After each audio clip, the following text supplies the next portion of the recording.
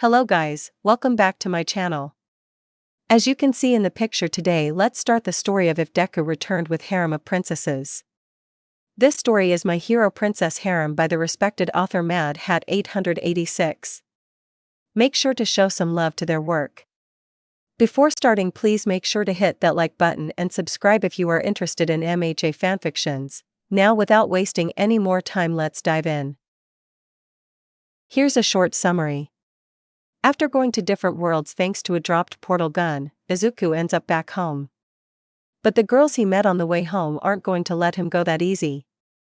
And now Izuku has to deal with 13 princesses and their ladies-in-waiting, who all have the hots for him.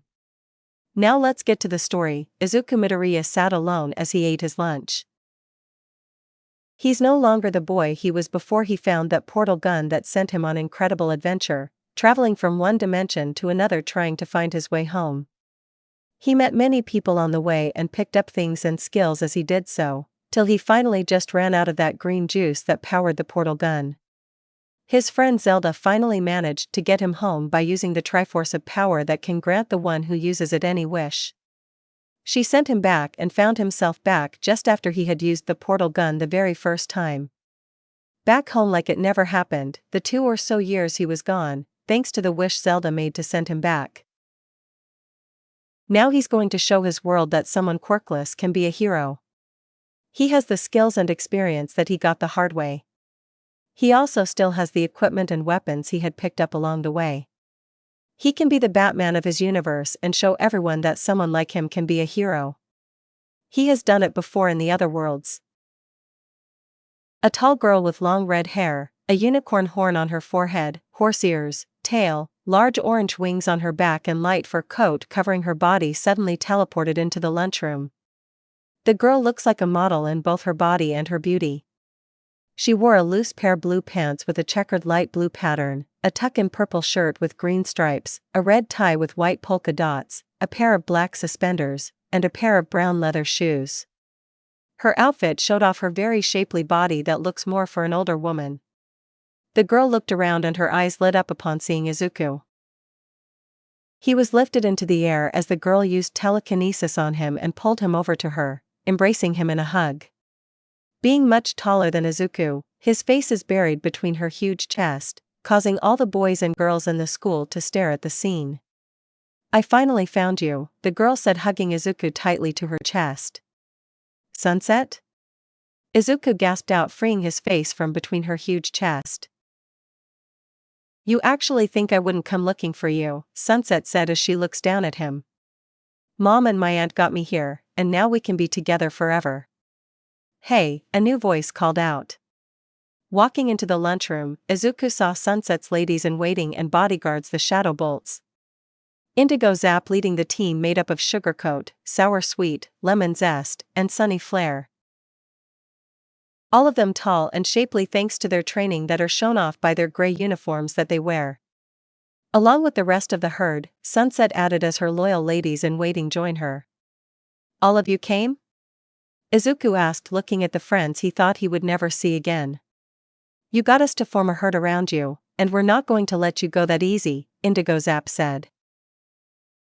"And you helped save our world, and you just said goodbye before using that portal gun to go off to search for a way home, leaving us all behind. You're not getting off that easy," Sunset said. "You got Ice Guy," a girl shouted out. "And got a bunch of girls to fall for you?" a boy asked Green with envy. "Yeah, I did," Izuku said, looking at his friends. "I'm Princess Sunset Shimmer of the Equestrian Kingdom, and Izuku here is the stud for my herd," Sunset said, causing Izuku to blush and the rest of the students of the school to stare at him. "Izuku!" a blonde girl shouted as she flies into him and hugs him. The girl has a blonde ponytail with a blue hair bow scrunchie and blue eyes. She wears a rainbow-colored mini dress, mostly blue with white trim, with matching gumboots, as well as white bike shorts. On her arms are 2 rainbow-colored gauntlets. "Rainbow Bright, you found a way here?" Izuku asked, surprised seeing another friend he thought that he would never see again. "Of course, silly. You're my most special friend," Rainbow Bride said as she kisses him and pulls away. And the color kids are here as well. Behind her are the color kids, Red Butler, Lala Orange, Canary Yellow, Patty O Green, Buddy Blue, Indigo, Shy Violet, Tickled Pink, and Stormy, all smiling seeing their friend who helped them in their time of need before leaving to search for a way home. Took much time, but you're worth the effort to find you. Being the Sentinel of Light, Guardian of Light and Color isn't something you can just walk away from, Stormy said. And more importantly, Stormy here was the one who wanted to find you the most, Lala Orange said, causing Stormy to blush. So are the other girls who don't have a boyfriend, Patty O Green adds, causing the other girls to blush. Sorry, Izuku, but your fate was sealed when you got them to fall for you, Buddy Blue said. And they're going to be a handful, Red Butler adds. What's going on here? Sunset snaps, getting their attention. Oh, you must be one of Izuku's friends here on Earth. I'm Rainbow Bride, Princess of Rainbow Land, and Izuku helped in saving our world by becoming the Sentinel of Light. And I'm going to marry him, Rainbow Bright said, blushing as she smiles. What? Sunset asked, shocked like everyone else. Izuku.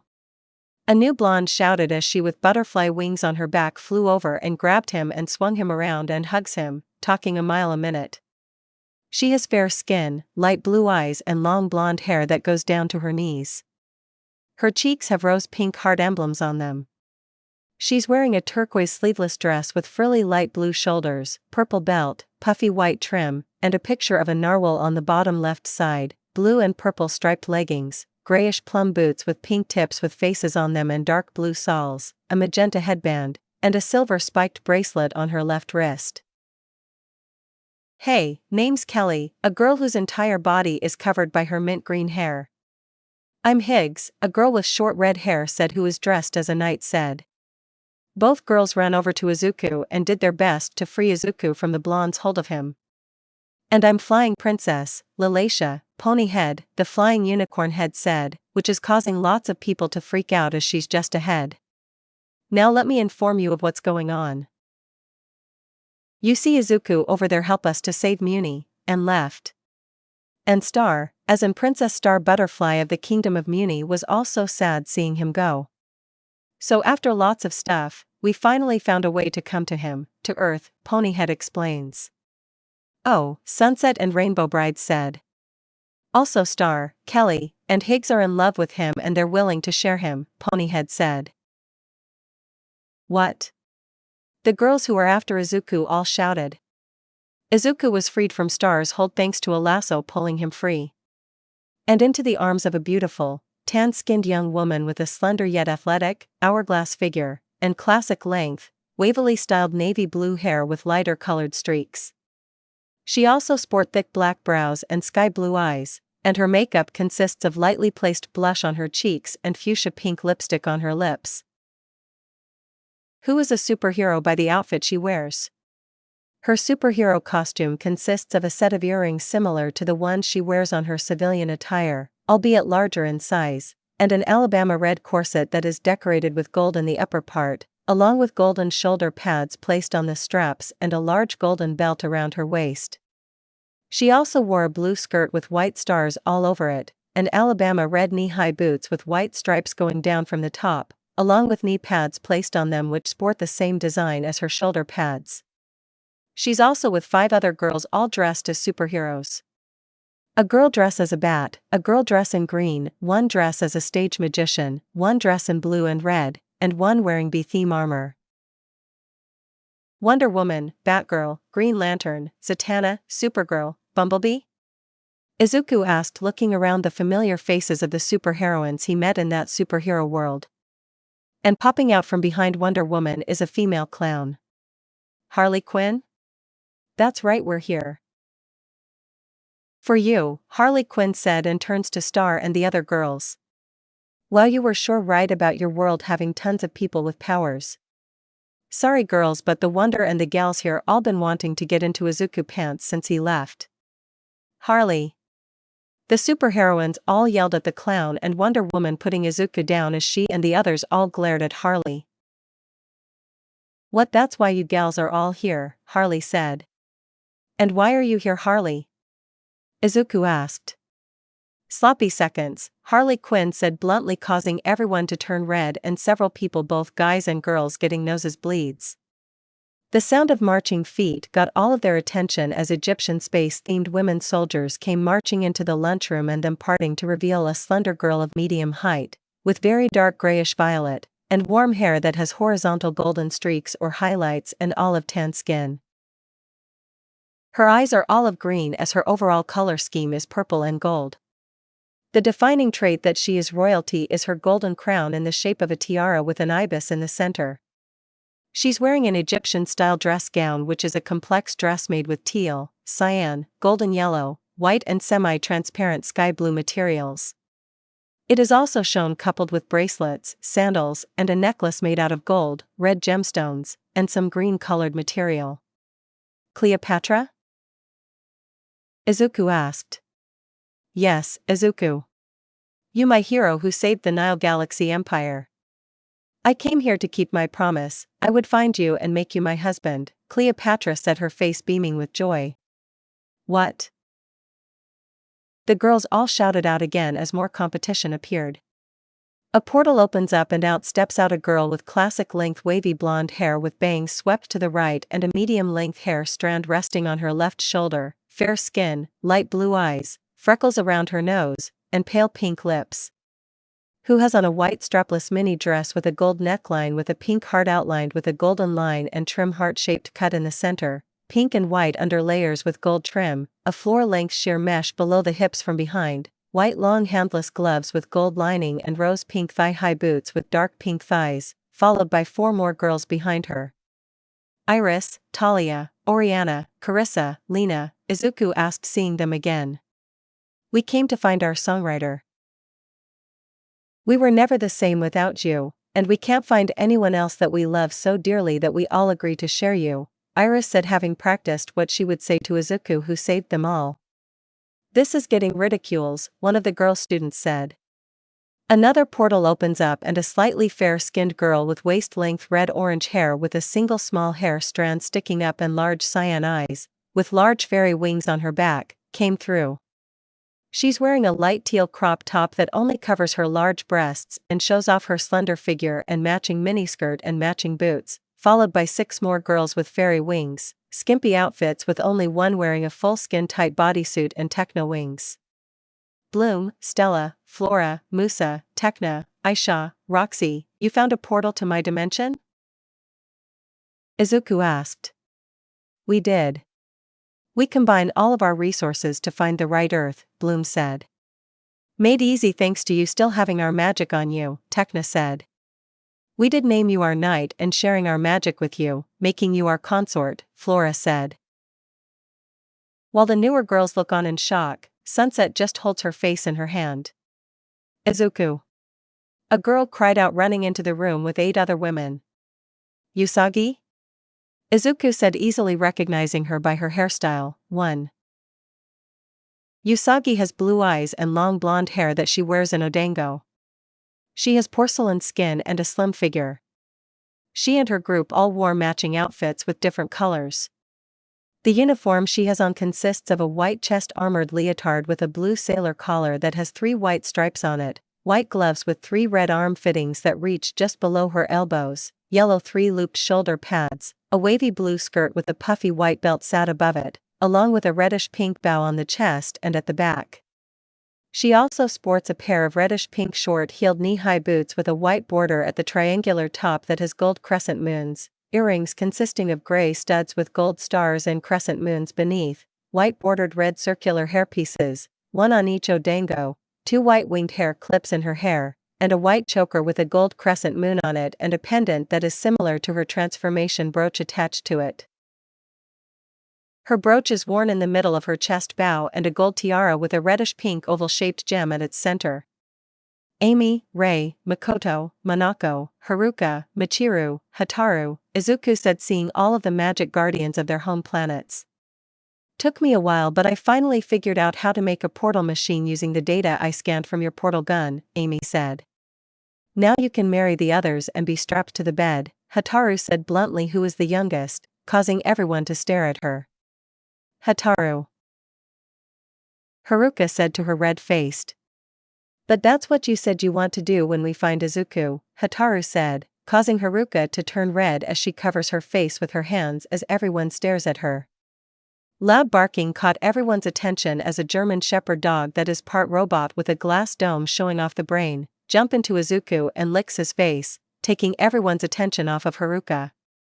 Roxy, Izuku shouted as he hugs and pets the cyborg dog. Puppy, Hataru said as she joins in on the petting. She's yours? She was my companion when I was in a post-apocalyptic world after a nuclear war happened, but I left her and the others with Ruby? Izuku asked, spotting a new figure walking into the lunchroom. Ruby is a slender girl who sports aquamarine skin, having dark blue shoulder-length tentacle hair protruding from the top of her head, the coloration transitioning into a cyan near the tips. She possesses vibrant turquoise eyes with white sclera and dark blue eyelashes, with her most distinctive physical attribute being her ears, which resemble pectoral fins.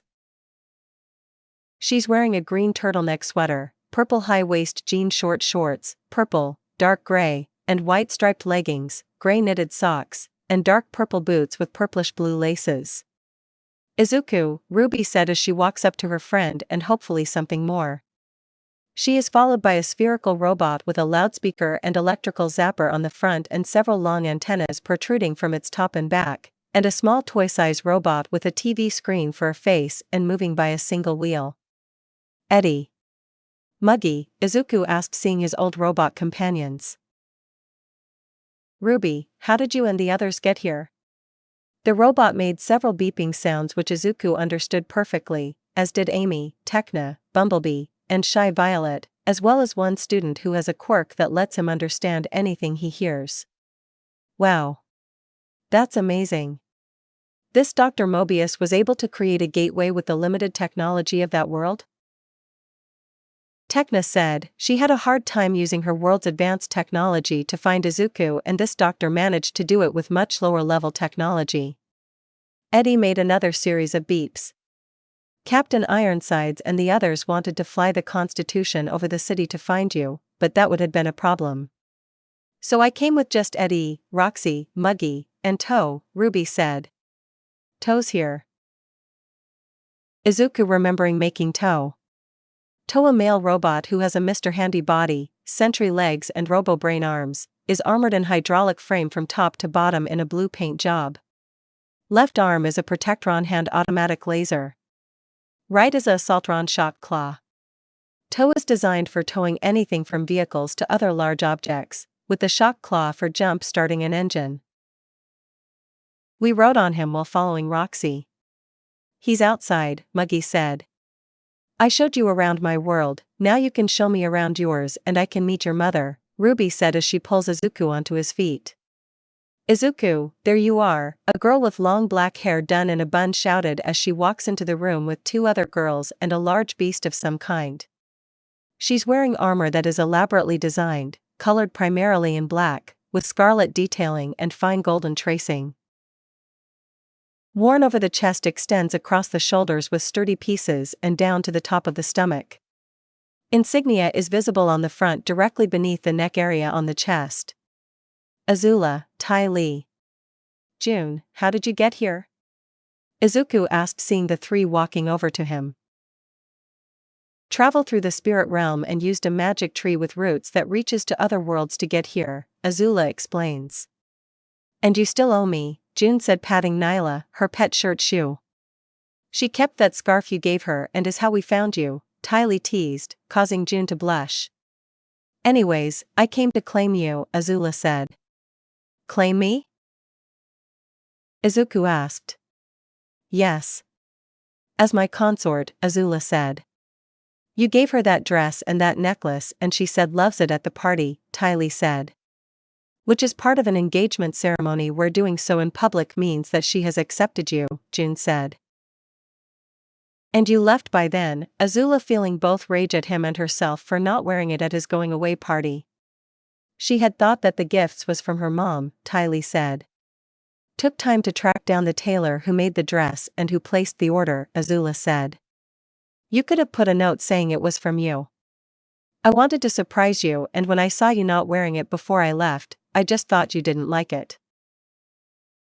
I didn't know about it being part of an engagement thing, Izuku said. You didn't know, Azula said, feeling the rug pulled out from under her. All this time she thought that she had broken his heart when she didn't wear it and gave him no reason to stay. The wall of the lunchroom broke apart as a tall and large-muscled man with bluish hair, light skin, dark eyes burst through, showing behind him an army of soldiers and strange-looking war machines in the air. Snipe, Izuku shouted out. Oh, got the right school, the man named Snipe said. A flying machine lands and a girl gets off. She wears a hood which uncurls into a mane, a cloak over black armor, and held a staff with a crystal on it. She has shoulder-length purple hair and eyes. Everything about her spoke of her being a villain, and she knows it. Izuku, you thought you could escape from me, the girl said. Lark, Izuku said, remembering how she had disguised she put on to get more information from him. It's Master Cyclone's, the girl said. Is she a friend? Ruby asked Izuku. She did keep me prisoner as she wanted me to reveal what I knew of the portal gun, even disguising herself as Lark to get close to me to learn about it. And she does see me as a friend, Izuku said. So why is she so hostile to you? Ruby asked. I accidentally teleported in her private bathroom while she was using it, Izuku said, causing everyone to stare at him as that's not a good thing. But she didn't mind it, she was more interested in the portal gun, which you stole after I was so kind as to make you my personal servant, Master Cyclonus said, growling as he just told everyone how they first met. If you had done that to me I would have cut your balls off, a redhead on a flying machine said. Yeah. Reves would do that, Snipe said, but I should thank you for stealing it back and getting away. It forced me to work harder to figure out how to make my own portal fluid and opened so many possibilities to me using the ideas that you gave me. Instead of wasting time to conquer a world, why not strip an empty world instead where all life is gone but the ruins remain? Advanced technologies and resources all just there for the taking and no one alive to stop us. Cyclonia is now much more powerful. I rebuilt everything using the technologies we plundered. And now we're much more powerful than ever before. The other countries have agreed to bend the knee as their economies were destroyed by mine. All thanks to you, Izuku, Master Cyclonius said. Everyone looked at Izuku. The kingdom expands because of the lack of resources it has. If they are able to go to worlds that is empty, they could just take what they need without having to attack anyone. Why attack when there's no need to? And while her people do fear her, they don't hate her as all she does is to keep her people safe and taken care of, Izuku said. I'm the princess of the Cyclonia Empire, not a warlord who burns and pillage without thinking of what happens later. Keeping the people safe and having a nice standard of life keeps them happy with how things are run, Master Cyclone has said. You really gave her the determination and focus to find you, Dark Ace said. Yeah. Heard her screaming that she would find you no matter what and make you her pet, Snipe said. No, she said husband, Rivest said. What's the difference? Snipe asked, and Master Cyclonus, who didn't even look at him as she blasted him with a bolt from her staff, sending him flying backwards and moaning in pain on the floor when he came to a stop. Oh, I get it. You're an evil princess and a tsundere. I know from experience, Usagi said, hitting her hand into her open palm. How would you know that? Ray asked, which caused all the scouts to stare at her. Hey, Izuku. A new voice called out, getting everyone's attention. Adora. Izuku called out, recognizing the voice. Running into the lunchroom, the girl. Adora is a tall, pale, tan-skinned teenage girl with a slender and athletic physique. She has blue-gray eyes, dark brown narrow eyebrows, and thick lashes. Her most distinctive feature is her long dark blonde hair, usually kept in a high ponytail with a dark gray hair tie, and a poof in the front. Adora wears a red quarter-length sleeve jacket with a popped pale beige collar. Under her jacket, she wears a white turtleneck with pointed cuffs, small red stripes on the sleeves, and light gray accents. She also dons a set of plain gray leggings and calf-length red boots with white accents, complementing the color scheme of her jacket and turtleneck. Adora completes the look with a dark greenish-brown belt with a golden wing buckle. Behind her is a group following her lead, and a unicorn with colored wings. Glimmer, Bow, Perfuma, Mermista, Frosta, Catra, Scorpia, Entrapta, Izuku called out before he was tackled and was treated to a group hug. "We all thought you died," Adora sobs as she holds Izuku.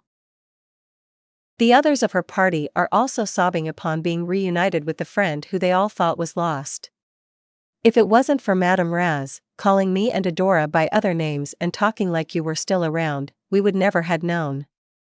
Catra sobs as she clings on tight to Izuku. "What's going on?" Master Cyclonus shouted out, confused as everyone else. "Oh, let me explain," the Alicorn horse said. "You can talk?" Master Cyclonus asked, surprised. "Name is Swift Wind and I'm a magical horse." Izuku, their defeated horde, primed the leader of the intergalactic horde empire on his flagship, which blew up. We all thought that Izuku died on board the ship, but it turns out that portal gun that he said was out of that green juice had enough left to send him home. Madame Raz is able to see and interact with the past, present and future all at the same time, so she gets confused a lot. But she started calling some of the girls different names and talking about their father Izuku, made everyone realize that he was still alive and he would have kids with the girls, Swiftwing explains. "What?" A loud cry echoed out. A pillar of light appeared and several Amazons came out of it, dark-skinned and having red hair, wearing tight tops and large white pants, all carrying some kind of weapon. Then a slender and light-skinned dark blonde elf girl stepped out, wearing a royal-looking blue and white robes that is both simple but elegant at the same time. She looked around and spotted Izuku in a group hug. "Zelda?" Izuku asked, seeing her. "Found a way to open a gateway to your world," Zelda said, walking up to him as he freed himself from who she assumed to be his friends. "And I couldn't just let her go alone," the leader of the Amazon women said. "Good to see you, Nora." "But why?" Izuku asked, which Zelda just hugs him. "Because I love you. I made the wish to return you home because I love you enough to let you go back home.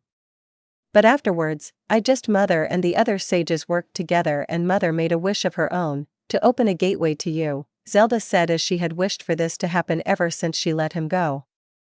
"Alright, is there anyone else going to show up and proclaim their love for Izuku?" Sunset shouted out as she had enough of girls just showing up proclaiming their love of Izuku. "Hey Izuku! Why is that girl hugging you?"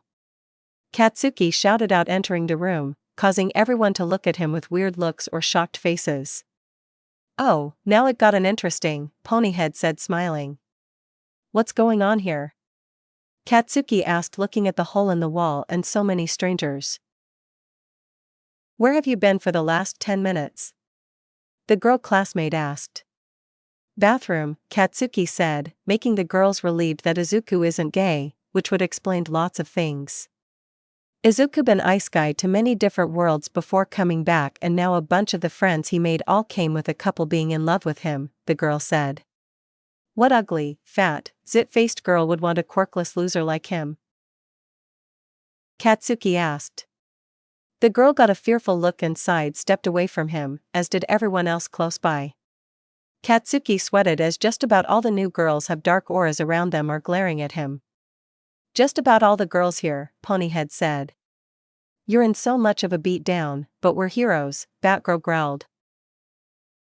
"But I'm not that good," Harley said before pointing to Master Cyclonus. "And she's an evil princess who can fire beams of energy from that staff of hers. Blast him." "With pleasure," Master Cyclonus said as she blasted Katsuki and sent him flying through the lunchroom entrance and down the hall. "Lark!" Izuku shouted out. "That didn't kill him," Master Cyclonus said. "Izuku, are these the friends that you told me about?" Zelda asked, looking around. "Yes, they are," Izuku said.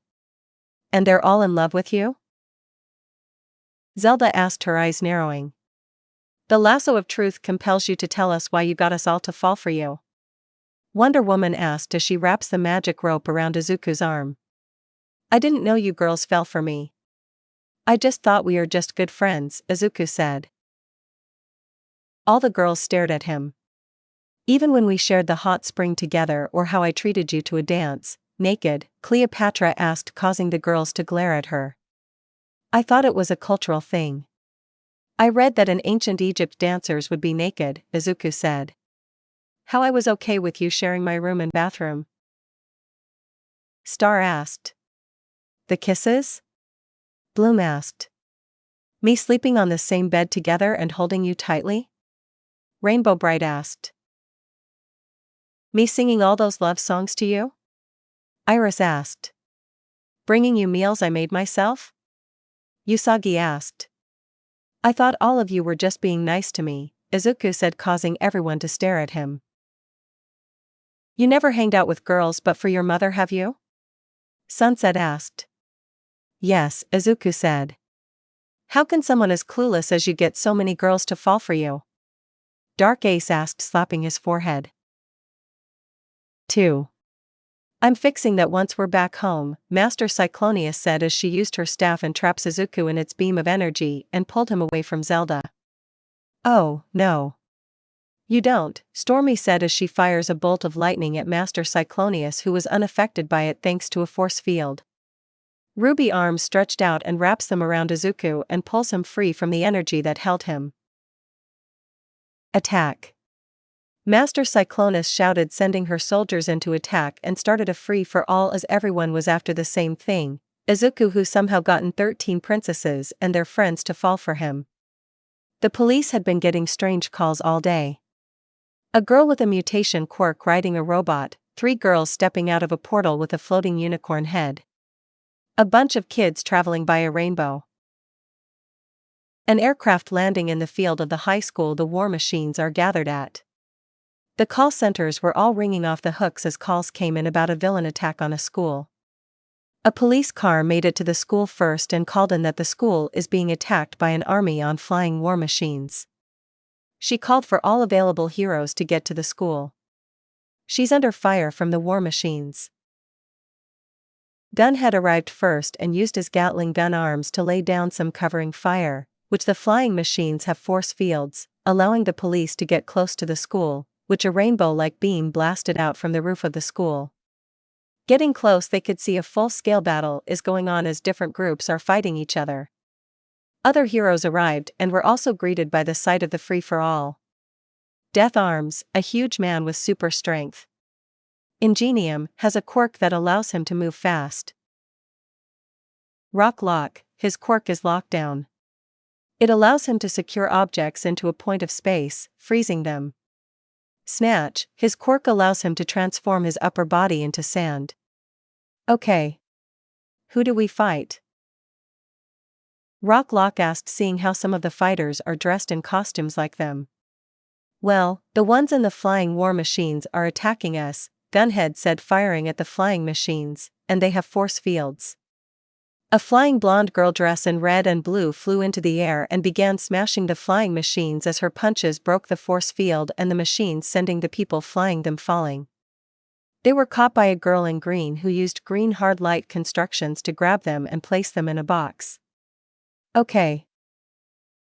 We just have to hit them hard, Death Arms said, ready to fight, when a blue skin girl with her arms wrapped around a green-haired boy, riding on it, came out of the school. Riding a robot on 3 legs with treads came racing out.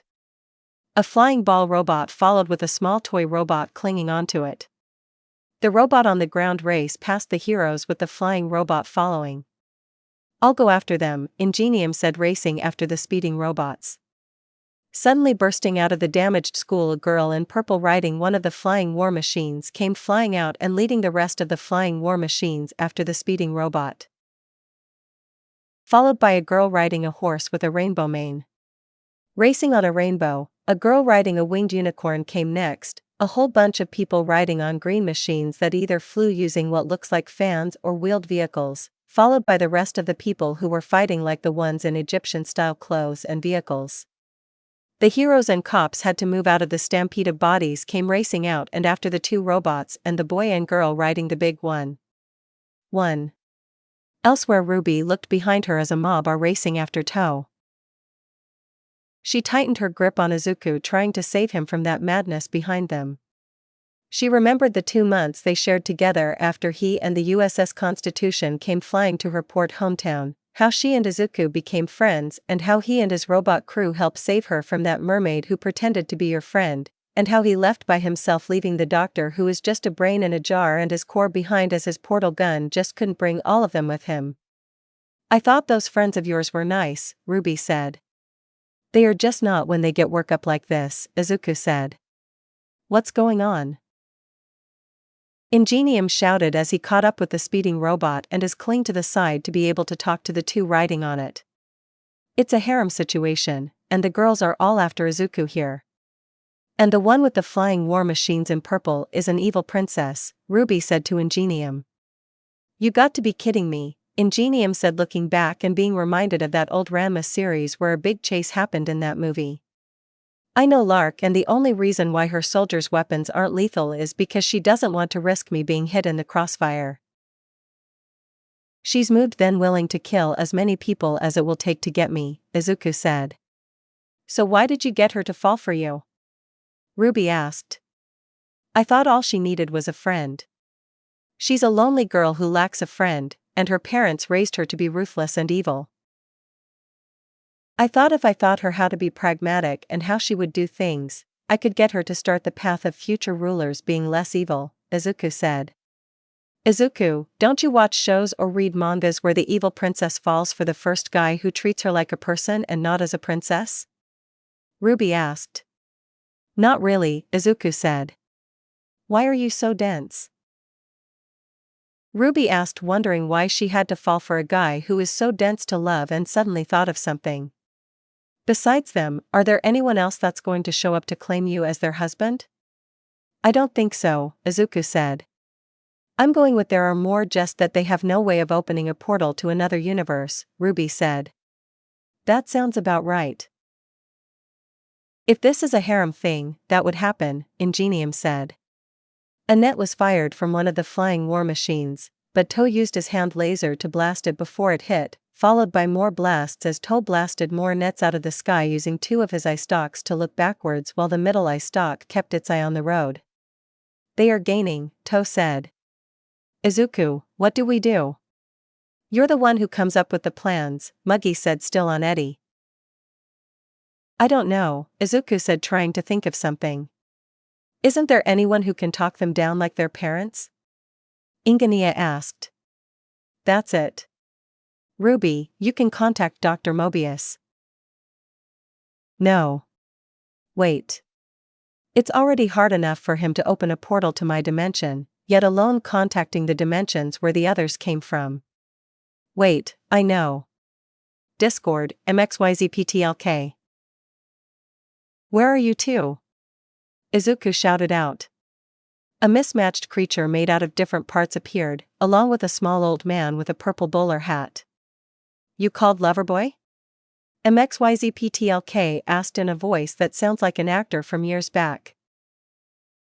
We were having a chat watching this harem situation you found yourself in. Couldn't have done better if I did it myself, Discord said. The girls are out of control. Go and tell their moms, Izuku said. And ruin the show, Mzizpidlik asked. We haven't even gotten to the part where they destroy the city as they fight over you, Discord said. Which is why we need to stop them, Ingenium said. Who's he? Discord asked. A local hero, Izuku said. Oh, yeah, Mzizpidlik said, pulling out a guidebook of the characters of My Hero, out of nowhere. So hard to keep up with who is who with such a big crossover, let alone a background character. Hey, Ingenium said. Oh, please, like you're going to appear more than a background character after this, Discord said, waving him off. Eddie suddenly made loud beeps that caused both Chaos Lords to pay the robot their attention. Good point, Mixiflick said, looking to Discord. Got us there. Lead them back to the school, Discord said, and poof away with the imp. Since when Eddie got so convincing? Izuku asked. All of the robots got some upgrades since they've been in my world, Ruby said. Good, and tell the other heroes about the plan, Izuku said to Ingenium. Right, Ingenium said, letting go, and without his added weight too went much faster, leading the mob close behind. Following Izuku's directions, to went around and headed back to the school with everyone following behind. But Master Cyclonus flying above had already realized what Izuku was doing, and while her soldiers kept up the chase, she called for backup. As the mob reached the school that they just came from, Master Cyclonus was waiting for them. Portals open up in the air and on the ground as 30-foot-tall purple robots flew out of them. They landed around the school and the chase stopped as the people stare at the giant robots. More portals open and a fleet of warships came out them, and the city was treated to a scene right out of a science fiction film or show. Sentinels made in a world where powerless humans, fearing those with powers they call mutants, created giant killer robots, where they kill off all humans as humans are mutants, but the ones who made the robots couldn't see that till after they were being killed by their robots. Master Cyclonus to the crowd. Lark, I know about the Sentinels and you brought them here? Izuku shouted. Just surrender yourself to me, Izuku. I got these in a world that has a powerful EMP waves coming from the center, causing all electric-powered technology to fail. So I helped myself to the now powerless war machines there, thanks to my technology powered by energy crystals instead. I fix them up so that they don't go on a rampage anymore and follow commands like a good robot should. But they still have the firepower to kill superpowered people. If I give the go-ahead, I know that much of the population of this world have powers, and if I unleash them, they will kill anyone with a power or a quirk as it's called here. And the robots are designed to reconfigure their bodies and weapons to handle any kind of power used on them. So as I said before, give up and no one will have to die. And I have a fleet of warships on standby, Master Cyclone has said. I'm giving up, Izuku said, getting off tow and heading towards Master Cyclonus. Good. And I'm making sure you're not going to be running away again, Master Cyclonus said as the flying machine she's on lowers down to the ground. The giant robots all suddenly jerked as they were all crushed like a soda can. And I have the power to move planets and stars with my mind, Sunset said, staring at Master Cyclonus, too. And you're not the only one who is party of the ruling family of an empire, Cleopatra said as portals open up and Egyptian-style warships appeared in the sky. She's a princess of a spacefaring empire? Master Cyclonus asked Izuku. She's the princess of the Nile Galaxy Empire, which rules much of the galaxy it's in, Izuku said. That explains things, Master Cyclonus said, seeing how her fleet is outnumbered. All Cyclonia forces stand down, a voice called out on all channels. Mom? Master Cyclonus asked, hearing her voice. All Nile forces stand down as well, another voice called out on open channel. That's my mom, Cleopatra said. I contacted your moms, Izuku said, causing the two royal princesses to glare at him. It's the only way to stop this. How? Sunset asked. Discord and MXYZPTLK, Izuku answered. You got your moms called on you. Star laughed and died as a hand grabbed her wand out of her hand and she saw who it is.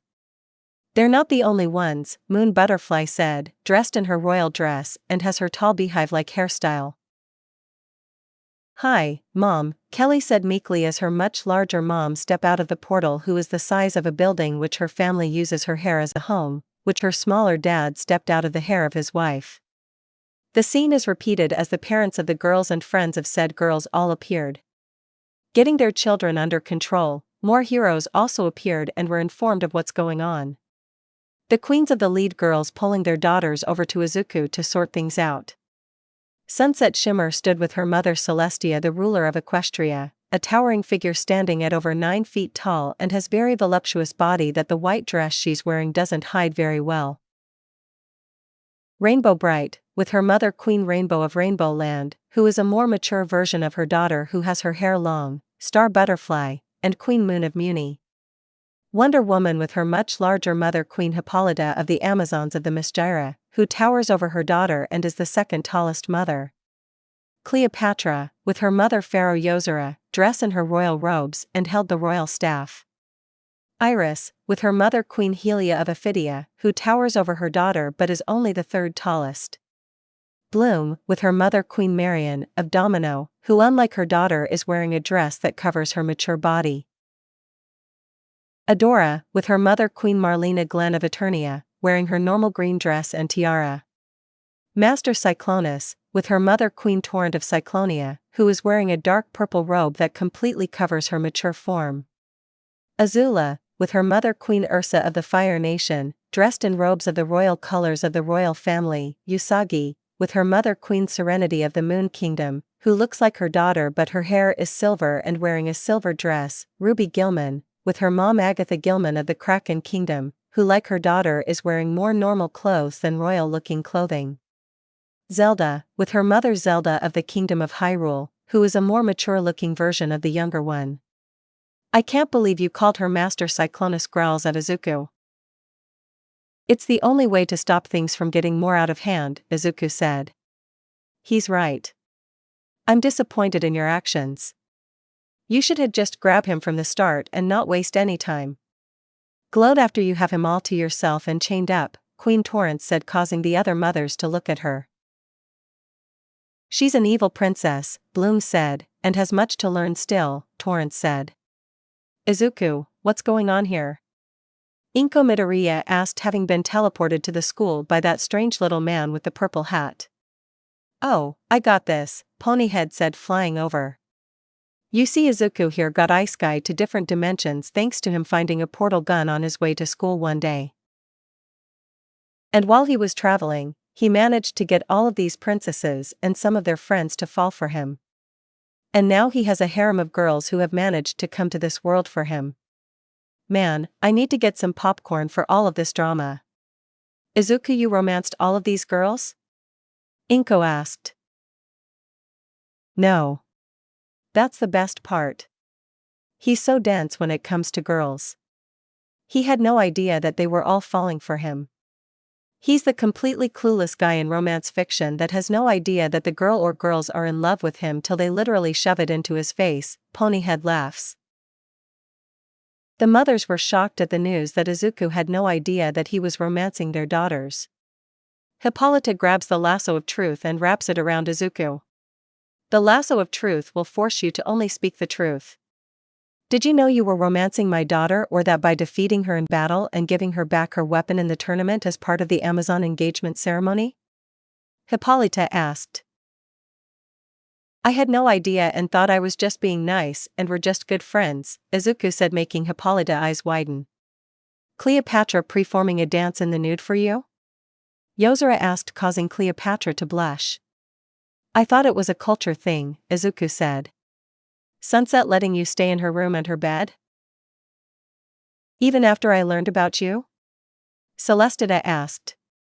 As with Star, Moon said, same here, Queen Rainbow adds. Being a good friend, Izuku said, causing the three mothers to stare at him with a twitch in their eyes. All of those love songs? Helia asked. Thought we were just making love songs, Izuku said, causing Helia to slap her forehead. Bloom and her friends always kissing you? Marian asked. A cultural greeting, Izuku said, causing Marian and the other Winx Club mothers all to shake their heads. Spending those nights outside staring at the sky, holding hands? Marlena asked. Spending time together before the big battle, Izuku said, causing Marlena to rub the bridge of her nose. Making you all of those sandwiches for your meals? Serenity asked. I thought she felt guilty for that disgusting meal she tried to cook for me and switched to sandwiches as it's the only thing she couldn't ruin. As she just can't cook, Izuku said, causing Serenity to look at a blushing Usagi inside, nodding in agreement along with the other princesses and queens of her court. You didn't know that gifting a dress and jewelry to a girl who, if she proclaims to love it, is how men ask for the woman's hand in marriage?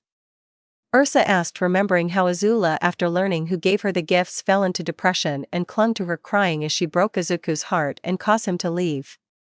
No, I thought I was just being a good friend, Izuku said, causing Ursa to hug Azula close to her and whisper to her in a soft voice that it wasn't her fault he left. Cyclonus never ordering your death or anything for you appearing in her bathroom while she was using it? Torrent asked, causing Cyclonus to blush and growl.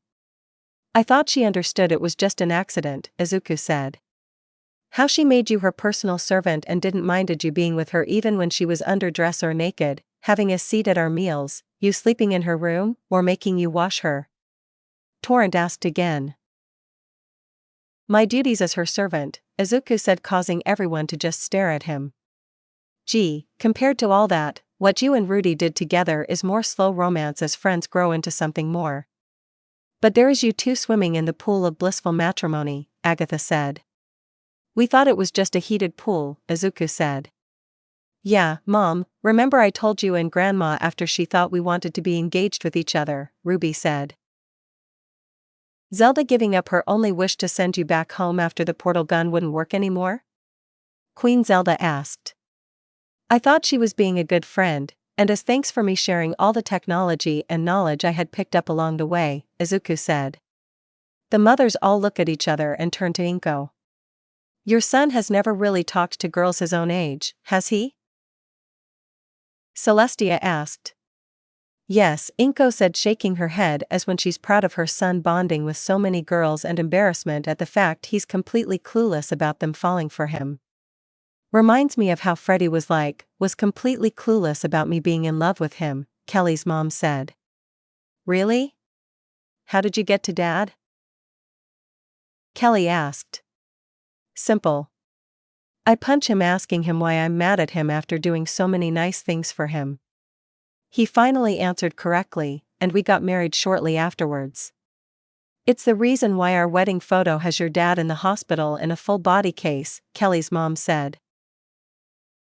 I was so dense back then, but thanks to Jenny, I learned from my mistake and we've been happy ever since, Freddie said.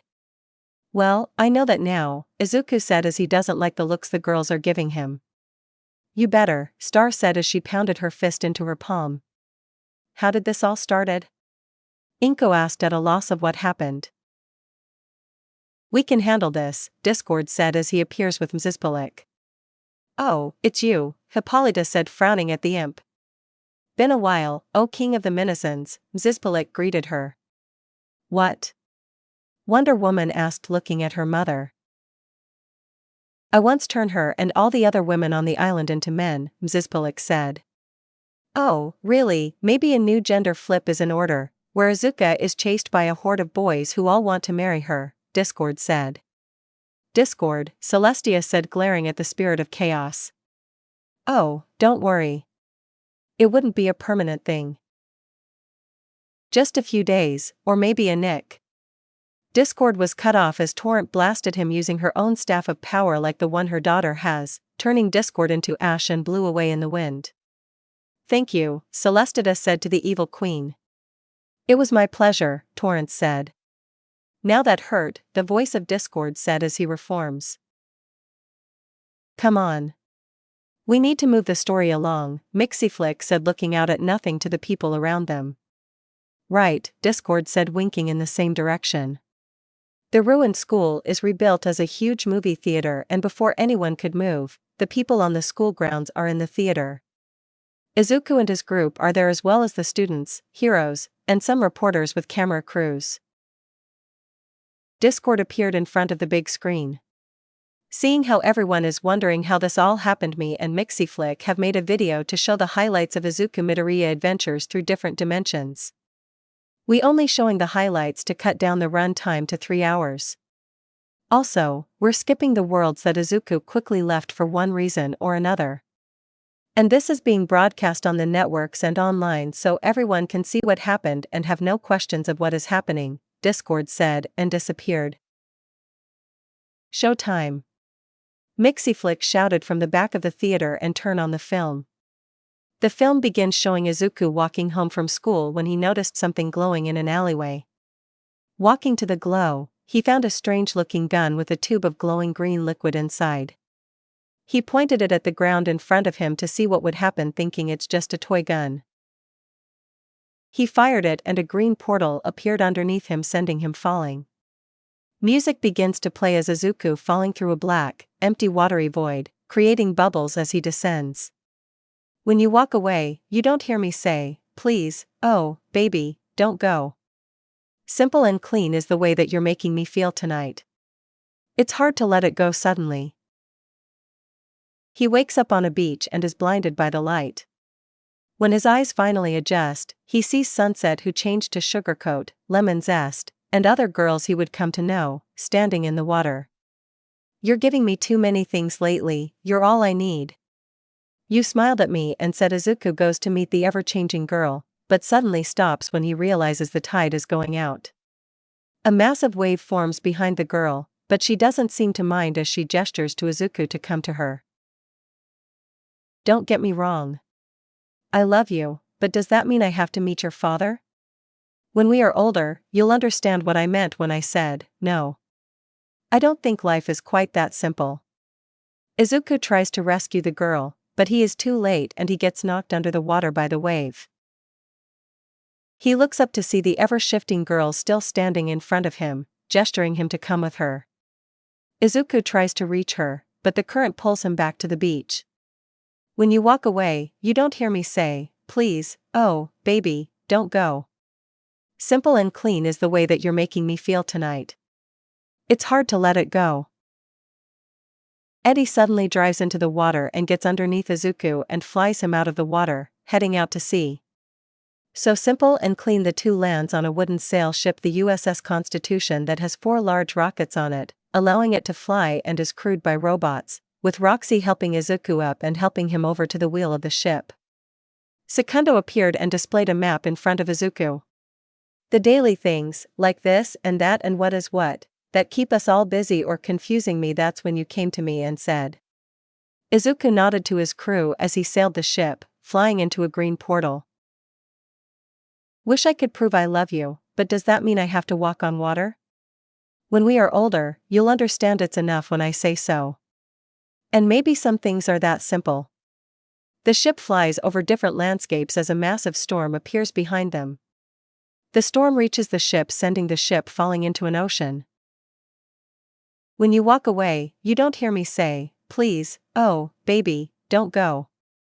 Simple and clean is the way that you're making me feel tonight. It's hard to let it go." Izuku emerges from the water to see Ruby at the beach, waving at him. "Hold me. Whatever lies beyond this morning is a little later on.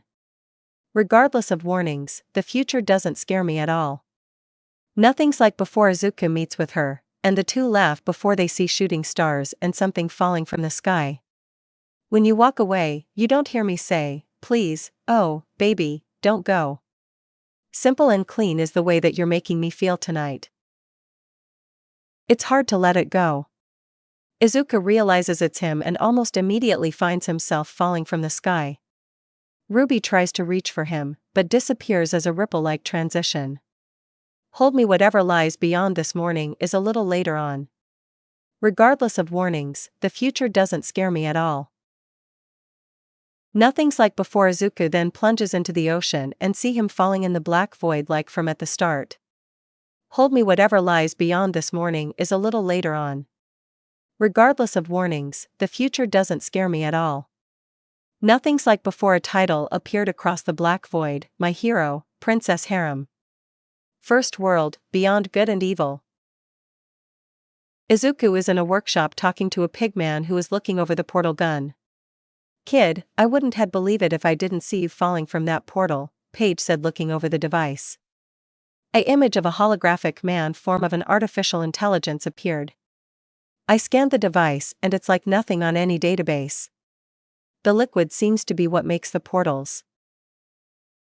The gun just lets you control where you go," Secundo the AI buddy said. "Too bad, the controls of the device is busted," Paige said, showing Izuku the side of the gun that has what looks like a gunshot damage. "The only thing that still works is the trigger that opens portals. Seems whoever used it last was being shot at," Secundo said.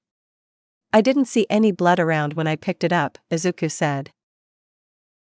"Sorry to tell you this, but if you are going to use it to go home, you're going to have to do it the hard way. Going from one world to another and hoping it's the right one or one where someone can help you," Paige said.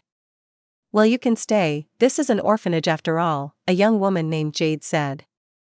"You're going to need to learn how to survive and fight. No telling what you would meet," Paige said. "Thanks. How can I repay you?" Izuku said.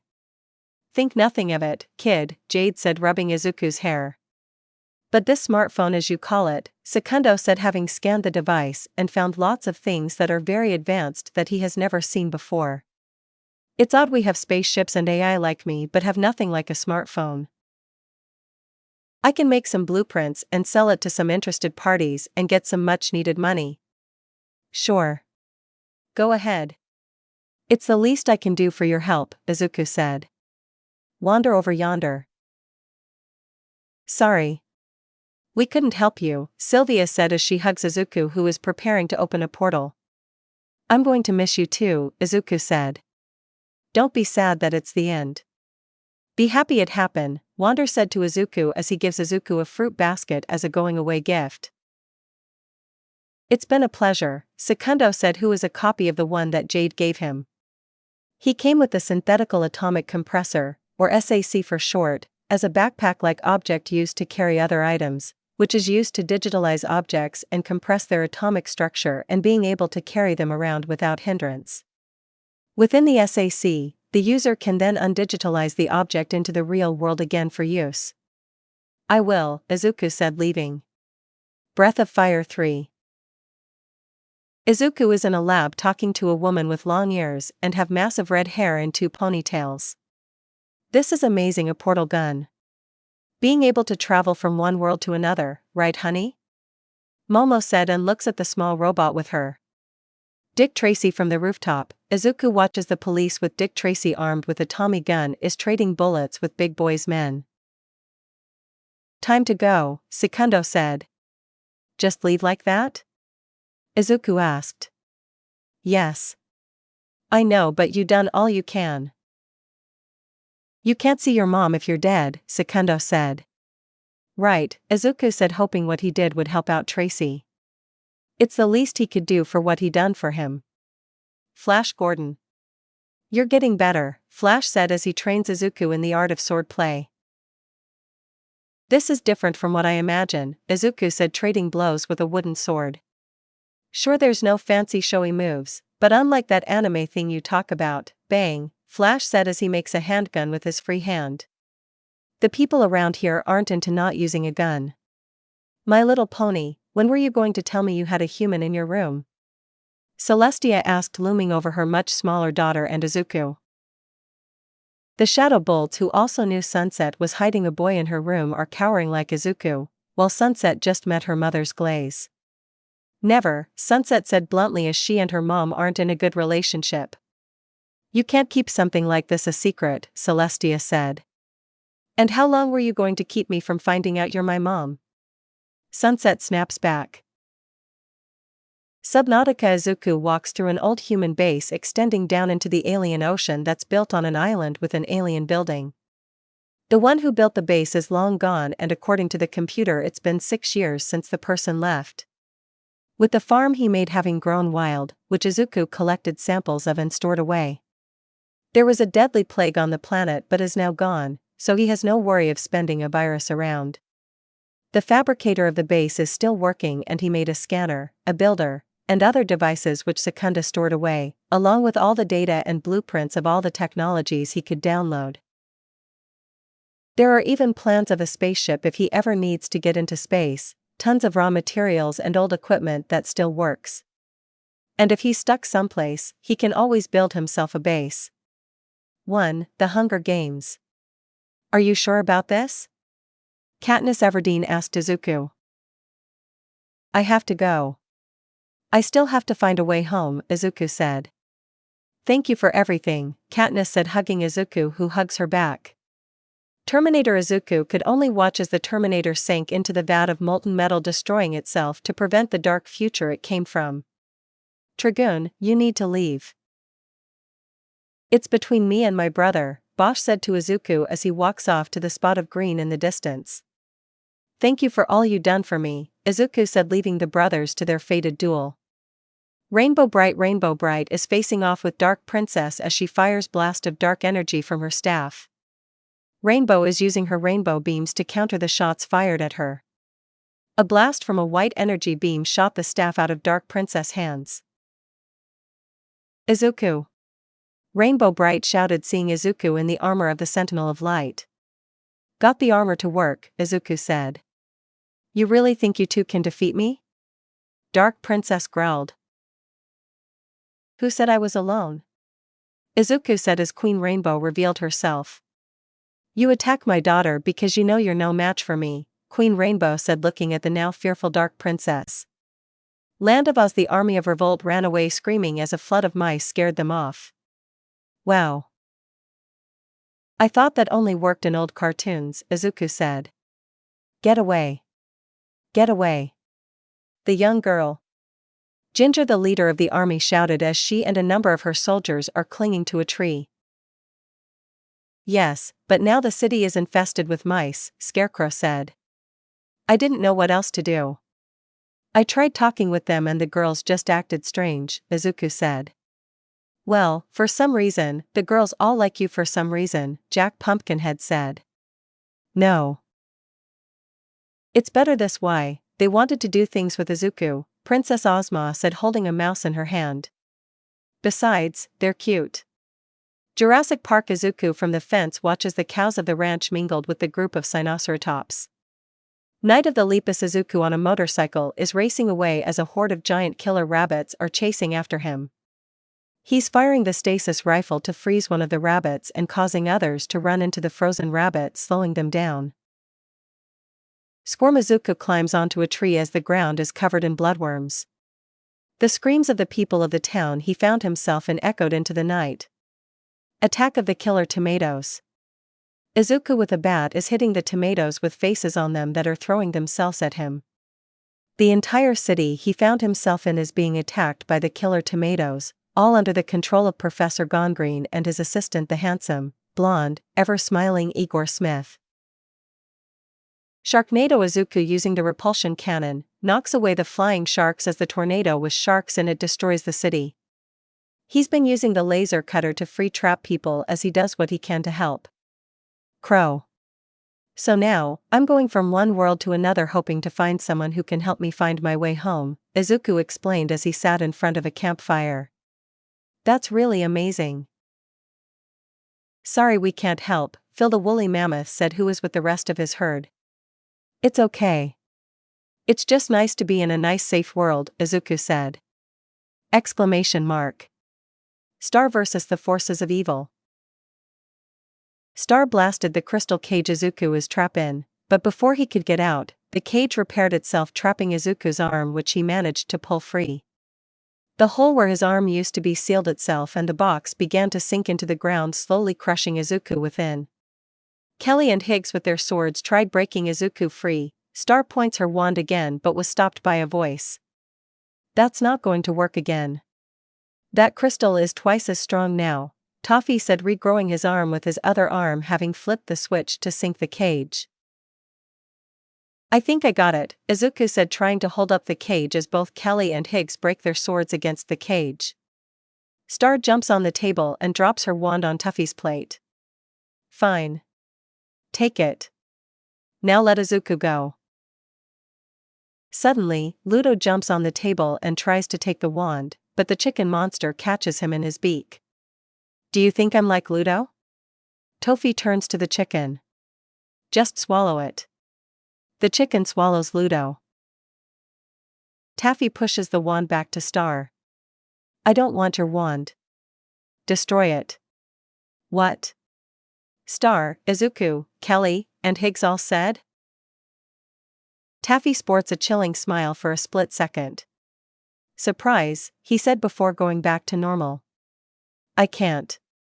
I don't even know how, Star said. Yes, you do. It's the first spell your mother taught you, Taffy said. The whispering spell, Star said. Exactly, he said and leans forward. He's waiting. Izuku is about to be crushed by the ceiling. Both Kelly and Higgs are gripping the cage, trying to keep it up. Star. Both Kelly and Higgs pleaded as they couldn't grip the crystal cage. Star reluctantly kneels down to the wand and picks it up. I'm sorry. As Star whispers the spell to her wand, it begins to die. It turns gray, the star-shaped crystal begins to turn black, its wings disintegrate, and the mill horse emerges as a ghost. Taffy looks coldly at the scene, and Star begins to cry. The ghost whispers into Star's ear, "I was never your wand." She wipes away her tears and, after a moment, looks back at Taffy. "Now let Izuku go." Taffy presses a button. The cell rises back out of the ground, and a door opens in the wall. Both Kelly and Higgs grip Izuku on either side, hugging him. Star runs to the three and shoves them into the cage again, then locks herself into the cell with them. "Run," Star said to Buff Frog. "Oh, my babies." Buff Frog grabs the tadpoles and runs away. "Okay. You really gotta stop shoving me," Izuku said as Kelly and Higgs glared at Star. "It's not over," Star said. Taffy looks maliciously at the wand, also waiting for something to happen. "Gentlemen, it's been a pleasure," Taffy said to the monsters around him. The wand shakes and glows, ready to detonate. The big chicken lays an egg and runs away. The rest of the monsters also escape. Taffy grins as the wand nears its explosion. The wand finally blows up, blasting the castle to pieces, with only Star and the others left thanks to the cage protecting them. "We happy few." "The tanks are fakes and all the children were taken, leaving just a few young people left here," Izuku said to Oliver. "Ollie, Starkey," as both of them sat at a fire. "That's what happened," Oliver said, ashamed of the past. "What of the rest of the country?" Izuku asked. "I have no idea." "Wellington Wells is completely cut off," Oliver said. "From what I can see, this place is going to fall apart once there's no more food," Izuku said, having seen the ruined farm fields cut off from the rest of the world, "and this place won't last much longer no matter how much joy they use," Oliver said. "Tooth and tail. So let me get this straight. The other animals around here all choose to eat meat even if it comes from other sapient beings? They won't eat fish or plants, rather meat even if it comes from each other?" Izuku asked the pigman he had stumbled into. "Yes. And they now fighting a war and eating the dead," the pigman said. "Which is being masterminded by your people to wipe them all out at once after exhausting themselves." "Because your people are their main choice of food, as you're the only ones who choose to eat vegetables," Izuku said. "Think it's bad?" the pigman asked. "No. Not my right to pass judgment. This world isn't mine. I don't have to live in it," Izuku said. "Little nightmares. Six, help me," Izuku shouted, clinging to the ledge of what looks like a flesh pit. The girl in the yellow raincoat looks down at him and walks away, leaving Izuku, who lost his grip and falls. Izuku pulls out the portal gun and opens a portal that he falls into. "Harriet the spy." "I knew it." Harriet the self-proclaimed spy shouted, pointing at Izuku, who was under the docks next to his CMF. "You're an agent from a spy network." "It's more complex than that," Izuku said, getting into the CMF to get back to base and teleport to the next world. "Oh, no. You don't," Harriet said as she jumps into the cockpit with Izuku and lands on his lap, fighting to keep him off of the controls. Harriet, Sport, and Janie shouted, having followed their friend. "What's going on?" Marion Hawthorne shouted as she and her two friends also followed. Izuku, seeing the kids getting the attention of several adults, closed the hatch and took off for deep water with Harriet still on his lap. "Unless you want to see if you can make it up to the surface before running out of air, stop," Izuku said, fighting Harriet for the controls. Harriet looks around, seeing how deep they already are, and stops. "So are we going to meet up with a Russian sub?" Harriet asked. "No. I'm not any agent. I just needed some time to relax, and this world was good as any," Izuku said. "This world?" Harriet asked as her eyes widen as she sees an underwater base.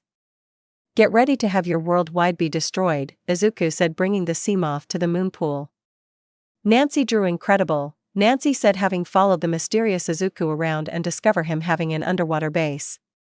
"Made it myself," Izuku said. With my help, Secundo said. The technology here will advance your world by centuries. The bioreactor alone can help solve power supply and the trash disposal problems, Izuku said. You said this world, Nancy said looking at Izuku. You're putting the pieces together, Izuku said. Enola Holmes. This fruit, Enola said picking a lantern fruit from the lantern tree, feeling how warm it is. It's safe to eat, Izuku said. Enola looks at him before taking a bite. It's warm instead of being cold. In cold places, it helps to keep you warm, Izuku said. You're from another world, aren't you? Enola said. Correct, I am. I am from an Earth, but just not this one, Izuku said. What do you mean by that? Enola said. Right, this is the 1800s and before World of the Wars was written, Izuku said, knowing he will have to explain everything, unlike the last 2 times a girl detective found out about his secret and in a row even. DC superhero girls. The world you're from has about 80% having some form of power? Batgirl asked, playing with the scanner that she made using the fabricator that Izuku made and place on the wall of their hangout, which is a basement. Yes, and heroes have agencies that pays the heroes and cover expenses, Izuku said. That must be nice. We don't have anything like that around here, Green Lantern said. Do you heroes get paid by bounties? Izuku asked. No, Supergirl said. So you're all just doing it for free? Izuku asked. Pretty much, Zatanna said. So how do you make money to live off of? Izuku asked. We have real jobs, Bumblebee said. You just risk your lives for nothing and get nothing out of it? Izuku asked, causing the girls to look at each other. You know, he does have a point. We do need money for food and shelter, Badgirl said, as they all do still depend on their parents for money. Sell out and have merchandise of us? Supergirl suggested. Oh, I can have my own action figures, Bumblebee said, her eyes lighting up. And dolls that girls can both play dress up and kick but with, Badgirl adds. Holly Hobby and friends. Holly and her friends, Amy Morris and Carrie Baker, watch as the boy they had befriended Izuku walk into a green portal that closed behind him. Amy turns to Holly. And you think aliens are silly? Explain how Izuku just disappeared. Xiaolin Showdown. Izuku found himself in a prison cell with 3 old people and a young boy with a small dragon. The boy has frozen himself to get to the future and meet with his future self, not thinking about how could he meet his future self if he was frozen for all that time, which the boy said that he didn't think it through. The dragon revealed that they have magic items called Shingong Wu, and with them they could escape and get a time-traveling one to get back to the past. Izuku agreed to help them and used the energy blaster he gotten from the superhero world on the robots. They fought their way to the room where the other Shingong Wu are kept inside a big safe. Izuku was going to use his laser cutter, but there's a sticky note of the combo on the side. The monks got the timed Shingong Wu, while Izuku got Secundo to gather all the magic items and storing them as data. Hearing the battle going outside, Izuku could only watch as the 3 old monks are killed by the giant robots and the young monk and dragon disappearing. Izuku blasted the old villain wearing a diaper off of the robot he's standing on before he leaves by a portal. Old man Jake on the ground yells for the robots to get Izuku and didn't even see one of his robots' foot stepping down on him as he lays on the floor, ending his reign of evil once and for all. The worst witch Mildred Hubble and her friends Maud Moonshine and Enid Nightshade are gathered around the table helping Izuku to figure out what the magic Shingong would do. It must be amazing to travel from one new world after another, Mildred said. It is, but the green stuff for the portal gun is being used up with each portal I make. If I can't find a way home by then, I'm stuck in whatever world I end up in when it's empty or gets broken, Izuku said. The teachers have no idea what to make of the chemical makeup of the green stuff, Maud said. Too bad we can't just take a sample, Enid said. No. It's too precious to waste. The only sample was for the smart heroes in the superhero world with alien and super science, and even they can't figure it out, Izuku said. Elves using the Shingong Wu ring of the 9 dragons split Elle into 7 separate bodies, each of them having a different hair color: pink, yellow, brown, green, blue, purple, and white. The ring normally would multiplies the user into as many as 9 people, but it also divides up the user's skills and mental prowess among all the clones. But because each of Elle's 6 other personalities being her sisters, as their birth mother was going to have 7 babies at once, White merge all of them together to form one body with 7 different minds in it. So now there are 7 bodies for the 7 sisters that they were always meant to be. Her friends and family couldn't believe what they had seen. They had followed Elle as she ran to talk to Izuku before he left. He had showed up one day and befriended Elle and her friends, but then suddenly told them that he's going home and left Elle a gift. "What did you do?" Elle Pink asked, looking around at each of her sisters. "Gave you all a chance of life with a body of each of your own. I thought that you just had split personalities, but then you told me that you were supposed to have 6 other sisters who all merged with you. So I used magic to give you all bodies of your own," Izuku said. "We have bodies of our own?" Blue asked. "Wait. You're saying that Elle used to be 7 but merged into 1 and you gave them each a body now?" Elle's mom asked, looking at her now 7 daughters. "Yes, pink the heart, blue the cunning, brown the shy, yellow the brave, green the survivor, purple the wild one, and white the caring one," Izuku said to the sisters. "And you're just leaving like that?" Brown asked, shaking as she stares at Izuku, who showed up as she and her sisters learned about each other and helped them. "I need to find a way home. Don't be sad, our time together has come to an end. Be happy it happened. I know I will never regret being your friend." Izuku smiled and opened a portal and walked through it. Cleopatra in space. "I was named after my ancestor who, thanks to time travel, ended up here and went back to the past, creating a stable time loop thing.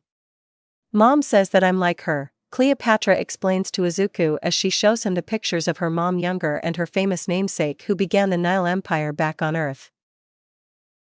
"Am I part of this, the past Cleopatra writing about what happened now thing?" Izuku asked, his mind racing, and how time travel works. "No. There's nothing about you," Cleopatra said.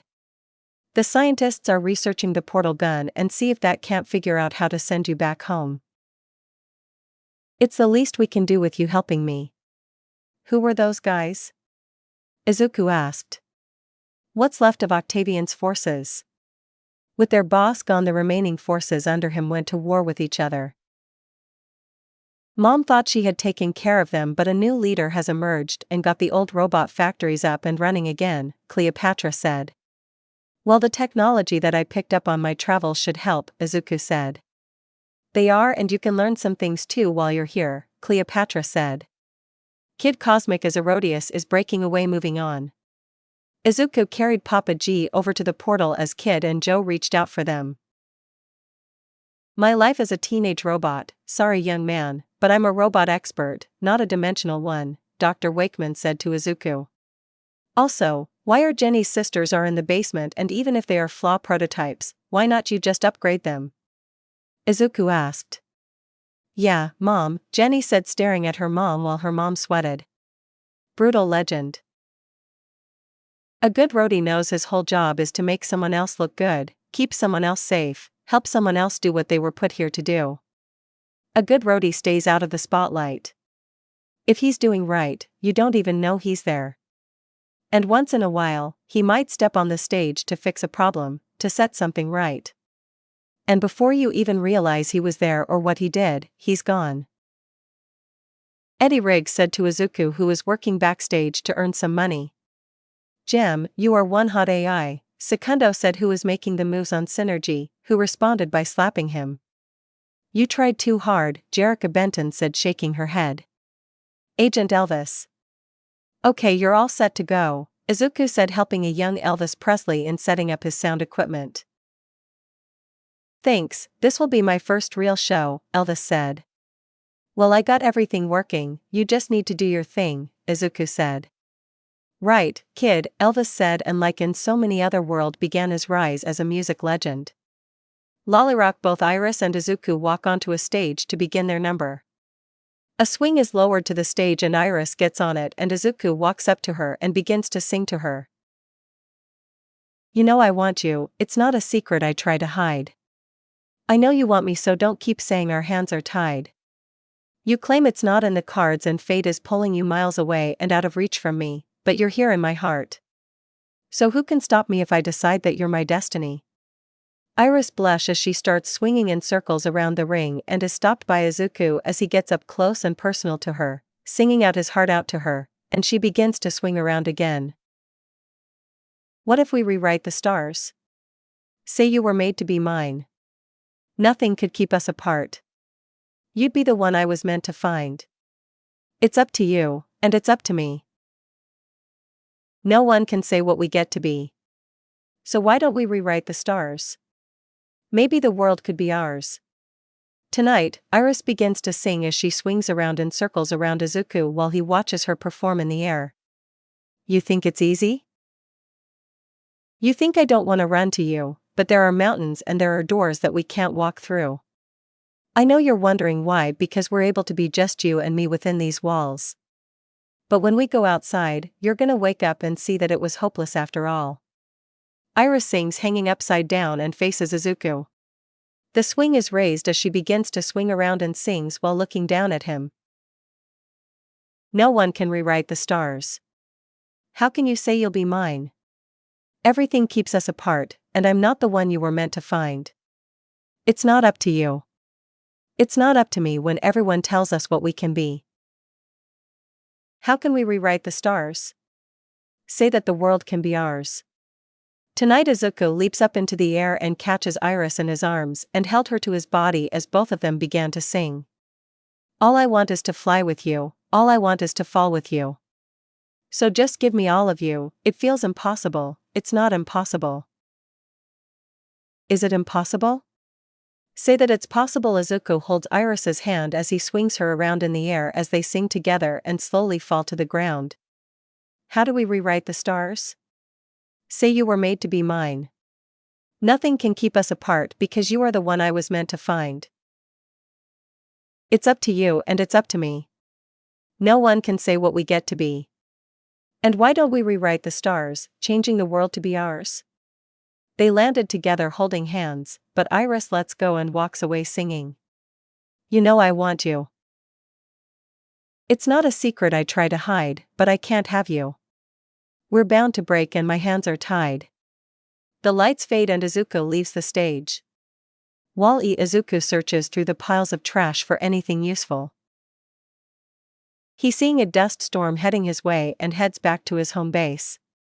A robot carrier truck, which is also home to the only active robot left, has developed a personality. Wall-E remains active by salvaging parts from other inactive robots and lives with his pet cockroach. There is now a base built around the truck which Izuku made for his robot friend. Entering the base, Izuku puts down the stuff he has collected and sees that Wall-E is already there. The fabricator has allowed him to make some repairs on Wall-E and given him a better power supply. But he has no idea what he can actually do without risking erasing the personality Wall-E has developed. But at least he has given Wall-E an extended lifespan. Iron Giant Izuku watches as the Iron Giant flies into the missile, going out as a true hero. Artificial intelligence Izuku is in the forest where he has made camp where the old obsolete mechas have gathered around. Izuku is fixing the robots as best as he can. Secundo is also fixing up any faulty programming as well. Castle in the Sky Izuku explores the ruins of the floating city. Secundo is talking with the sole robot that's still working, learning that it's the last of an entire civilization built on floating islands. And the reason why it's the last one, as the people who once lived here couldn't have children and had to return to the ground to do so. Kiki's delivery service Izuku walks through the town and sees Kiki flying and making her delivers. She has become quite the local hero after the blimp thing. Winx Club, Sphere of Yun. Izuku shouted as he traps the Tricks, Darcy, Icy, and Stormy in an impervious transparent sphere. The magic item also transfers powers and possessions from the prisoner to the user. Namely, he takes their magic and places them into a magic wand he picked up from the witch school. What did you do? Icy asked, her face locked in horror as she couldn't feel her magic like her sisters. I took away your magic so that you three can never harm anyone again, Izuku said, holding the wand he has placed the magic within. All in here and gone. Izuku tossed the wand into one of the fires that the witch sisters started as they attacked the city. The sisters pounded on their prison as they watched their magic be destroyed as the wand burns. Dino wars Izuku ducks for cover as the Brachiocelosaurus, one of the many biologically engineered living weapons, walks past his hiding spot. The super advanced dinosaur race, the Triasian, have come back to Earth to reclaim their ancient home. They found humans having taken over and now they're trying to wipe out the humans to retake their planet. Kim Possible. I look up everyone I know and there's no one who can even come close to know how the portal machine works. There was a memory history of the worlds that been open, but with it being destroyed with just about everything else. There's nothing I can do, Wade said to Izuku. Too bad you haven't gone to Marvel Comics. There's plenty of heroes there who are super smart, Ron said. I've been to a superhero world already and none of the smart heroes could help either. There was this imp who could have helped me, but he rather watched the show, as he calls it, Izuku said. Before you go, you can have my old hero gear. I won't be needing them for a very long time, Kim said, patting her heavily pregnant belly. Carmen Sandiego. Carmen is a tall, beautiful young woman of Argentinian descent, with ricotta skin and a slender yet athletic physique, which forms into rather shapely and curvy hips. She sports wavy, thick, voluminous, and hip-length maroon-red hair with bangs, blue-gray eyes with small yet prominent eyelashes, thick black brows, and is always seen wearing red lipstick. In her signature large red fedora hat and trench coat, she made an eye-catching figure. She's running from the vile agents firing their machine guns at her as she escaped. She held a steel briefcase and held it tight as she raced across the rooftops and leap off of the last building on the side of a cliff face. The agents were calling it in that she'd jump into the valley below, but a flying craft suddenly zoom away. Izuku, piloting the silver manta ray, had a hard time doing so as Carmen took over and piloting the craft while she's sitting on his lap. Carmen, I can just move out of the way, Izuku said, blushing. Nah, I'm comfortable, Carmen said, pressing herself down on Izuku. You're very comfortable to sit on. Revolutionary girl Utina from the tallest building of Otori Academy, Izuku watched the fleeing forms of Utina and Anthe, leaving the world that Akio made in hopes of regaining the power of Dios. Other students and staff are fleeing too as the academy is in flames from the battle. Izuku turned to Akio, who is crushed by a pillar that has pinned him to a wall. The moment the pillar is moved, he dies. Look upon me, Izuku. This is the future that you will be if you continue on as you do, Akio said. I will never be like you, Izuku said. I once was a hero who tried to save everyone. Even with my power I couldn't save everyone. Yet people and myself still expected me to be the prefect hero, the prefect prince. That broke me, and when my dear sister tried to get me to rest, the people impaled Anthony and burned her as a witch for denying them me, Akio explains. And that's how you came to be, Izuku said. Don't try to save everyone or be something you're not. Don't live to some impossible standards that no one can live up to so that others can look up to instead of trying to be. Instead, I tried and look at what I became in the end, trying to be what everyone wanted me to be, Akio said. I will, Izuku said as the building started to fall as the fire destroyed the supports that kept the building up. Defenders of Dinatron City. So this mad doctor wants to take control of the city? Izuku asked, using a laser gun to help the local heroes, Jet Headstrong, Buzzsaw Girl, Toolbox, Ms. Megawatt, Monkey Kid, and Radium Dog. He does this kind of thing at least once a month, Monkey Kid said, also using a laser gun that Izuku gave him to fight off the robots. Babobo Babobo Babobo. Izuku could only watch as Babobo Babobo Babobo faced off against one of the minions of the big bad who wants to make everyone bald, facing him in a battle of drag show, sing off while dressed as lesbian, mermaid, werewolf, man, bear, pigs while having a tea party. Is this normal? Izuku asked Beauty. Sadly, yes, Beauty said. Fallout on top of a skyscraper is the USS Constitution, one of the original 6 warships built after the United States became its own country, which has 4 rockets strapped to it, allowing it to fly while it has the power to do so. The Eye of Dashi is fitted and the power levels are all green, Dr. Mobius said to Izuku, who is now in a synth body. Eddie flew over to Izuku and made a series of beeping sounds. Okay. It's time to leave, Izuku said. All robot crew are on board, Secundo said. Brace yourselves, Izuku said as the rockets lit up and sent the wooden ship flying and into the green portal. Sailor Moon, Izuku is recovering, but how did you make something so toxic out of just normal ingredients in the kitchen? Dr. Mobius asked the shame-faced Usagi, who was standing with her mother Serenity. Roxy took one sniff of that stuff and ran away. Usagi, you shouldn't try cooking when you don't know how, Serenity said, rubbing her head. You should try making sandwiches instead. Very simple and anyone can make a sandwich, Dr. Mobius said. What's a sandwich? Usagi asked.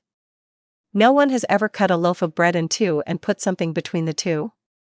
Dr. Mobius asked. No, Serenity said, having never seen a dish like that. Come with me to the kitchen. I love making sandwiches, Dr. Mobius said. 3. Senran Kagura Izuku, riding on tow, is racing for the ship offshore. Behind him are a horde of high school ninja girls or kunoichis from all of the ninja schools, all fighting to get him and take him back to their school where he be made to reveal his secrets, which is what he thinks the girls are after. It is, but the girls also want him. The girls all have some very interesting ways to get him to talk, no matter how long they have to do it. They wouldn't use pain or anything else like that. They're going to overload him with sheer pleasure, which the Bustin' Ninjas girls all wanted to do once they get their hands on the one guy who doesn't see them as a sex object, taking turns and letting him rest while at least 2 of them are always with him and pressing their bodies against him, making sure he's fed and clean while they work to make him talk about all of his wonderful toys, which would give them an edge against their rival schools. Desert Punk Izuku, using the Orb of Tornami, began refilling the dried seabed. Using the Eye of Dashi to power up the orb, the flood of water came out in metric tons. After a week or so the desert world will have water again. Dr. Mobius wanted to stay and see if he could figure out where all the water went to, hacking into the computer systems that are still in operations to learn what happened to cause all the water to go away. Dragon Hunter Zoria watches the harpoon struck the dragon and exploded, killing it. And like how it's done with whale hunting, the dragon is reeled in and the flying ship lands so that the body could be cut up. Another bounty, Izuku said to Zoria said. If you stick around, things would be much easier, Zoria said. No. I still need to find home, Izuku said. Let's head back to the tavern so you can say goodbye to everyone, Zoria said. Yeah. It'd be nice to see them before we head off, Izuku said. Dave the Diver, Dredge, Godzilla Izuku sat in Bancho Sushi, enjoying the food in the restaurant. He's sharing stories with Dave of his adventures and Dave is sharing the undersea adventures he had. From the nights where the red fog appears and strange sea life appears and how Godzilla had appeared and had a battle. Dave also likes the builder device Izuku gave him, allowing him to make his own underwater base, and has made his own sea moth using the stuff he normally finds. And Dave gave Izuku some of the stuff he's been finding to show thanks for what he has done for him. No matter how I look at it, it's you guys' fault I'm not popular. Izuku, who had befriended her, told her he was leaving and flew off on a rainbow into the bay where an old wooden sail ship just appeared. Tomoko Kuroki looks up as the wooden ship rose out of the water by 4 big rockets. She and the other people watched as the ship flew off and a green portal opened, and like that it was gone. She was numb as she walks home, as she was a part of something out of a manga, but no one would ever believe she was a part of it. When she got home, a package was there waiting for her. A box in English of a large toy robot called a Mr. Handy. Tomoko's world would never be the same after she puts together and turns the robot on. Song of the Deep Marin hugs Izuku, saying goodbye to the boy who helped her to rescue her father. Thank you for everything, Marin said. I help where I can, and don't be sad it's the end, be happy it happened at all, Izuku said, leaving Marin and her father behind. Cross Ange, rondo of angels and dragons bursting out of the smoke came the warship Constitution. The ship is heavily damaged from the battle and most of the robot crew destroyed. Izuku knew what he had to do, to save the friends he made in this world. End embryo, Izuku shouted over the comm channel as he fires Constitution's rockets at maximum power heading straight for the giant robot controlled by Embryo that has been giving Ange and Tusk a hard time. Izuku opens a portal behind the giant robot and rams it and the ship into it. The friends he made all shouted or gasped seeing him and his robot crew disappearing into the green portal and cutting Embryo off from his controlled robot, leaving him alone and without any minions. The Norma and dragons all held a ceremony for all of their lost friends and the young boy who touched them all. Ruby Gilman, teenage Kraken Ruby, ran out of her house hearing a crash and saw the wreckage of a large wooden sail ship having crashed into the cliffside. She leaps into the sea and transforms into her full Kraken form. Gathering the pieces, she placed them on shore and was surprised finding what looks like robots being the crew. Ruby spotted a boy and a man in the water and she grabbed them and placed them on the beach. Ruby tried pulling the ship onto shore but couldn't move it on her own. Suddenly the ship moved as her mom in her Kraken form helped her to drag the ship onto the beach. While they were doing that, Ruby's father and brother are helping the two survivors of the ship, gathering a crowd of people of their town. Mom, look, Ruby said seeing what was under the ship. Is that a robot? Agatha asked seeing the broken giant robot. Stardew Valley. Izuku was alone again but for Secundo, leaving the rest of his crew in Ruby's world. The doctor was already raising the standards of life with the technology that they have gathered in other worlds. He couldn't travel with the others anymore as the green fluid is running out and the large portals used more the green stuff. But he knows that they're in good hands with Ruby. He lost many of his stuff, but he has learned to make do with what he has and what he can find. Currently, he's at a fair that a small town had set up luring tourists. The Smurfs wait. So you all say Smurf, replacing it with another world? Izuku asked. Yes, it's just something we do, Papa Smurf said. For outsiders, it takes some time to get used to, Smurf Willow adds. Monster High. Thank you for everything, Claudine Wolf said to Izuku, who helped free her mom and brother from Behem. What are friends for? Izuku said, saying his goodbyes to the monster friends he made. I hope you get home soon, Claudine said. I hope so too, Izuku said, opening a portal and leaving other friends he made behind. Owl House. You are beyond redemption, Izuku said to Bellows as he melted in the boiling rain, with Luz at his side as they watch him die. No, I'm good. Bellows screamed as he melted. No. You're a monster who dies a sad, pathetic death. Be forgotten, Izuku said as he watches the monster dies for good and held back Ida and the others so that they wouldn't give him a quicker death. Once the puddle that was Bellows stopped moving, Izuku blasted it with his laser gun, reducing it to ash so that this death would be final. Amphibia, Izuku, Marcy, and Sasha shouted as he shoves Marcy out of the way and is impaled by King Andreas's energy sword instead. You just have to get in the way, King Andreas said as he pulls out the sword and grabs Izuku in his hand and tosses him out of the window. As Izuku falls, he pulls out the portal gun and opens a portal, knowing the girls can handle things from here. Frank and Fran. Izuku lays on a bed, recovering from the operation that brought him back to life. His doctor Fran Mataraki looks over his readings, making sure he's stable. Her sister Veronica is talking with Secundo, who promised to download the data he has of all the advanced medical equipment he has picked up as soon as Izuku wakes up and there isn't anything wrong with him, as he had looked up Fran online and saw what she's willing to do to keep anyone alive. Avatar, The Last Airbender. So this is goodbye, Azula said to Izuku, who she picked up as she was hunting down Aang. Izuku in return made all of this possible as he helped in ending the war, finding her mother and taking down her father. Her mother is reigning as queen while her brother and Mai prepared themselves to take over once they're ready.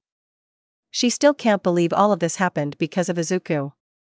Yes, but don't be sad that it ended, be happy that it happened at all, Izuku said. You do know how corny that sounds, right? Azula asked. Wanda taught me that everything ends eventually, but for the things that brought you joy, be happy it happened, Izuku said. You're right about that. If you didn't come to my world, who knows what would have happened, Azula said, watching as Izuku left her world behind.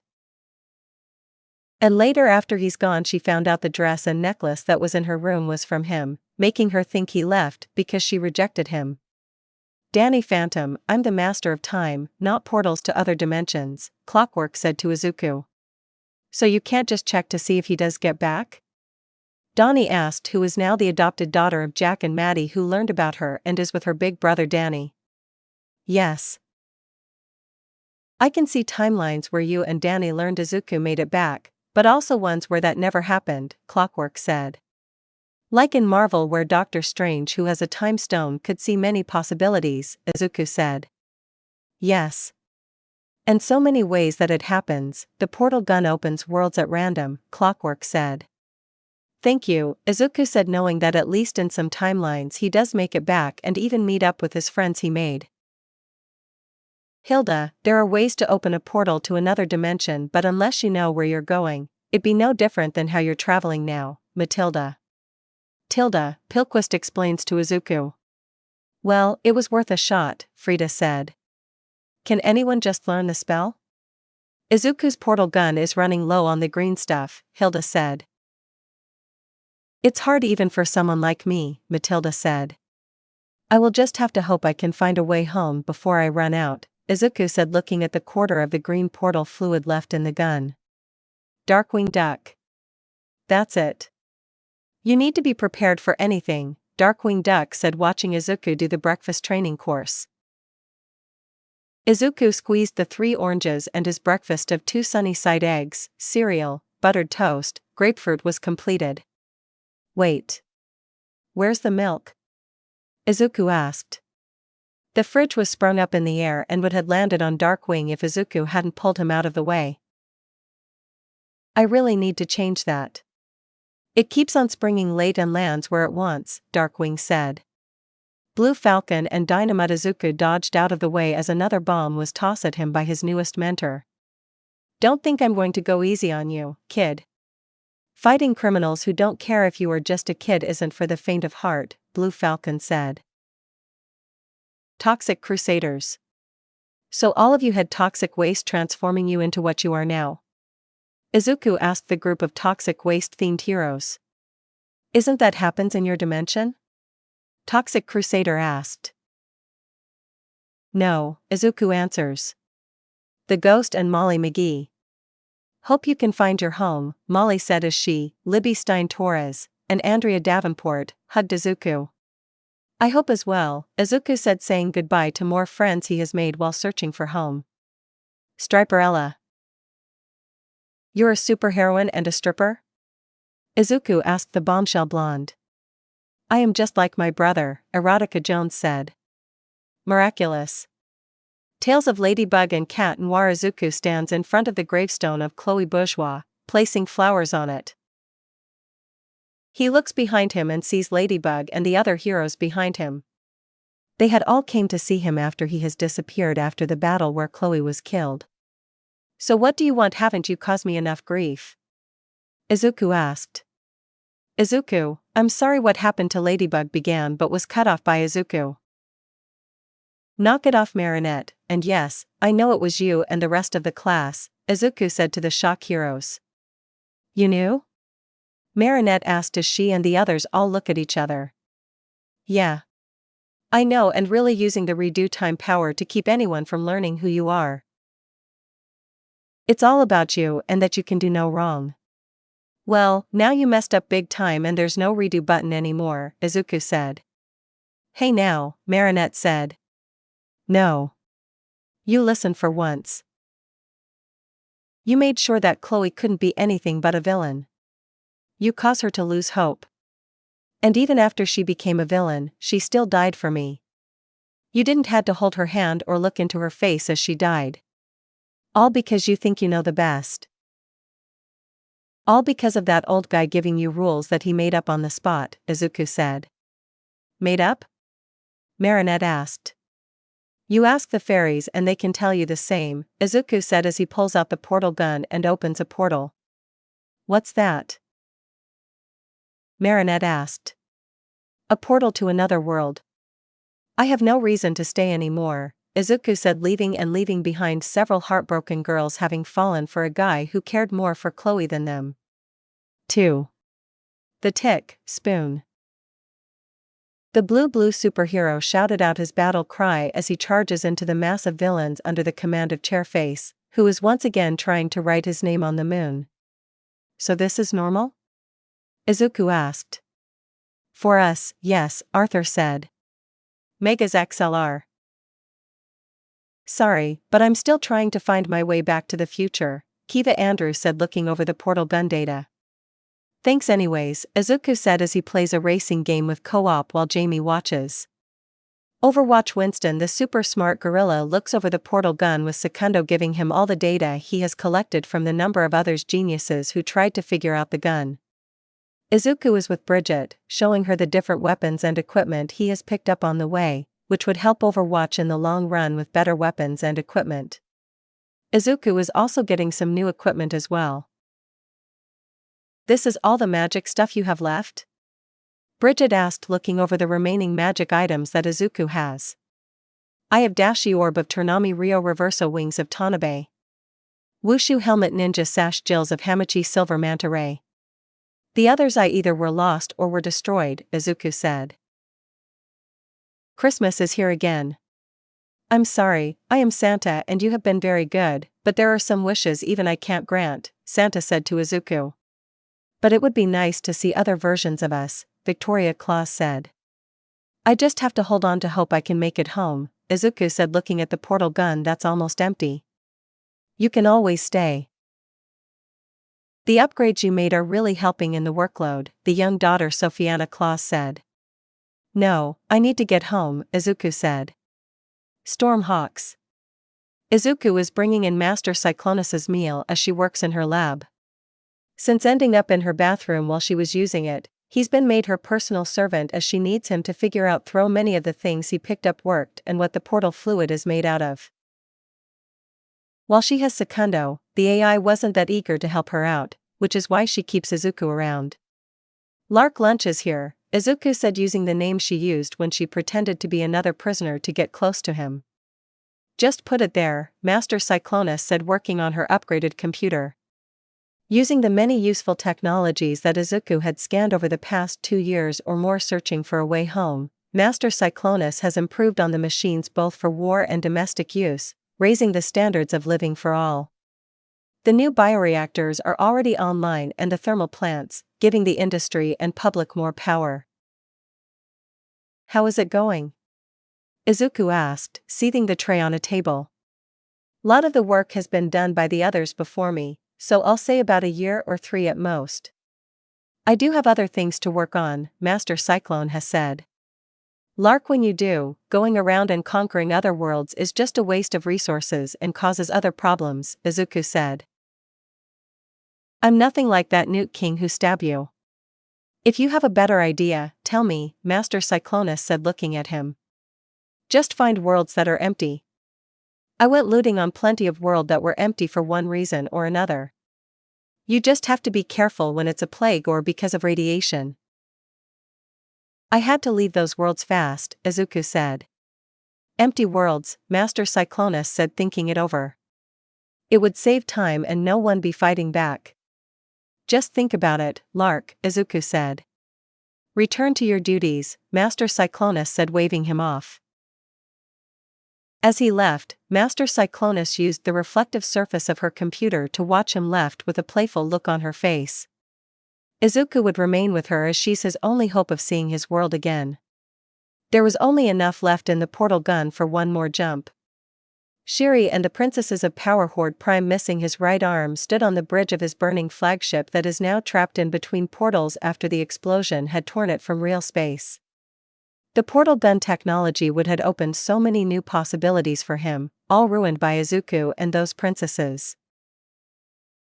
He smiled as the Secundo AI was destroyed by the energy bolt he used on Izuku's SAC. No. The bloody and wounded Izuku shouted, seeing his longtime friend destroyed in front of him. I will make you pay for ruining everything, boy, Horde Prime screamed as a jagged pipe is shoved through the back of his head and out of his right eye. Go.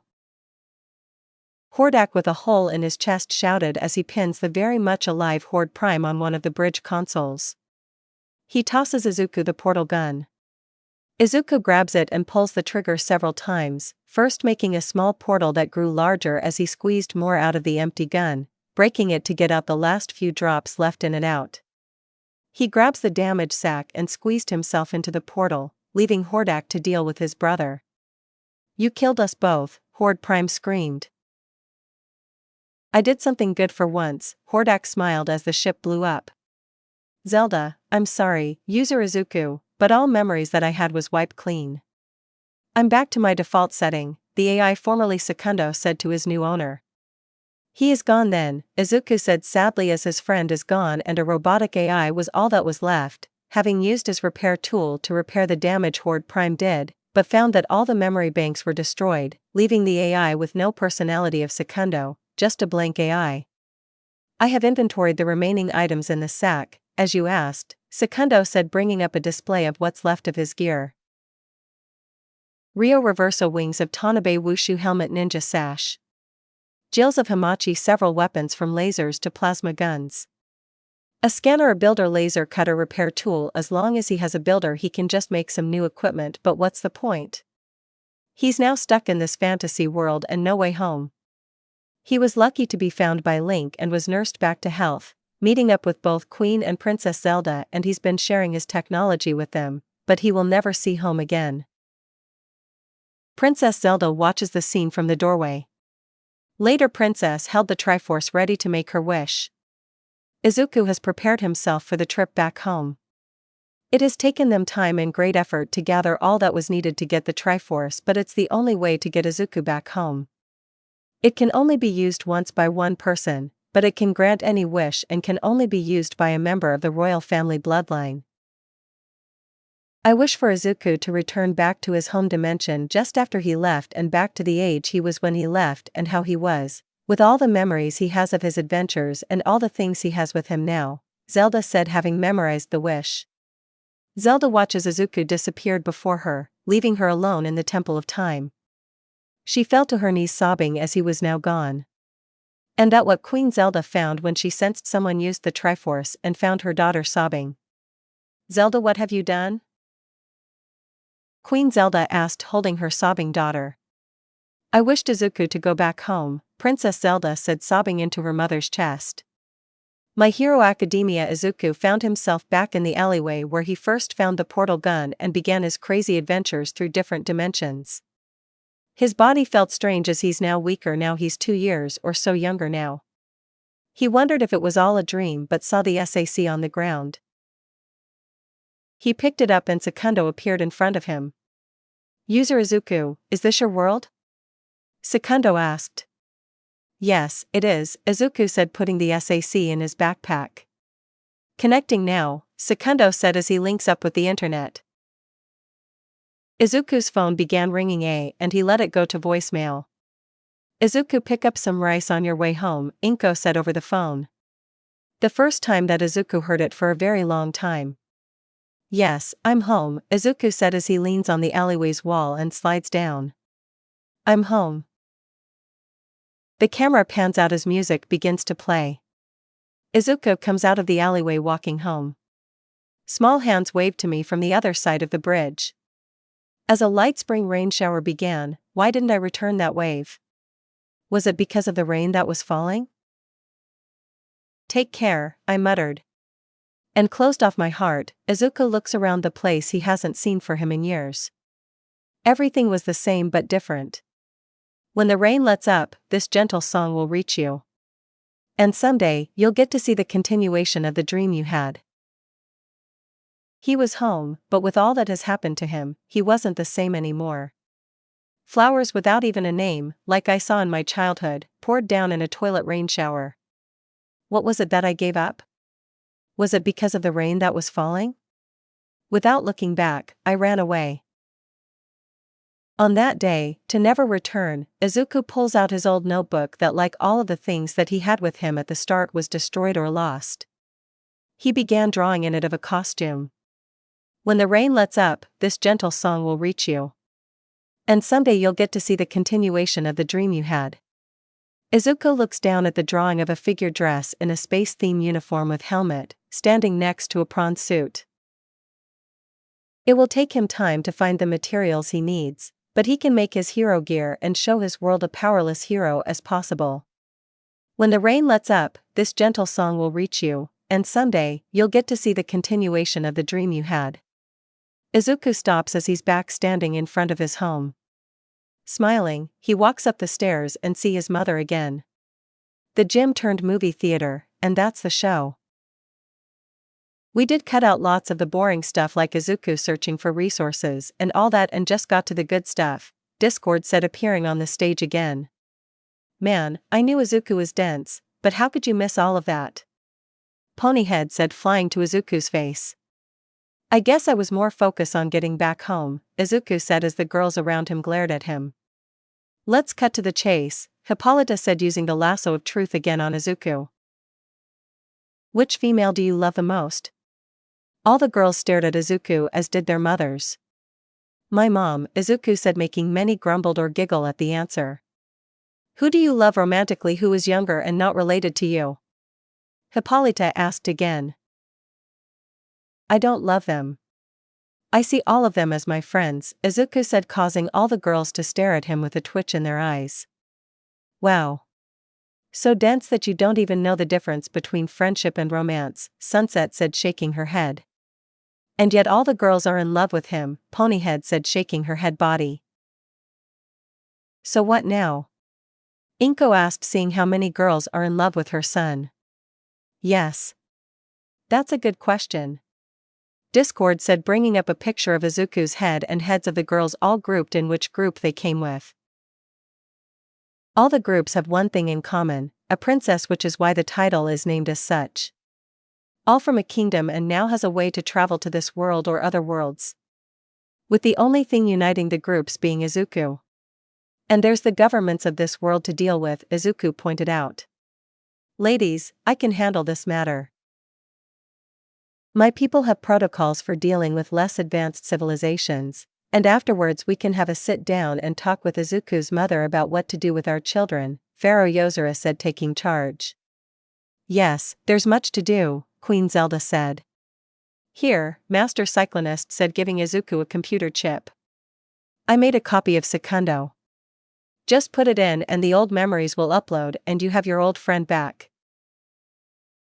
Izuku embraced Master Cyclonus in a hug, causing the other girls to frown. Thank you, Lark, Izuku said. It's Master Cyclonus, she said, blushing but not fighting the hug. Wait. What about the other girls that lover boy here romance and had no idea he was doing it? Ponyhead asked. Oh, you just have to wait, Discord said, winking at a wall. It's just the beginning of the story. Can't have it all happen at once, Mixie adds, talking to the wall.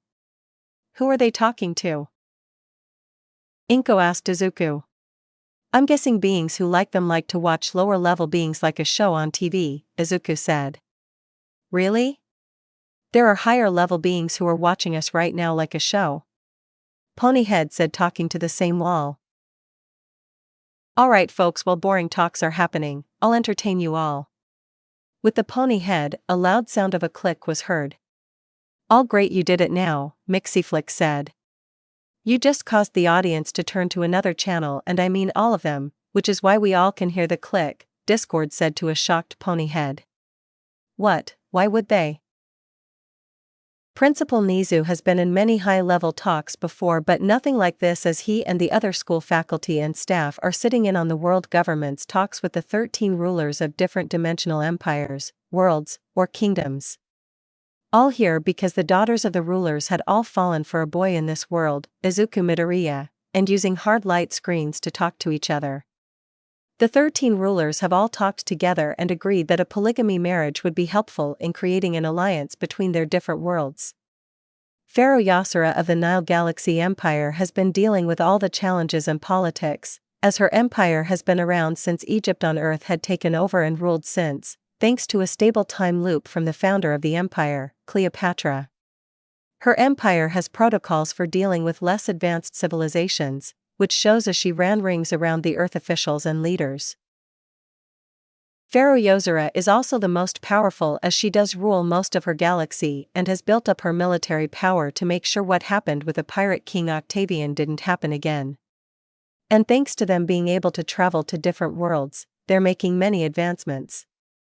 The second is Queen Torrent of the Cyclonia Empire and the most worrisome.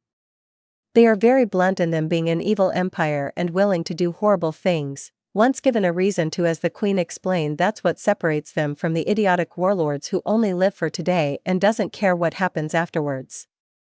Her empire has provided a higher standard of life, education, and advancements to their conquered home world. Because the higher the standards for the common citizen, higher the standard for the upper class, and the young living under that kind of world will have little reason to rebel, which she, being the sensible one to her more heavy-handed husband, learned from Izuku, and sees him being her daughter's husband help to rein in her and get her to be more pragmatic in how she runs things. Queen Marlena Glen of Eternia, whose world is advanced both in magic and technology, thanks to Etheria coming back to real space, she was reunited with her long-lost daughter, the twin to her son. The two worlds are now allied together. The white class of the masters, the elite warriors, are on All Might level and above. Queen Serenity of the Moon Kingdom is also powerful thanks to the magic crystal that lets the user do just about anything and has allowed her family line to rule and made the planets of her solar system that were once dead rocks, being able to support life. Her kingdom is highly advanced in magic-based technology, and after Izuku pointed out that all it would take would be someone who can depower magic, they would be helpless, have gone into fixing that weakness. Then there's Celestia, the ruler of Equestria, the oldest of the queens at over 1,000. She has the power to move her solar system's star and moon around that her younger sister shares the same power with her. She can fling people into space just by thinking of it. Queen Moon of Muni rules over a kingdom of magic and are able to travel to different dimensions, as do Queen Helia of Ephedia and Queen Marion of Domino, also are able to travel to other dimensions and have a number of allies. Queen Zelda of the Kingdom of Hyrule, Queen Rainbow of Rainbow Land, Queen Hippolyta of the Amazons of the Mistura, and Ursa of the Fire Nation are less impressive but are all powerful in their own right. The last is Agatha Gilman of the Kraken Kingdom, which her mother still rules as its warrior queen. She admits that she isn't as powerful as the other queens, as all she can do is transform into her giant kraken, as the magic trident is in her mother's hands, and has lived as a normal family on land for years. But because of the advanced technology from that retro post-Fallout world with robots and lasers, her world is quickly advancing. Who are all currently questioning if UA is even a good school for their daughters to attend. Being the one who expelled the most students, resulting in Queen Hippolyta being brought to the school staff room by Queen Torin opening a portal and using the lasso of truth on the hero. I expelled the students that I would have to put effort into teaching and only kept the ones that I didn't have to work to teach, Aizawa said, forced to tell the truth. And the school just allows you to do it? Hippolyta asked. Yes. For years, Aizawa said, causing all eyes to look to Nizu, who shrinks under the stairs. And what do you think of Izuku being a quirkless hero? Hippolyta asked. A waste of time, Aizawa said. Even seeing all that he has done? Hippolyta asked. Yes, Aizawa said. Because he doesn't have a quirk? Torrent asked. Yes, Aizawa said. Torrent zaps him with her staff, causing him to scream as he felt something being taken from him. What did you do? Aizawa asked. I took your quirk away. Let's see how good you are without your quirk, Torrent said as she held up a crystal. Your quirk is held here, and if it's broken there be no way for you to regain your lost quirk. Give it back, Aizawa said. Would you have done any of the things that Izuku did? Hippolyta asked. No, Aizawa said. This is a hero school, right? Torrent asked, looking at Nizu. Izuku has already proven himself to be more of a hero than what you allow to teach being what a hero should be, Hippolyta said. And any changes made is only because we revealed them for all to see. I would just fire you all and make sure you never have any position of authority over children again. And I'm the villain, Torrance said. Doesn't Izuku want to come here? Nizu asked. He's a young man surrounded by dozens of lovely young women. How hard you think it would be for them to change his mind, especially with how bad this school is being shown? Besides, my daughter needs him being a hero so that she can be more pragmatic and not learning to be lazy and corrupt, Torrent asked and held up the crystal with the stolen quirk inside. And if he wants to have his power back, Eraserhead just has to beat Hippolyta, Torrent said. Fight her? Aizawa asked. It'd be my pleasure to break you, little man, Hippolyta said. After all, you're an experienced hero, while Izuku had to wing it while facing off against the villains he had to face, or you're not up to it, Torrent asked. No, Aizawa said, who still has the lasso of truth around him. This school has very low standards. Must be marketing and making sure only the things that make the school look good become public knowledge is the reason why the school is so rated high. But it is only in Japan. I'm sure the other schools in the other countries are just as good as the marketing makes UA out to be, as they actually put effort and not just use the repetition to be better than they really are, Torrent said. Let's go, Hippolyta said, and Torrent opened a portal to allow them to head back to the UN of this world. Later, the Prime Minister of Japan rubbed his forehead, as Japan has been embarrassed in front of the world, all thanks to how the UA runs things and what the Hero Public Safety Commission has allowed to happen, which he has already berated them for. And now the room is silent as he took a break and think about what to do next. Wherever Izuku Midoriya goes, the girls will follow. Which said country will have the best trade deals and have better relations with the empires and kingdoms? We need to keep him here and not go to another country. I want all the other hero schools to clean house and not have a repeat of a public embarrassment of the UA to happen again. And I don't care what it will do to any agency or hero or anything else. We need to regain the lost face, or I simply have you all replace or just make you the scapegoat as you're the ones who allowed it to happen in the first place, the Prime Mistress said to the commission heads. How should we get him to stay? The female president of the commission asked. Less I know the better, but remember, with that lasso of truth they can find out anything underhanded and anything else they haven't revealed yet. And remember, the girls all going to have diplomatic immunity as the children of heads of state. They're to be treated differently, and that goes for Midoriya as well, the Prime Minister said. By the way, how is it that Midoriya spent about 2 to 3 years traveling and was wished back just after he left? Why didn't 2 to 3 years pass before the girls all came for him? An aide asked. The imp caused it to happen, the Prime Minister said.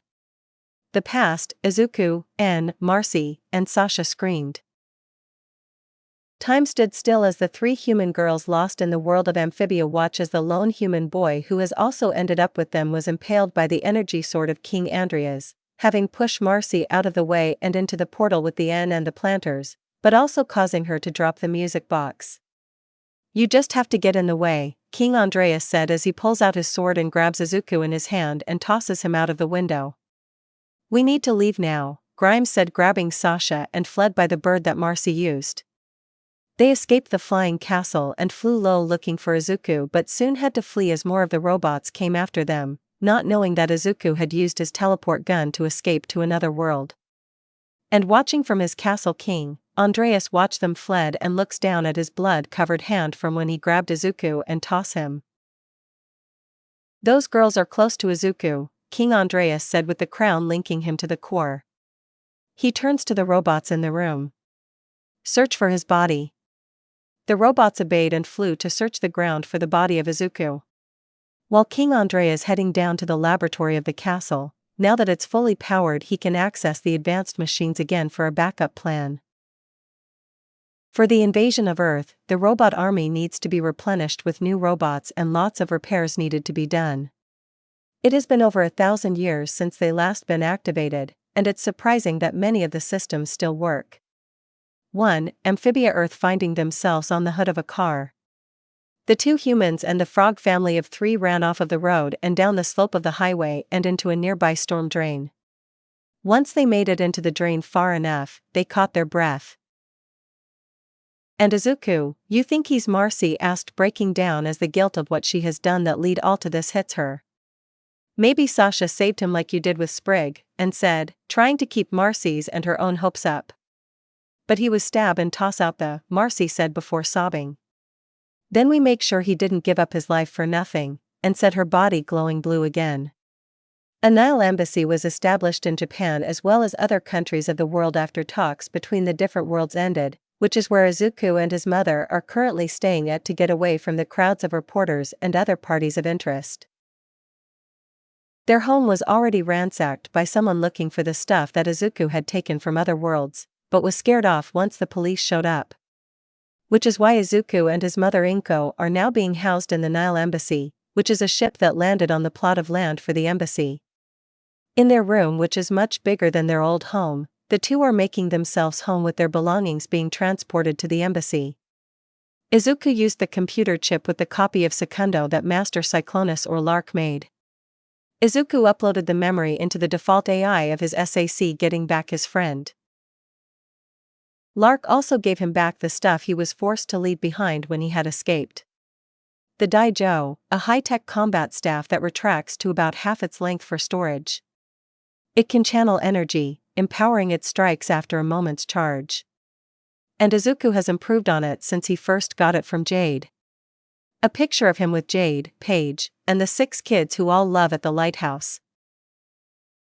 There is also the big white dog named Woof. Yoa, a girl with long blue hair, pale blue skin, facial markings under her eyes, and she wears a long white dress. Zaza, a short and has pale skin and short, dark red hair that is parted over her right eye. Zaza wears a green bandana, an orange striped long-sleeve shirt, and a dark green dress. Omi, a female Capra sapiens, and wears a red sweater, tight-fitting orange striped pants, and dark boots. Fane, a male Capra sapiens, wears a light brown tank top, brown striped pants, and brown shoes. Pablo, a boy who is the oldest who wears circular glasses, a tank top, and sporting a goatee. Kip, a boy who wears a long-sleeved dark green shirt, blue pants with a black stripe down the side and brown loafer-type shoes. You made friends with those kids? Inko asked, looking at the picture as well as others that Sekundu provided. Yes. I became friends with them during the 2 weeks I stayed there. Jade thought I should at least know how to defend myself before I left and have what I needed to survive the worst.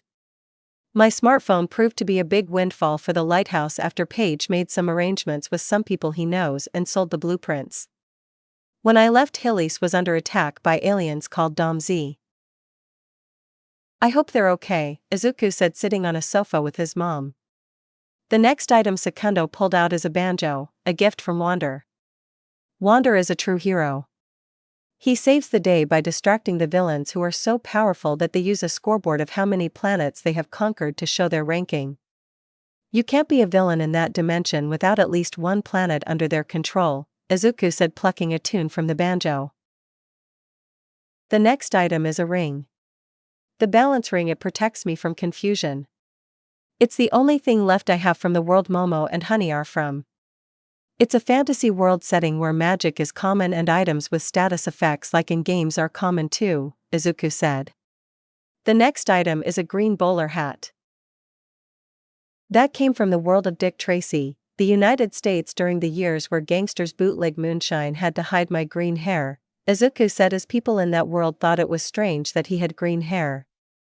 You've been through a lot, Inko said, picking up the hat and found a bullet hole in it.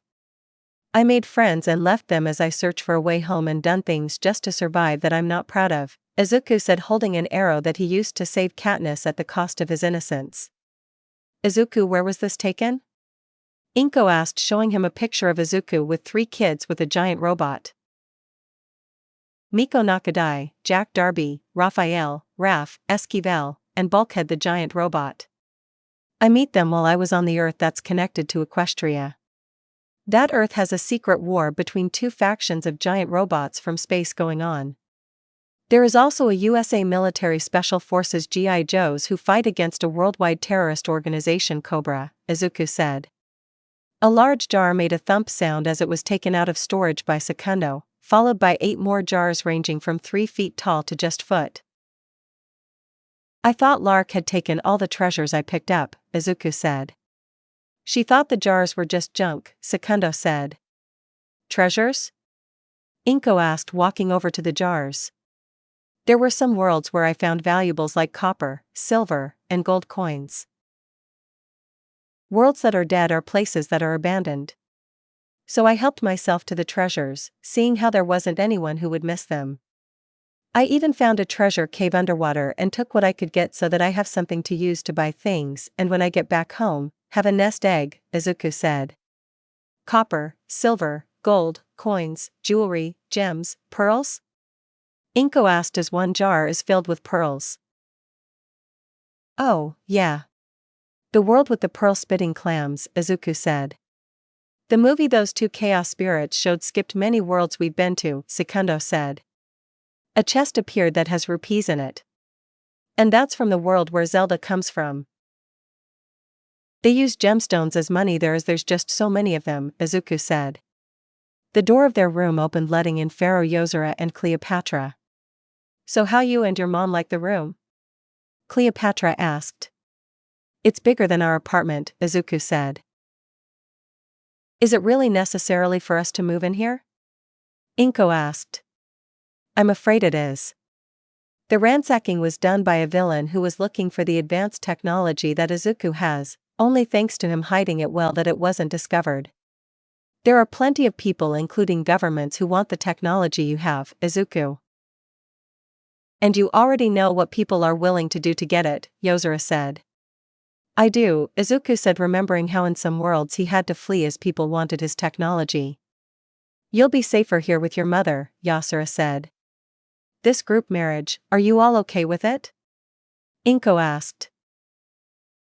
Met with Madame Raz and she mistakes me for Cleopatra and her for Apollo, wondering why she changed her hair color as she has her father's green hair, Yozora said. Madame Raz has the ability to see the past, present and future all at once. She gets really confused, Izuku said, having dealt with the old woman before. Which means she sees a future where you and me are married, Cleopatra said. Along with the other girls, Yozora said. That too, thanks to Loverboy, Cleopatra said, giving Izuku a flat stare. I had no idea that was happening, Izuku said. This is just like so many love comedies and harems. The male lead being completely clueless, Inko said, shaking her head at how clueless Izuku is with girls. I danced naked for you, me a princess, danced naked for you, Cleopatra said. Culture thing, Izuku said, and sweated under the glare from Cleopatra. Mom, was dad like this? Cleopatra asked. No. As he was courting me and had to deal with the others who were also after my hand in marriage, Yozora said. You had lots of suitors? Inko asked. As Empress, I am expected to have children as heirs to the empire. My husband Alexandra had many rivals to win me over, Yozora said. You're so lucky you don't have to deal with that, Cleopatra said as she planted herself on Izuku's lap, sitting sideways on him. You're so lucky I like you already. Can you get off? Izuku asked, blushing. No, Cleopatra said. There is also another matter, Yozora said as she brings up a screen showing emails from a number of high-end hero schools around the world. Which hero school do you want to go? I did wanted to go to UA, but after that live broadcast, Izuku said, remembering what Eraserhead had said about him. You already proven yourself to be more of a hero than any of those pro heroes. Better than All Might, as he hasn't saved or helped in saving the world. All he has done is beat some villains who aren't even a worldwide threat or ones who are so powerful they can take over an entire planet by themselves, like those villains you helped Wanda and Sylvia take care of, Cleopatra said. Besides, it's just an overhyped school that has its reputation due to marketing. You really want to go to a school with teachers like that? 1. The school is being changed due to the public shaming, and most of the teachers and staff have their hero licenses and teaching certificates revoked. They're doing all that so that you, Izuku, won't go to another country. Which Cleopatra and the others would all follow you to, which would also be where the trade negotiations will take place and have first picks, Yozora said. I used to work in a trade firm and been getting calls and emails from my old boss and coworkers asking for some favors, Inko said. Which reminds me, don't fall for any girl around here suddenly paying you attention. There'd be plenty of honey traps to get close to you, Cleopatra said. But Sunset can read minds by just touching them, and there is Diana's lasso of truth, Izuku said. Yes. But it doesn't mean some government agencies won't be planting girls and others to get close to you, or boys to try to lure us away, Cleopatra said. You think that would happen? Inko asked. It happens. People planted knowingly or unknowingly to have the outcome desired to happen. UA is being changed from top to bottom to make sure that Izuku will want to go there. There's much to gain by you staying in Japan, and the ones in charge are doing what they can to make sure you stay, Yozora said. Yue Murai Sasaki, the pro-hero, Sir Naitai, is using his quirk to see a person's future, along with several others heroes and those who work for the government who have similar quirks to see the best possible future where Midoriya and the princesses stay in Japan. The teachers and staff who would cause trouble are just done away with and replaced by the ones who have positive interactions with Midoriya and the princesses. Everything has to be perfect so that Midoriya and the princesses won't be leaving Japan for another country. What of the other schools? The government official who is in charge, Suki asked. She's in the staff meeting room with the remaining school staff, as well have computers on video chat connected to all the other hero schools. Shiketsu High is a no-go as the school doesn't allow romantic relationships. Same goes for the all-boys and all-girls schools. Ketsubutsu Academy, Isamu High School, and some others have some success, Sir Nidai said. Some isn't good enough. We need to get Midoriya to want to stay in Japan. Can't have him or any of his group have a bad experience. There's too much riding on this, as well as getting back the reputation lost because of Eraserhead and the staff that allowed him to do what he wanted, Suki said, and looks at the remaining old staff of the school. Remember, your jobs are on the line. You mess up. You join the others in the employment line. Besides the general education teachers, janitors, and maintenance workers, the only ones left of the old staff are Hagari Majima, Power Loader Anon Curis, 13. Sakajiro Khan, Vlad King Rio Inui, Hound Dog Lunch Rush. They're only allowed to stay as they're the ones who voice against how Eraserhead teaches, who is now jobless as a teacher and as a pro-hero, who also has lost his quirk, which has caused many people to be interested in the technology that allows one to steal quirks. Being used in the prison system would help keeping the most dangerous villains under control. We need to somehow get Midoriya and his girls to stay in Japan, which we only have a 20% chance of that happening, which is still better than what it would have been without the purging of the school. Justice High in the USA is sending over Underfist, the retired hero turned teacher, who is quirkless, to talk to Midoriya into going to the America. They, unlike us, have a long history of quirkless heroes.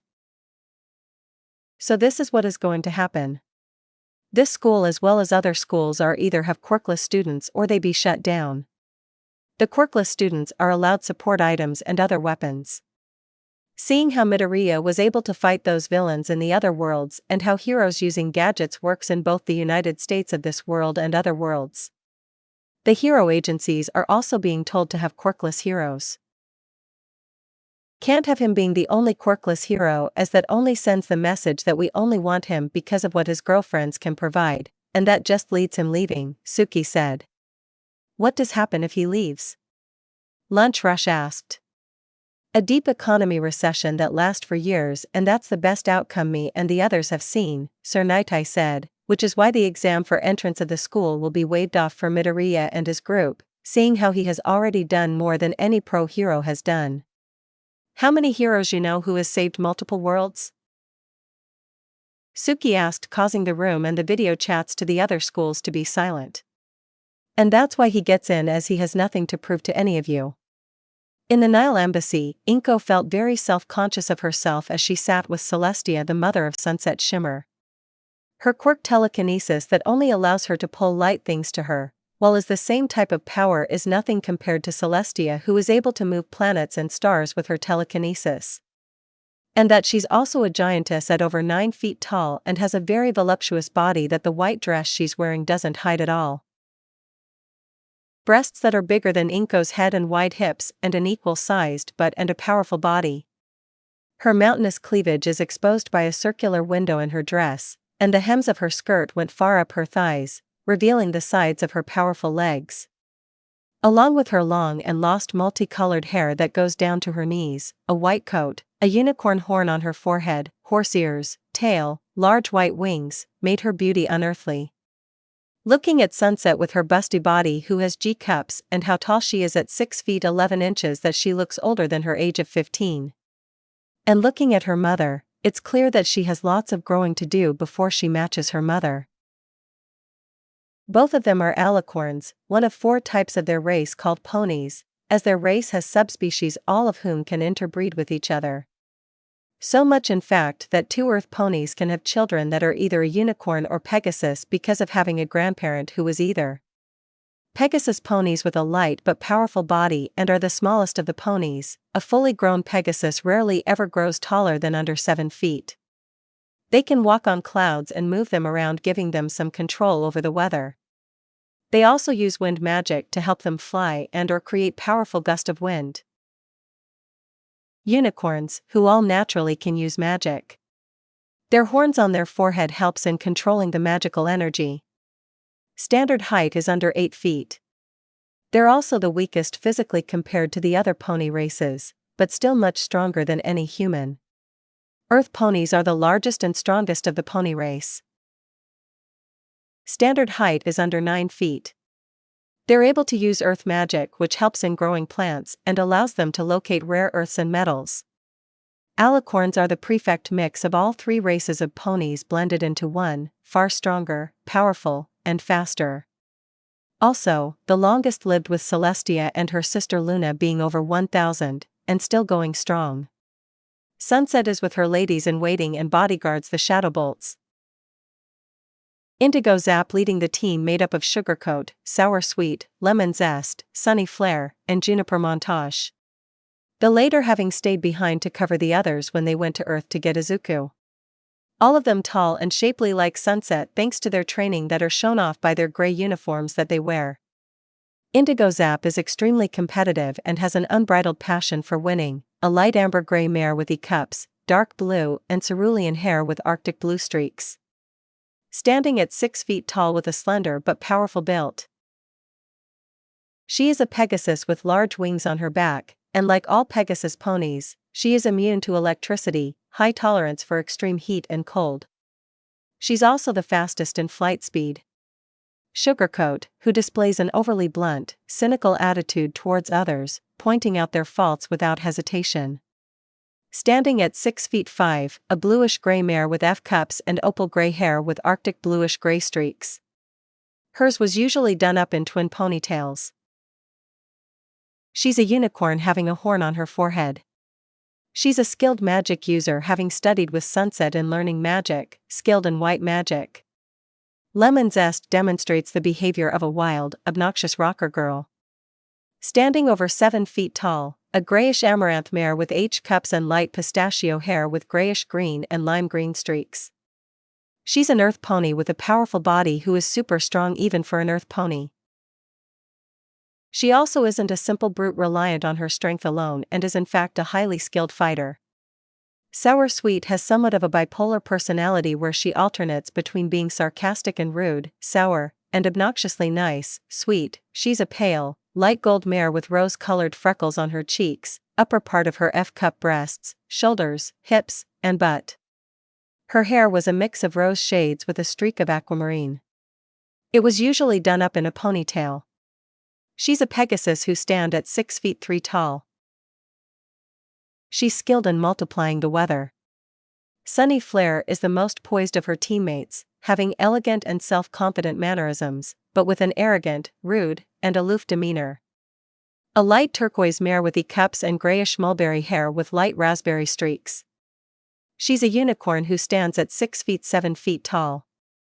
She's a skilled magic user, skilled in black magic. Juniper Montage is the brains and the most cunning of her team, who is also greedy. Her mane is a strong cerulean with moderate Arctic blue streaks in 2 ponytails.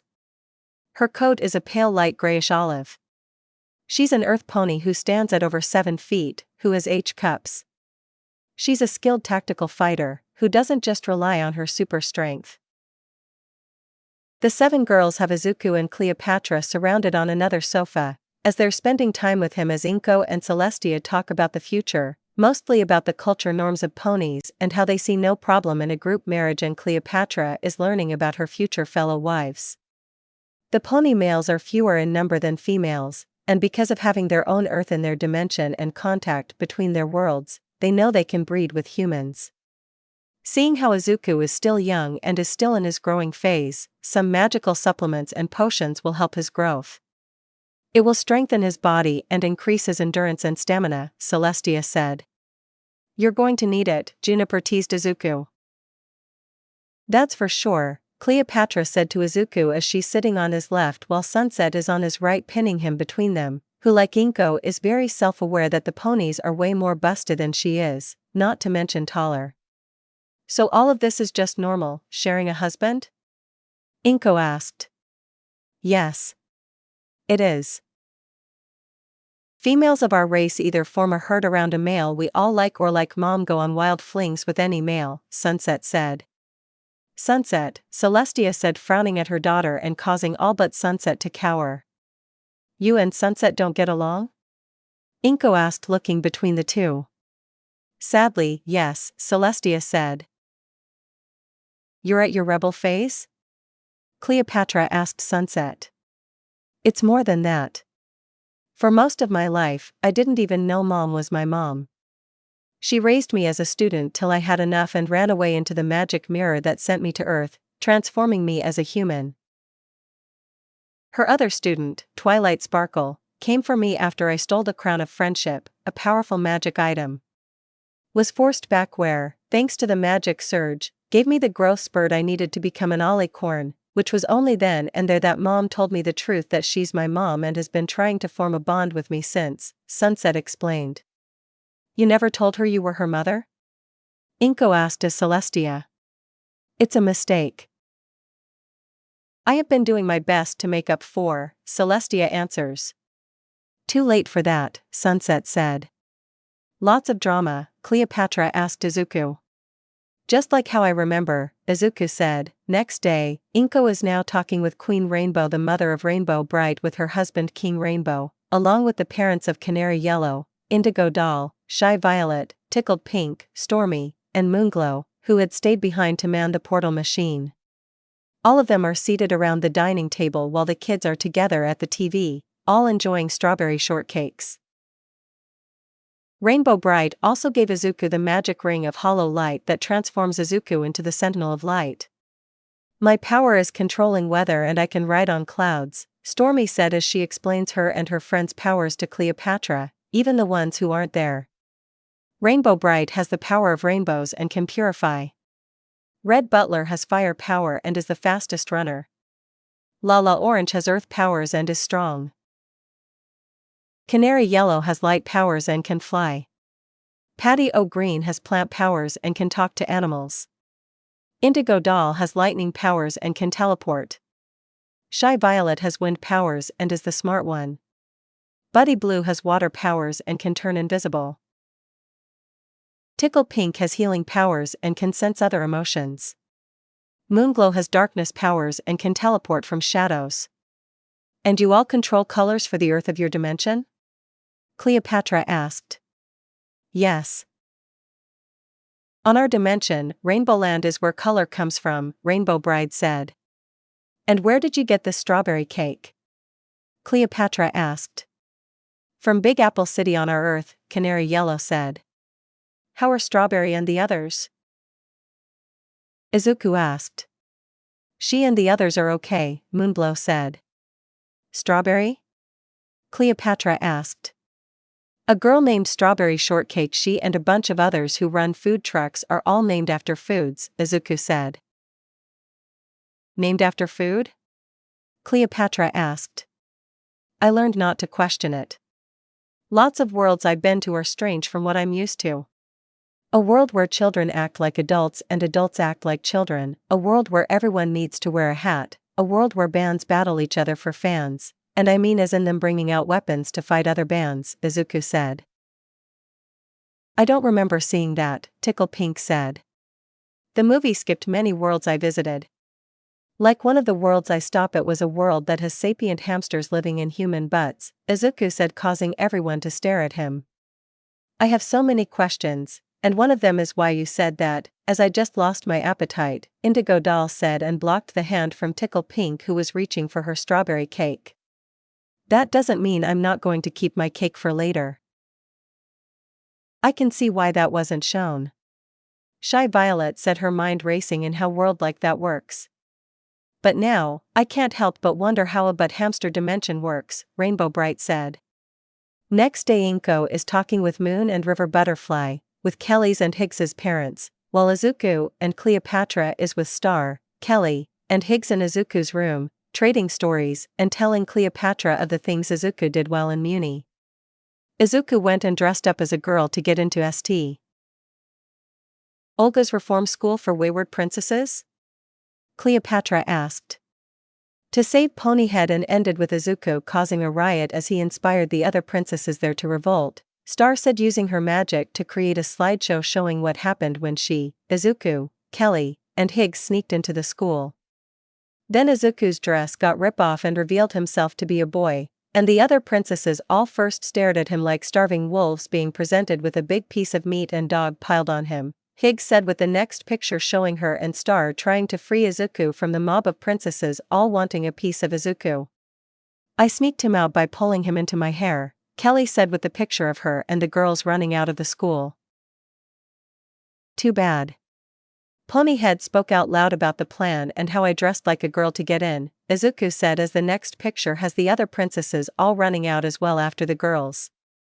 So are you going to grow as big as your mom? Cleopatra asked Kelly. That's a coin flip, as I could take after my dad in that department, Kelly said. Star, is the wand is fixed? Izuku asked, seeing how the wand is still missing half of the star gem when he left. Yeah. It's fixed after dealing with Toffee, Star said, causing Izuku's eyes to widen. But he was killed in the blast, Cleopatra said. Yes. But remember, he was smiling as the wand was blowing up. That's never a good sign, Kelly said. He had a backup plan and was controlling Ludo by the other half of the wand gem, Higgs said. What? Izuku asked. It's a long story, Star said. The girls told Izuku and Cleopatra what happened after Izuku left Muni. The next day, while Inko is hosting the parents who know about their daughter's secret life as superheroes, the girls Wonder Woman, Batgirl, Green Lantern, Zatanna, Supergirl, Bumblebee, and Harley Quinn are with Cleopatra and Izuku in his room. Which Cleopatra is excited meeting them, as superhero fiction is still a thing in her universe? Wait.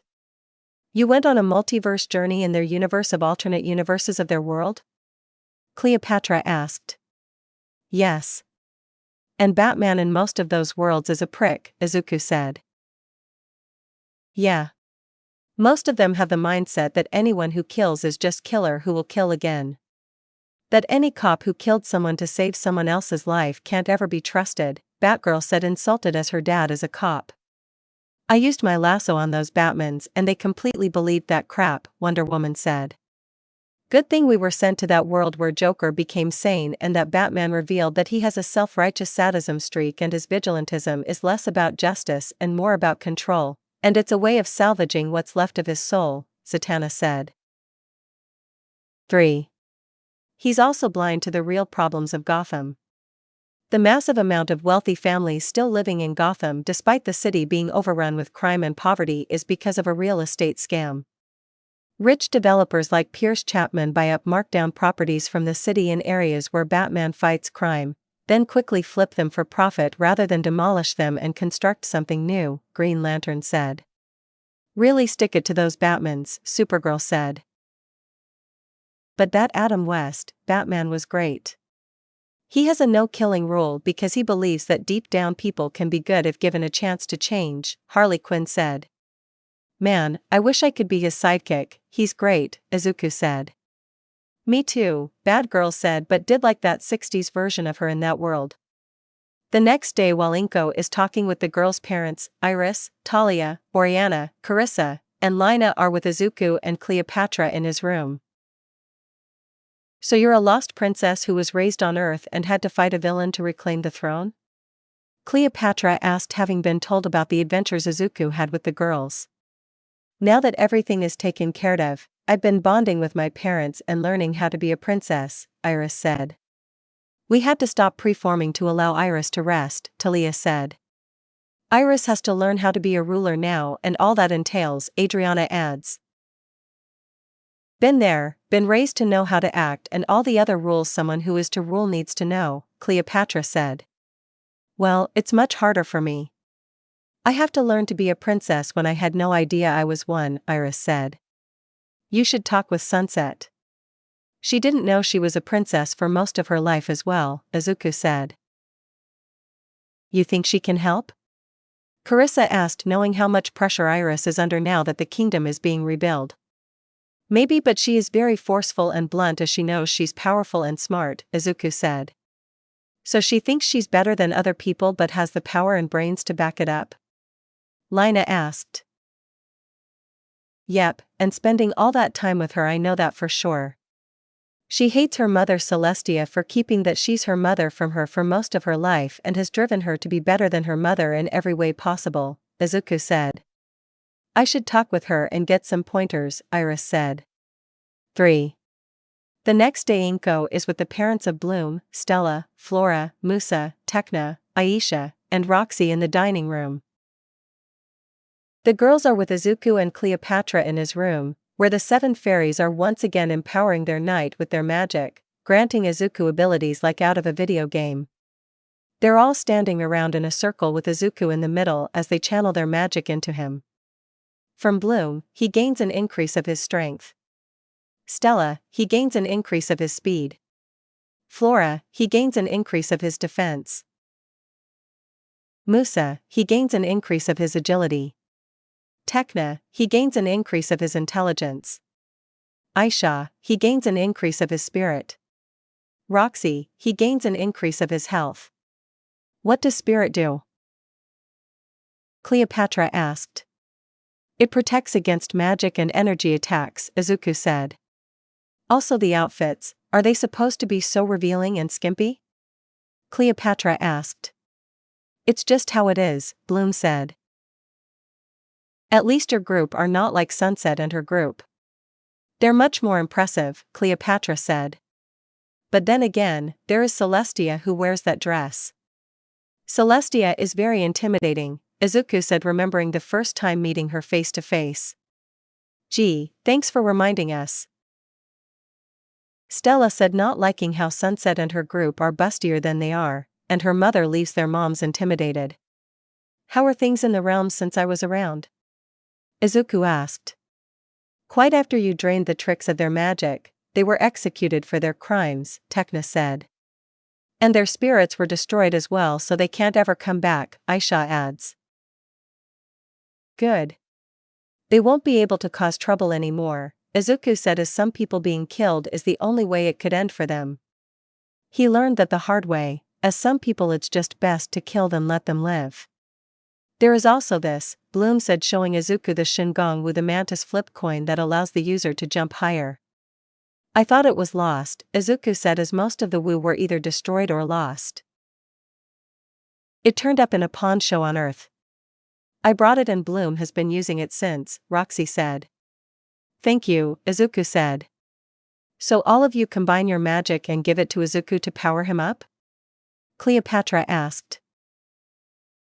Yes. But it does wear off and I need to be recharged by them, Izuku said, feeling the old power boost. The next day, Inko talked with the mothers of the princesses who are also the guardians of their planets. The sailor guardians in their universe are women who hold the power of their planet and act as their protectors, with the power only going to females and can be passed down from mother to daughter. Many of the guardians are also the queens of their worlds. And the moon guardians were originally the earth guardian but was changed after the capital was placed on the moon. 4. That's the reason why there's no earth guardian is because a past queen moved the capital to the moon? Cleopatra asked. The moon was originally a fortress to protect Earth, but over time it became the capital, Usagi said. So where's the guardian of Pluto? Cleopatra asked. She's an adult, Amy said. Way too old to be Izuku without looking desperate, Ray adds. And what about her? Cleopatra asked, looking at Hataru, who is 9. She can wait a few years to be of age, Michiru said. No fair, Hataru said. And before you asks, we renamed the plant to be Aurenas and we doesn't actually live on the gas planet.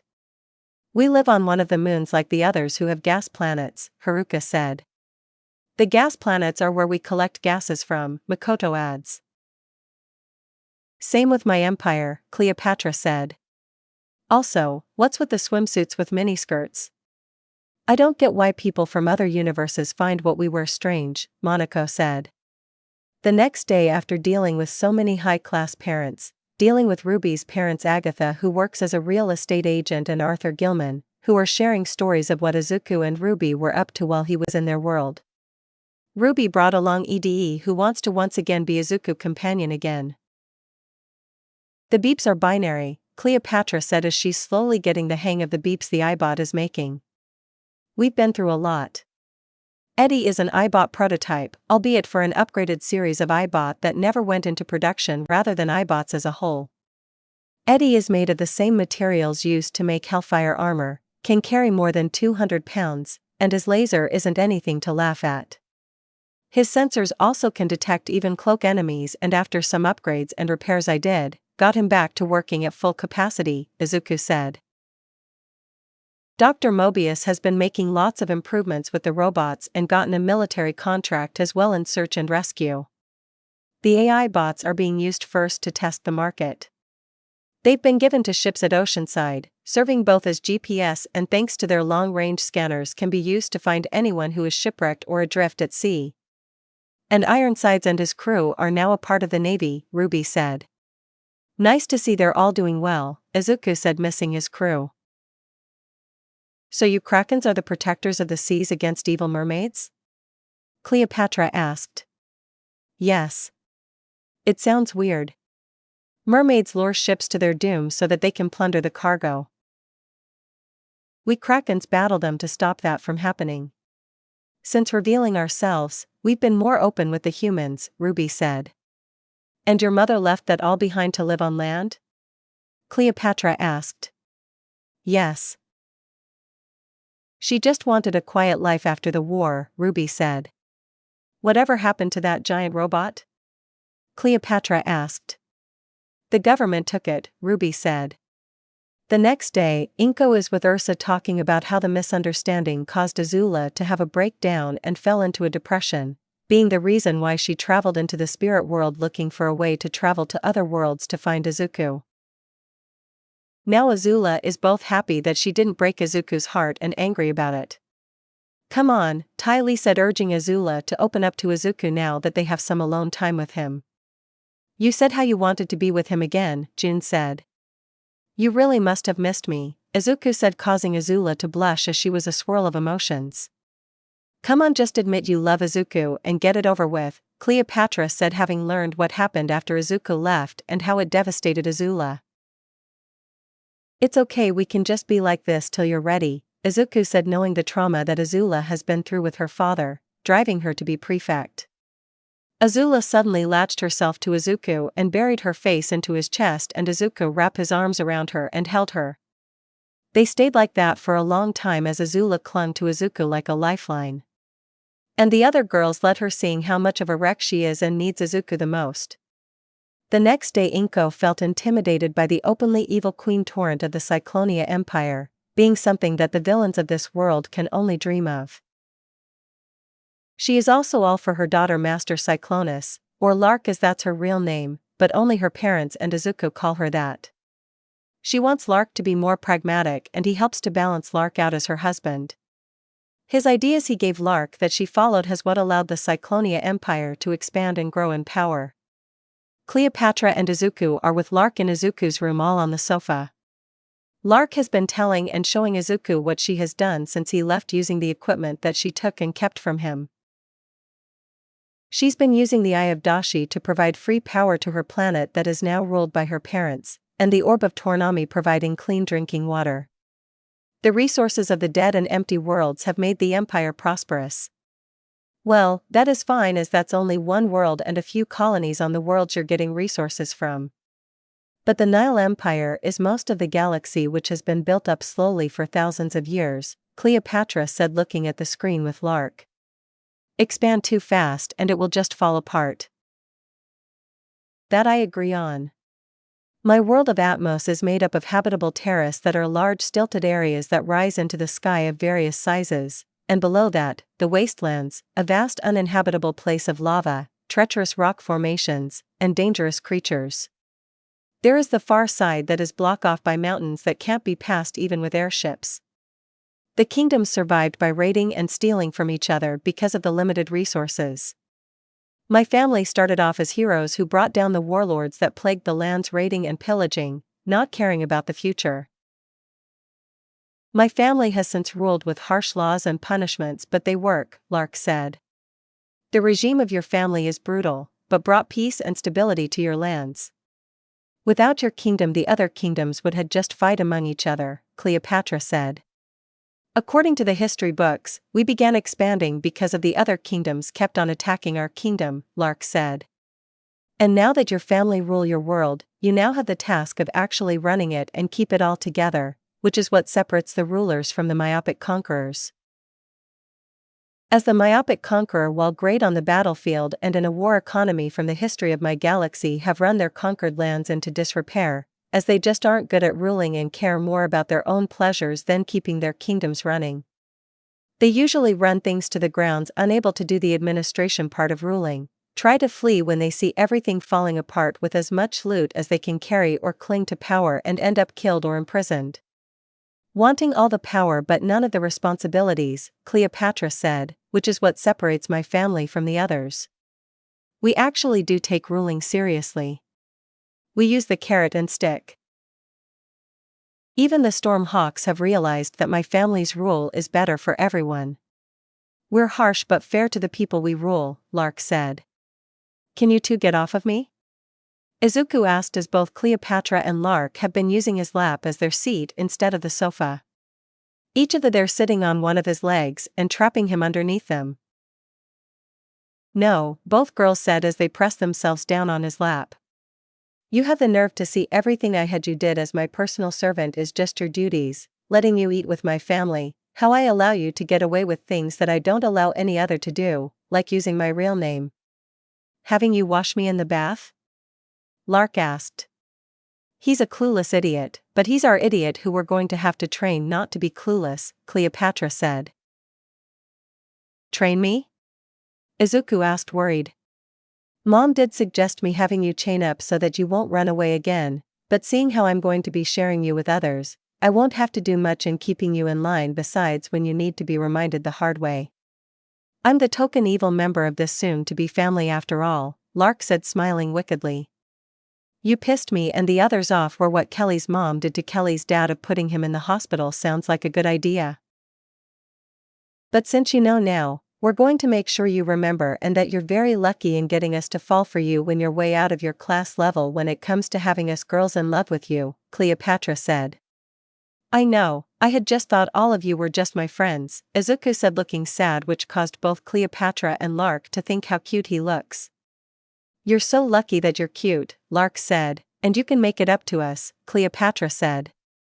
The next day, while Inko is talking with the parents, in Izuku's room, Adora, Glimmer, and Katra are telling him what happened after Horde Prime was killed.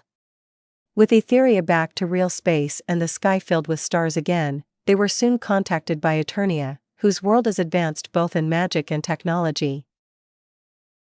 Adora meeting her birth parents and her twin brother Adam, she was teleported to Etheria by Skeletor, a warlord from the Dark Hemisphere of Eternia. 5. Wait. This Skeletor guy only has less than a dozen evil warriors, and that's enough to be a global threat? Cleopatra asked. They're that powerful, Adora said. Adora's homeworld is on another level. Hordak needed an army to conquer while Skeletor only has a few warriors who are just that powerful, Catra said. Reminds me of the universe of Wander. The villains there look lame and weird, but the villains use a scoreboard to show their ranks by who has conquered the most worlds. Something to so is an insecure and pathetic excuse for a villain. He wears a beanie, a tea kettle, mask, a mitten, a rubber glove, briefs over long underwear, a scuba flipper, a green pump, and a blue cape. But he's strong enough to have conquered 2 planets by himself and keep other villains from taking them, Izuku said, causing the others in the room to feel dread at the thought of any of those villains showing up. 6. Also Izuku, I forgot to tell you this last time, thank you for getting my mom back, Glimmer said. That reminds me, Catra said as she dope slaps the back of Izuku's head. That's for shoving me and Adora into the escape pod. We could help you, Adora said, remembering watching as the pod fell back down to the planet as the flagship that was burning disappeared into a portal. You saw what happened. I only survived because of Hordak pinning Horde Prime and getting the portal gun. I only survived my wounds because Zelda found me. And I knew it was a one-way trip, and the best I could hope for was to delay Prime long enough to kill him when the ship blew up, Izuku said. You idiot, Catra said as she hugs him, followed by the others. Next day Inko was amazed at what Queen Zelda told her of her adventures with Link the hero. How Link awakened 100 years after the rise of the Calamity Ganon, a malicious entity that destroyed the kingdom of Hyrule, with only Zelda managing to hold it back from inside Hyrule Castle. Then how while exploring the depths underneath Hyrule Castle, she and Link found the ruins of Hyrule's ancient founders, the Zonai, and the reawakening demon King Ganondorf. Afterwards, she went to work rebuilding her kingdom, and Link stayed on as her knight. She married a noble from another land for political reason and had Zelda, with Link, her lifelong friend, remaining as her knight. The firstborn daughter is always named Zelda? Cleopatra asked. Yes, it's an ancient tradition, Zelda said as she's in Izuku's room with Izuku and Cleopatra. And Link and your mother were never romantically engaged? Cleopatra asked. No, Uncle Link and Mother are just good friends. They did dated but nothing ever came out of it, Zelda said. Zelda, are you sure about this? Izuku asked. Mother is a powerful in magic, but isn't much in combat. This hero school will be a good place for me to learn to defend myself and learn to use my magic in other ways, Zelda said. Speaking of which, seeing how the school you wanted to go is bad, and while they are making changes to how it's run and fired some of the old staff and bringing in new ones, they're only doing that because of the public shaming that was done to them. Why not go to another school? Besides, it's not like there are any quirkless heroes in Japan. They're all about flashy heroes with powers, Cleopatra said. I met heroes even greater than All Might and they didn't have powers. And being home and seeing it with new eyes, I see how Japan wouldn't be welcoming of a quirkless hero, Izuku said. So why not go to a school in a country that has quirkless heroes already? Justice High in the United States is sending that quirkless hero under fist over here to give you a sales pitch, Cleopatra said. The Japanese government is only making changes to keep you here, which would cause all of us to stay here as well. I have been approached by people who want to make deals, Zelda said. That's normal for me, people wanting to get close to me because I'm the heir to the Nile Empire. There be guys making moves on us as well to get us to fall for them instead. And girls throwing themselves at Izuku, the gold diggers, the ones who want fame and the ones who have ties to governments or other groups, Cleopatra said. And we're not letting you just go along with this ruse, Zelda said. Had this done in some worlds that figure out I have advanced technology or a portal gun, Izuku said. Atmos Master Cyclonus wonders what her mother is planning as she follows her. They enter a chamber and the sight before Master Cyclonus caused her to face seeing all the naked flesh before her. The chamber is one of the rooms used to host guests and is hosting young women around her age, all of them naked. These are kunoichis from that ninja school world that Izuku visited. They are the Hamura Crimson Squad. For reasons of their own, the 5 former Hebio elites chose to let their school burn rather than defend it to the death. 6 months later, they continue to pay for that decision. Together on the run, they live as renegades, eking out a menial living by day, keeping one eye open every night. With their school rebuilt and out for blood, it's only a matter of time before they face their final reckoning. Till I found them and gave them a chance to start over, Torrent explained to her daughter. Hamura, a tan-skinned, long dark-haired kunoichi who fights by wielding 6 katanas at the same time. Hamura's elemental affinity is fire. Yomi, a blonde-haired kunoichi who uses a massive claymore-like sword and a cannon. Yomi's elemental affinity is wind. Hikage, a short green-haired kunoichi who uses a knife. Hikage's affinity is poison. Mirai, a long black-haired short girl wearing an eye patch who uses an umbrella that is a concealed firearm and she hides other heavy weapons in her clothes. Haruka, a short-haired dark blonde kunoichi who uses chemical weapons and puppetry, concealing the inner workings of her strategies under her white coat. The others are fellow kunoichis from the same school who were all brainwashed till they were freed and joined the others on the run, Torrance said to the other 5 girls. Miyabi, a short white-haired kunoichi who uses a cursed 7-pronged sword. Murasaki, a long purple-haired kunoichi who uses giant shurikens attached to her hair. Murasaki's affinity is darkness. Imu, a short blonde-haired glasses-wearing kunoichi who uses a Shaolin staff that she can increase the size of. Imu's elemental affinity is lightning. Ryobi, a brown long-haired kunoichi who uses a musket, is the younger twin sister of Roina. Ryona, a short blonde-haired kunoichi who uses 2 quad handguns. Ryona's affinity is ice. All 10 of them were on the run and being chased by their former school. Now they will be your personal bodyguards and spies. They also were after Izuku when he was in their world, having befriended them before it was discovered the advanced technology he had that caused all the schools to send out their ninjas to capture him.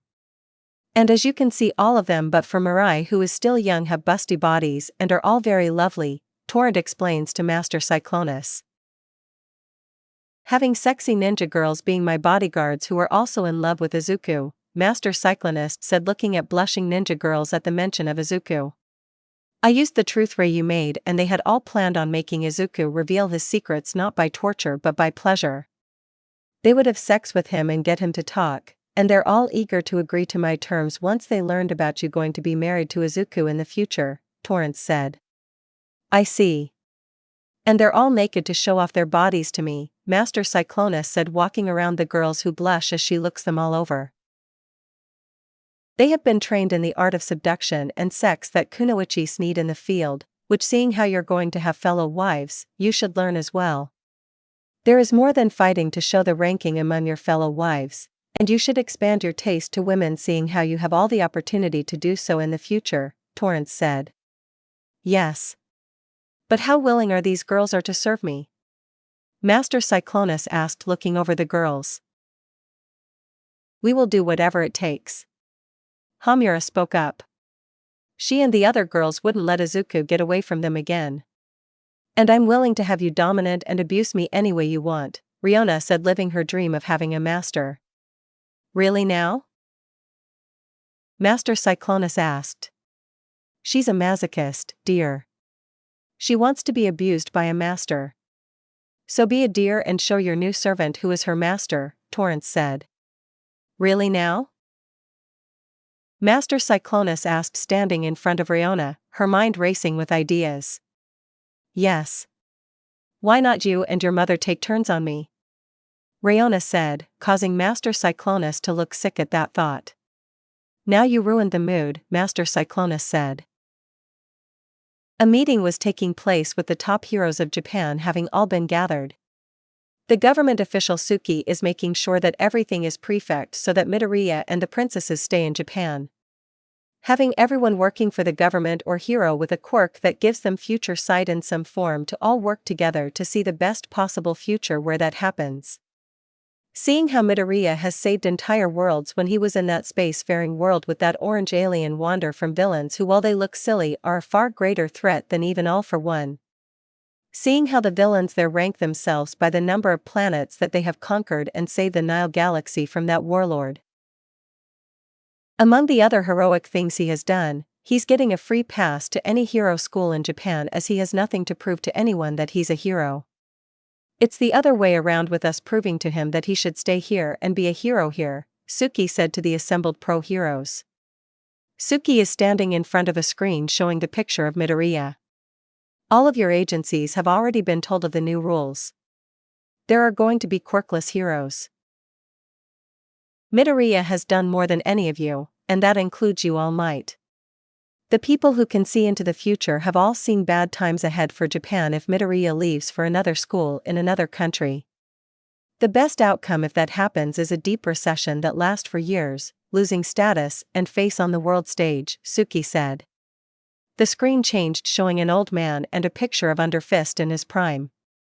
The Americans have sent the retired hero Underfist, a quirkless hero who used a robotic gauntlet to talk to Midoriya into going to Justice High where he teaches.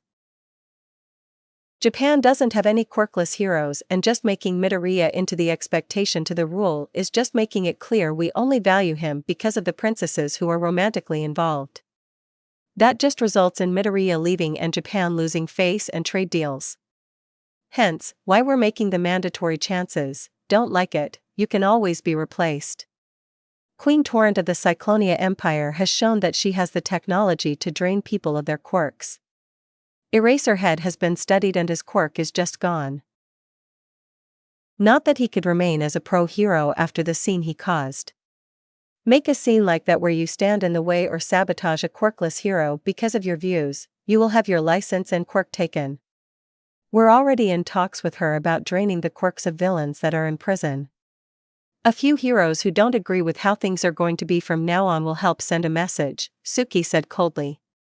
A man in costume walks onto the stage. Luckily, we do have a quirkless hero who can be an example for the others who don't have quirks and want to be heroes. Oh, wow, oh, Guru. Knuckleduster, a quirkless vigilante. He's now a pro-hero fully licensed and is now a teacher at UA to teach there. He was a clock before he lose his quirk but carried on being a hero. Once there are quirkless young heroes available, your agencies need to have an active quirkless hero. If not, the agency will be shut down.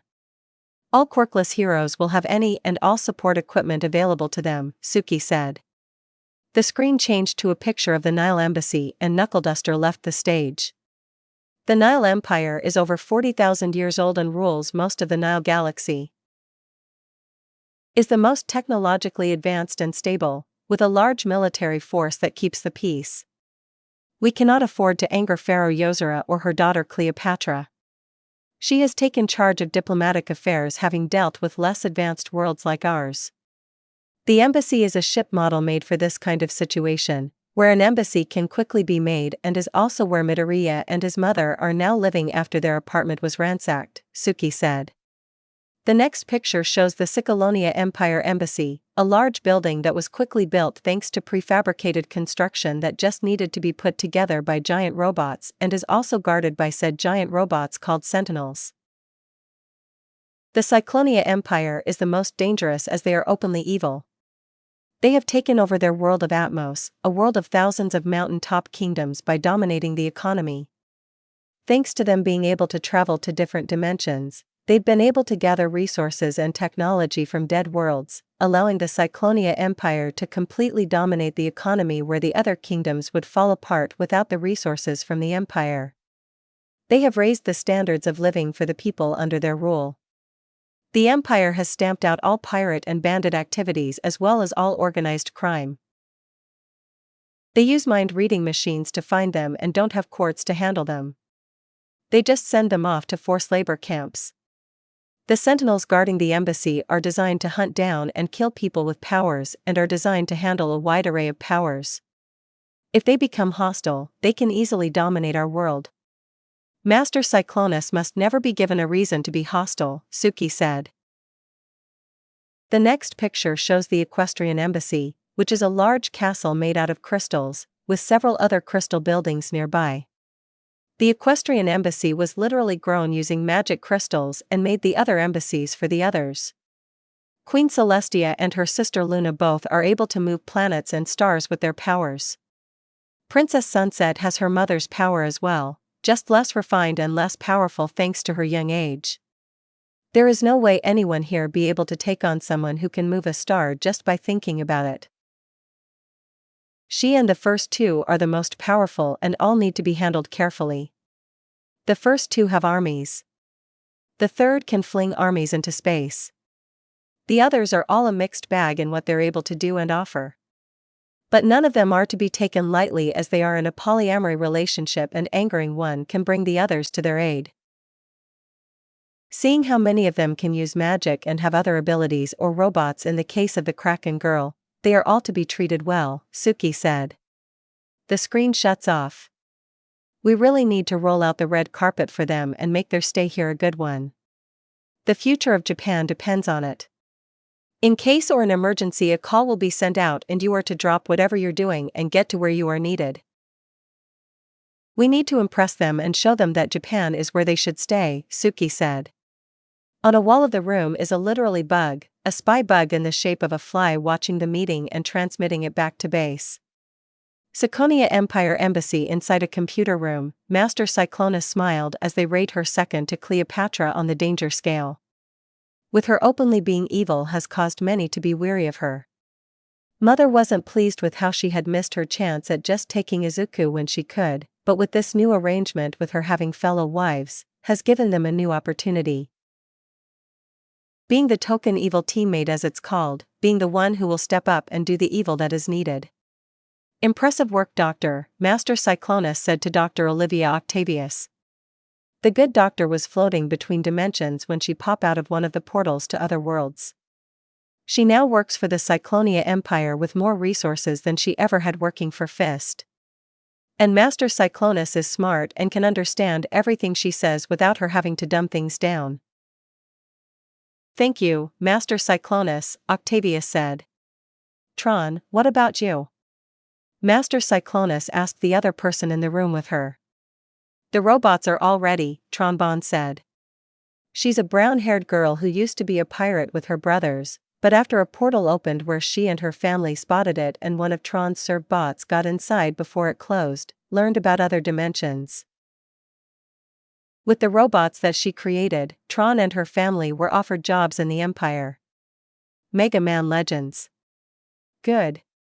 You two can return to your other duties, Master Cyclonus said with the doctor leaving, but Tron stayed. Yes. What is it? I would like to enroll with you in the hero school. It'd be a chance for me to test out my mech against superpowers, Tron said. Sure. Why not? It's always good to have some more help, Master Cyclonus said. Nile Embassy Cleopatra watched the TV screen with a twitch in her eye as she watches the trailer of a video game. Lead Salad, the latest, hottest, all-girl band in a world where bands fight each other for fans. 1. The scene shows the band members, Zoe, lead vocals, a short-haired blonde, Gina, lead guitar, a short dark-haired dark-skinned girl, Carrie, drums, a redhead in ponytails. Becky, bass guitar. A long brown-haired girl. Deborah, the manger. A short-haired blonde woman with an eye patch over her right eye. They found the prefect roadie. The scene shows Izuku fixing up their equipment for their next show and helping out in fighting the other bands, but he left them after the tour ended. The scene shows Izuku leaving by a portal. They not going to let something like traveling to other dimensions stop them. The scene shows them in their battle-ready RV driving into a portal to find their roadie and make him theirs. Scene shows the 4 young girls all pressing themselves around Izuku, but they have a problem. The scene shows Izuku being taken away from the band. 13 problems. Screenshots of the 13 princesses all claiming Izuku as theirs.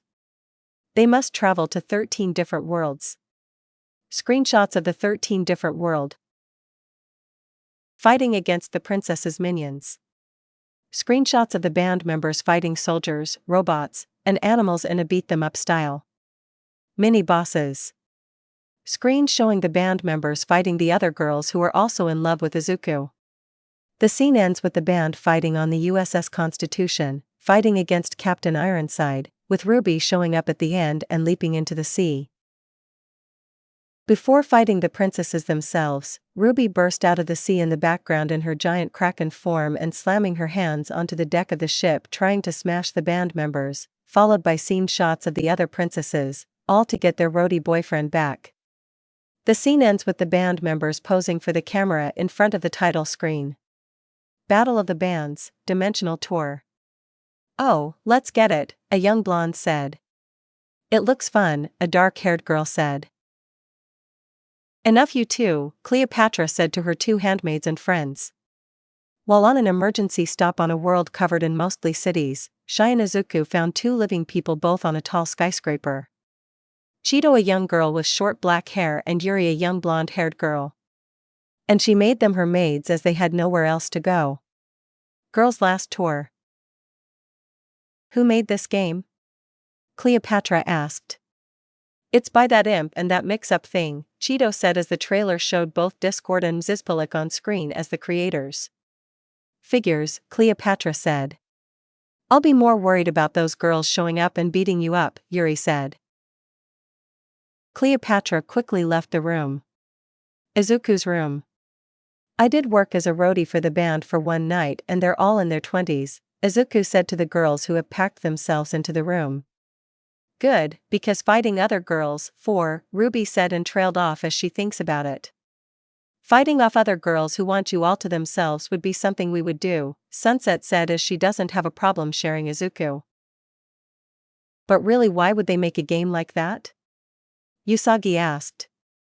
"It's just something they do," Sunset said. "It's tamer than what usually happens," Diana said. "Well, at least if that band does show up and they are adults who are after Izuku, we can hurt them as much as we want," Bloom said.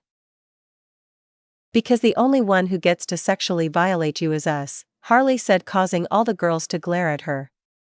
"Harley?" They all shouted at her. "What is if none of you want to chain him to the bed and make sure he knows that we love him in the most blunt way with no way he can't get it that we want him," Harley said. "No. That's something out of an adult sex fiction," Haruka said. "Well, you wanted to do that to him," Harley pointed out, causing Haruka to blush. "Izuku knows we love him, and if not, we can do what my mom did to my dad. Punching him till he gets it," Kelly said, causing all the girls to look at Izuku, who sweated. 2. Gran Torino. "It's been years," the old man in an old-fashioned suit said to the old retired hero. "It has," under fist, Gran Torino greeted his fellow hero of his generation. Both heroes are in the front lobby of the Nile embassy, waiting to be called to speak to Midoriya, giving him their sales pitch to come to their school. For days now, heroes who have retired and been teaching have been sent to Japan, all of them having been well-known heroes in their primes, all trying to get the young man to come to their school, to their country, made harder as the 13 princesses are with him to question the person sent to give the sales pitch. With both Sunset using her empathetically and Diana using her lasso of truth, the girls got the truth out of the person sent. "Surprised that they sent you instead of your old student," Underfist said. "This kind of thing isn't suited to him," Gran Torino said. "All Might wouldn't be able to handle giving a sales pitch," Underfist said. "That's for sure," Gran Torino said, is the real reason why he was sent, so that his old student's secret wouldn't be revealed and that the talks can last longer than his time limit would allow him. "Heard that Knuckleduster, a quirkless vigilante, has been made a pro-hero." Japan doesn't have a history of quirkless pro-heroes, unlike my country. We always had quirkless heroes who are gadget users, or my old gauntlet. Must be tough making sure that Midoriya isn't just the exception to how things are done around here.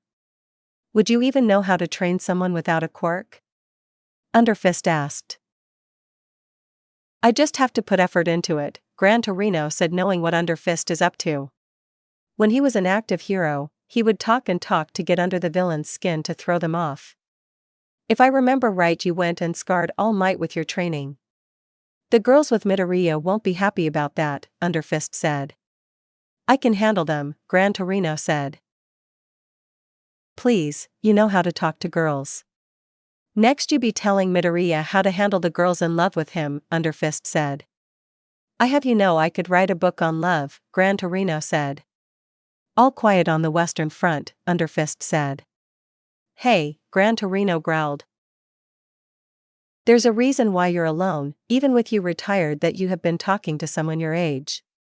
But of course, you're a small troll now.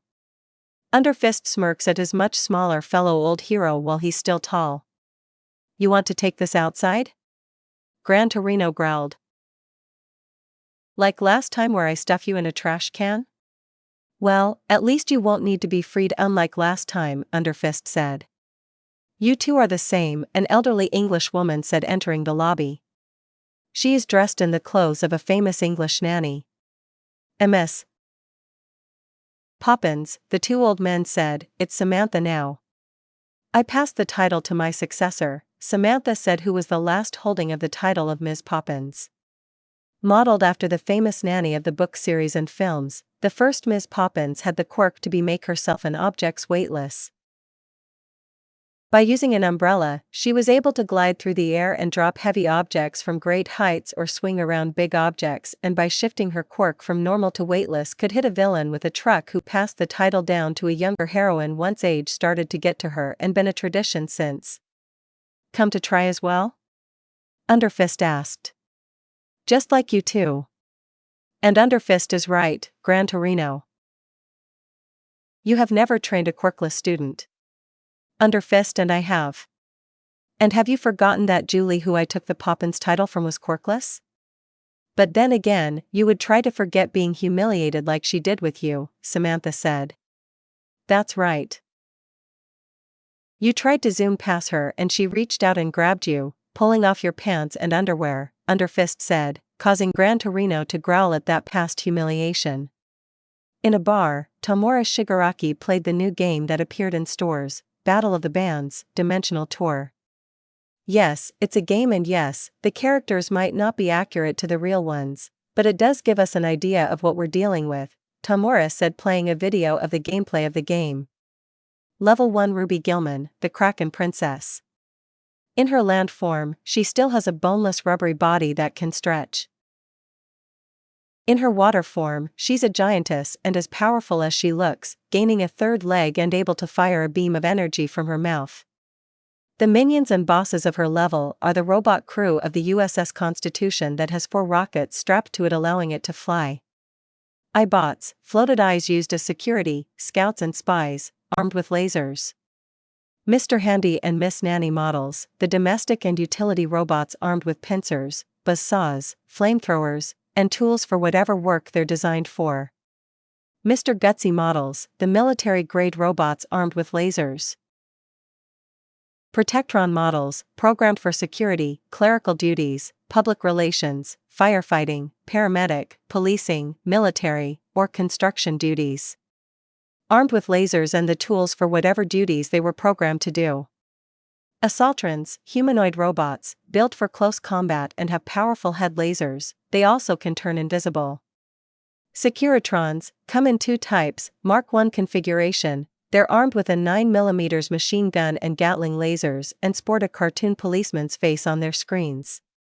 Mark II configuration, use the much deadlier grenade and missile launcher armaments, now sporting a cartoonish US Army soldier on their screens.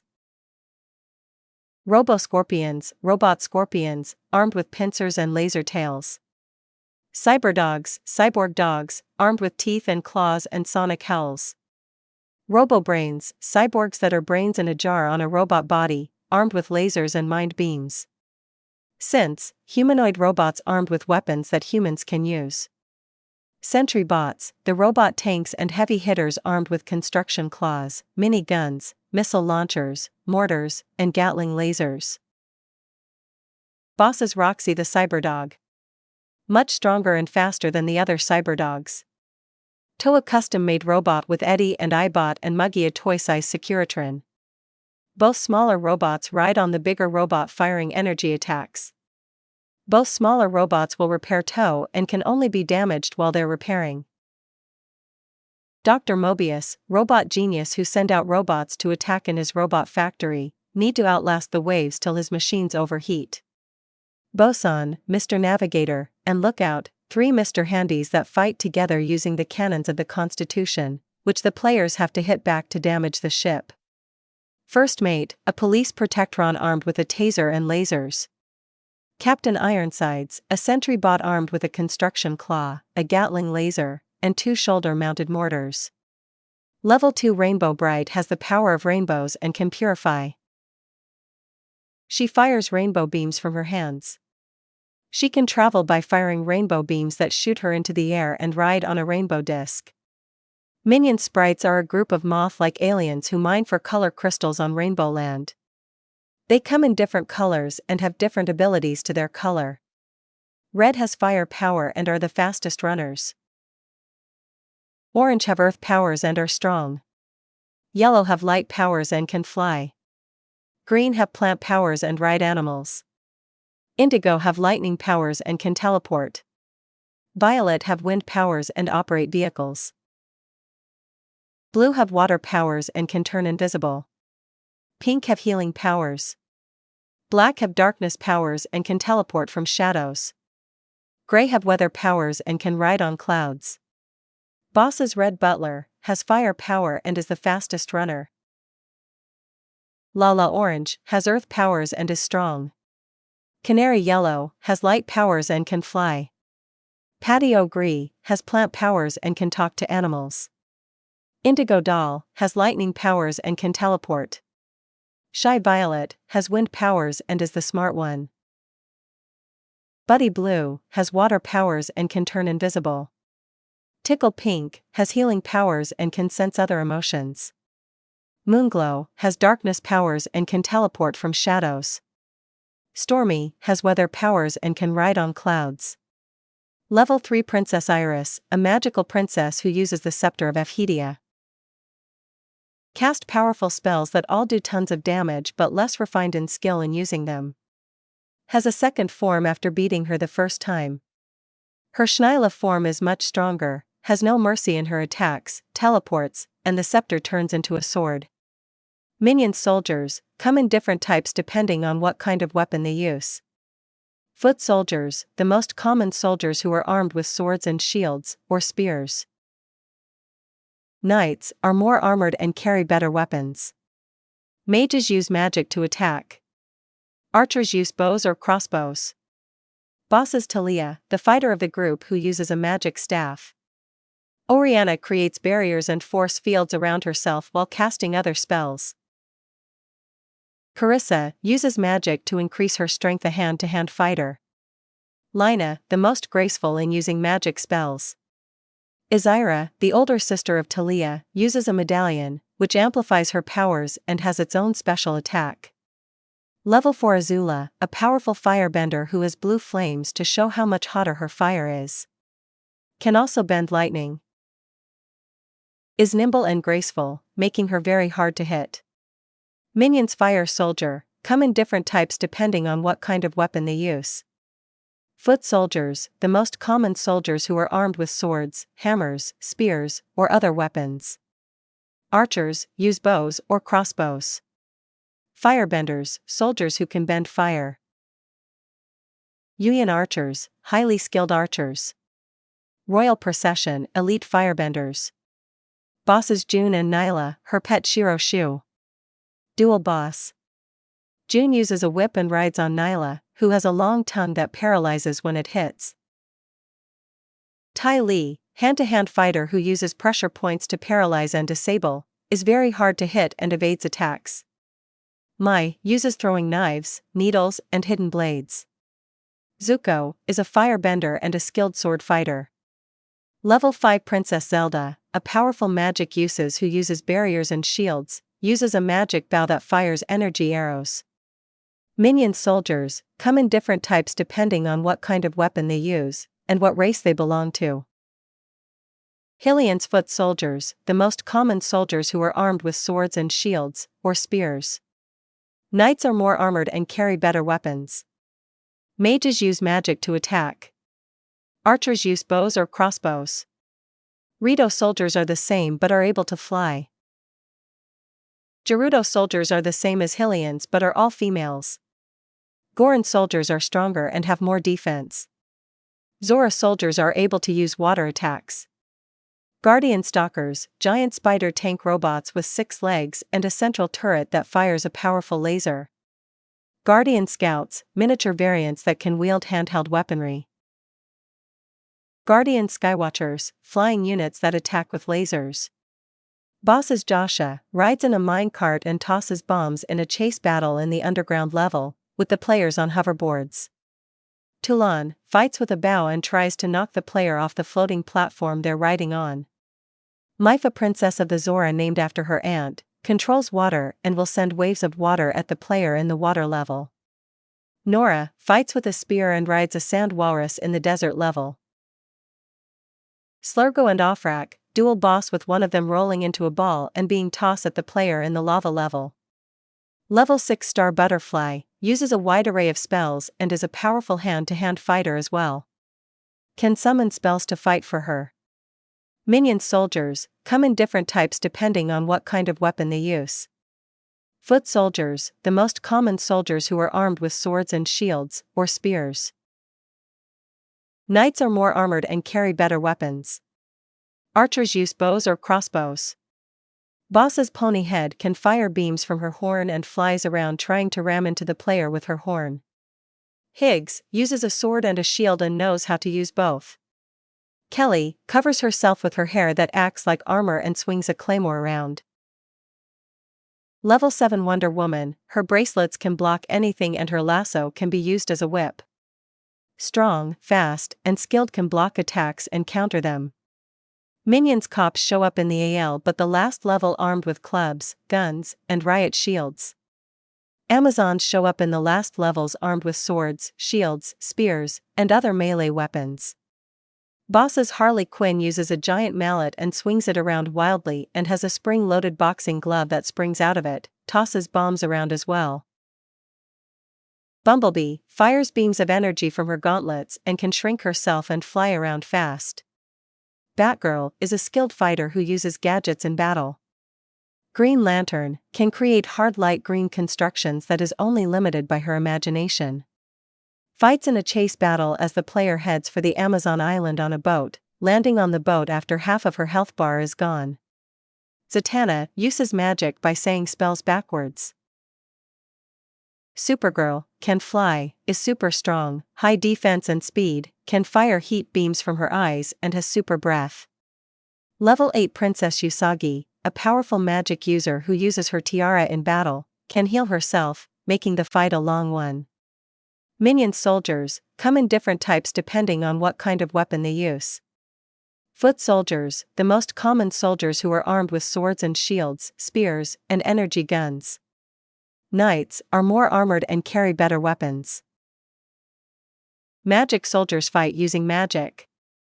1. Boss's Amy uses ice magic and technology.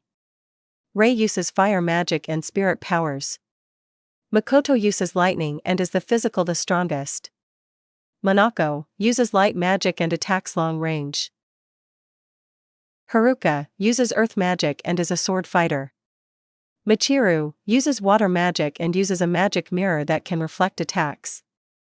Hataru uses dark magic and uses a halberd. Note, all the guardians can only use a limited number of attack spells, making them like Digimons or Pokemons. Level 9 Princess Bloom uses dragon fire magic, is immune to fire which she can absorb to power her up and heal herself, and can fly. Can manifest her fire magic in the form of fire dragons, fireballs, fire beams, firestorms, and explosions of varying intensities. Minion soldiers come in different types depending on what kind of weapon they use. Foot soldiers, the most common soldiers who are armed with swords and shields, spears, and energy guns. Knights are more armored and carry better weapons. Magic soldiers fight using magic. Boss's Stella uses light magic and stronger in the light than in the dark. Her powers come from the sun, mostly, and her attacks consist of casting beams of light. She can also concentrate her energy to make herself glow brightly in dark places. Stella can create streaks of solar energy and is able to create explosions of sunlight that can leave the opponent temporarily blind. She can shape sunlight into barriers and shields, which is extremely useful. She can conjure light in any area, no matter how dark. Flora uses plant magic, letting her control plants. Normally, she prefers the use of vine whips to wrap around her opponents and immobilize them. Even so, she has been shown using beams and attacks made of petals or whole flowers. Musa uses music and sound magic, also uses musical instruments. She usually uses attacks that are disco-themed and can create disco ball force fields, distracting musical blasts, and virtual speakers which enclose around an enemy and immobilize them through incredibly loud bass music. Musa can also create walls and barriers of the musical scale and explosive musical notes.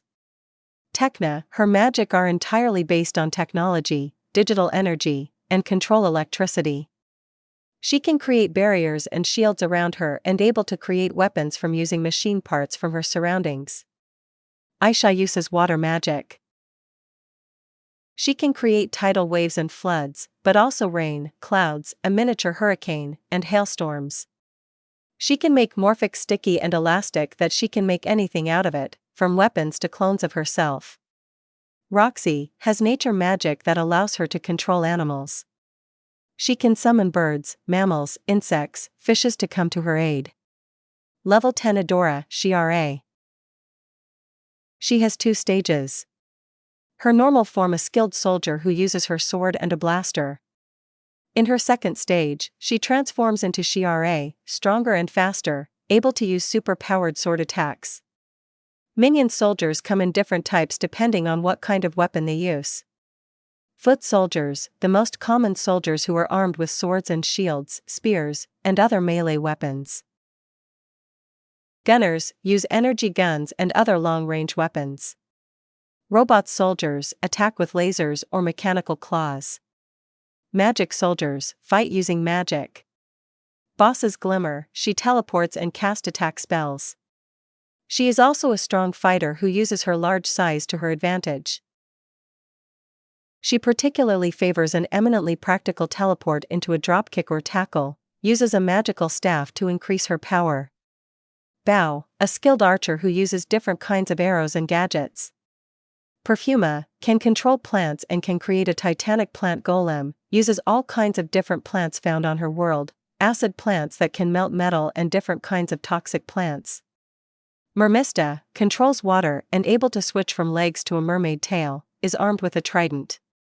Seahawk, a skilled swordsman and whose ship the dual boss battle with Mermista his girlfriend takes place on.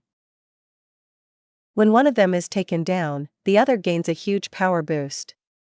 Frosta has ice and snow powers, uses her power to create ice armor around her body that has to be broken before she can be harmed, can create ice walls and cover the ground with snow and ice to make it hard to move. Natasha can conjure powerful nets out of energy that can trap projectile attacks and redirect them at the player. She can use them to create barriers and shields. Spinnerella can controls wind and air. She can create cyclones of wind and is able to fly. She can also create vacuum blades of winds that can cut through just about anything.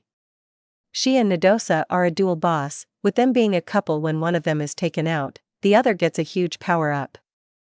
Scorpia has claws for hands and a long scorpion tail with a stinger that can paralyze when it hits. Is strong and fast for her size. Can also attack by firing red energy beams from her claws. Entrapta, a genius in technology and robotic, her hair is prehensile that she can use as extra limbs. She fights with her battle bot Emily that's bigger and more powerful than normal bots. She can repair her bot when it's taken out. Katra is fast and agile, can easily evade attacks and has clawed hands and feet, uses a battle staff in combat.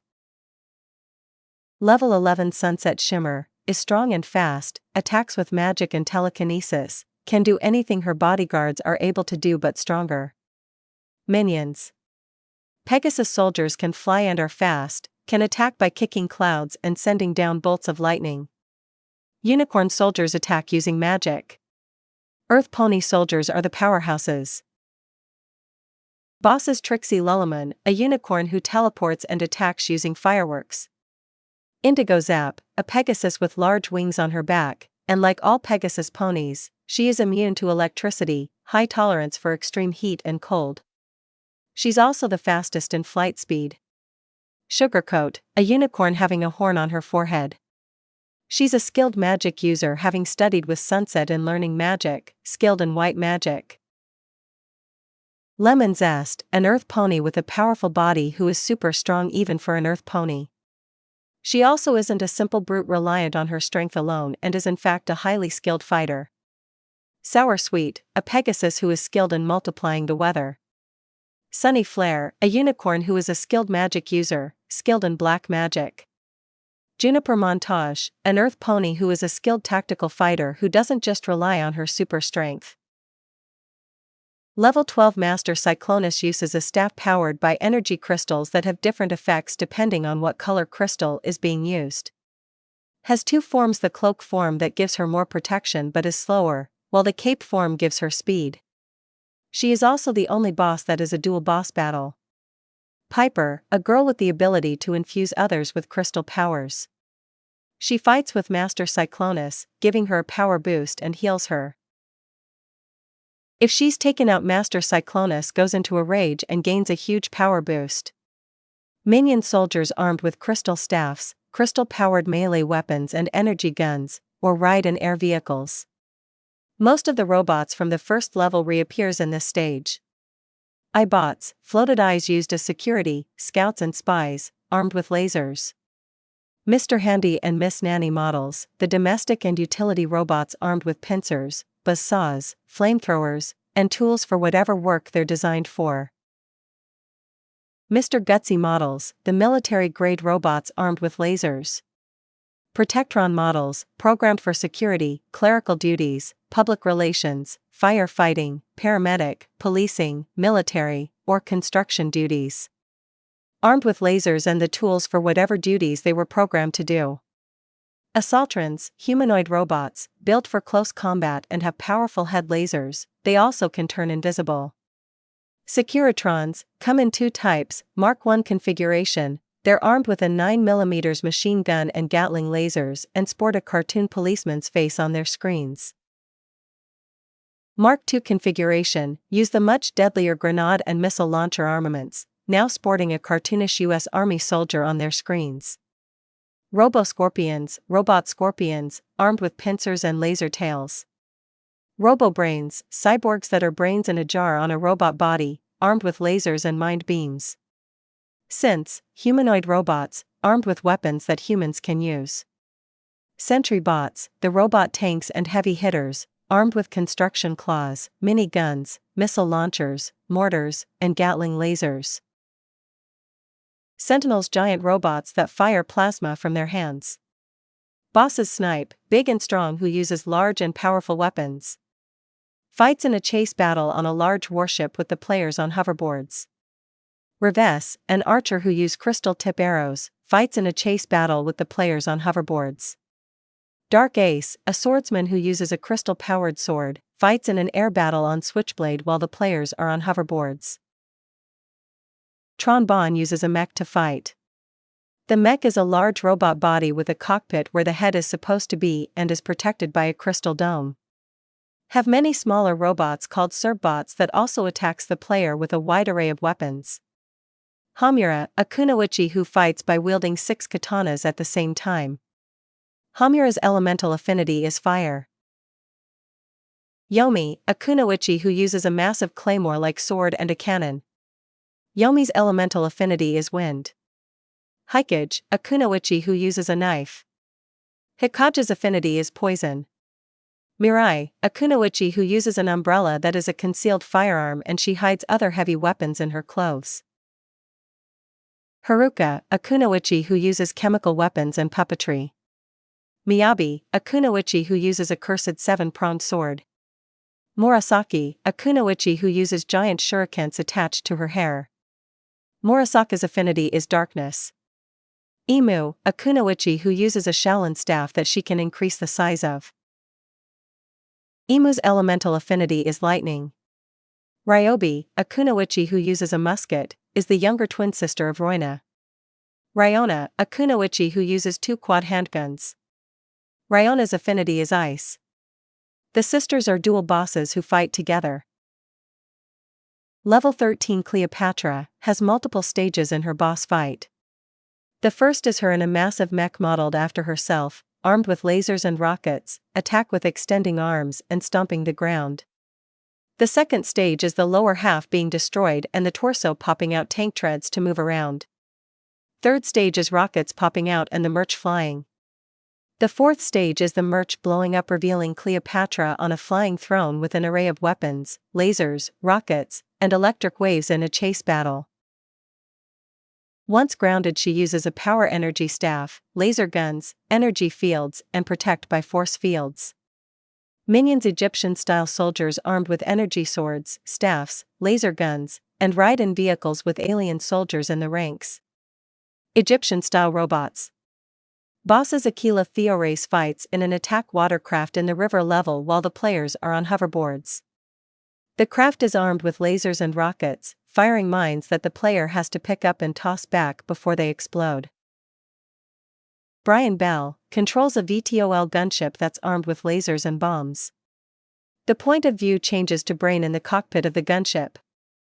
The player needs to throw the robots launched from the gunship into the screen and damaging the gunship. Shido and Yuri, they ride in a Kettenkrad hovercraft, as they race the player to the palace who are on hoverboards.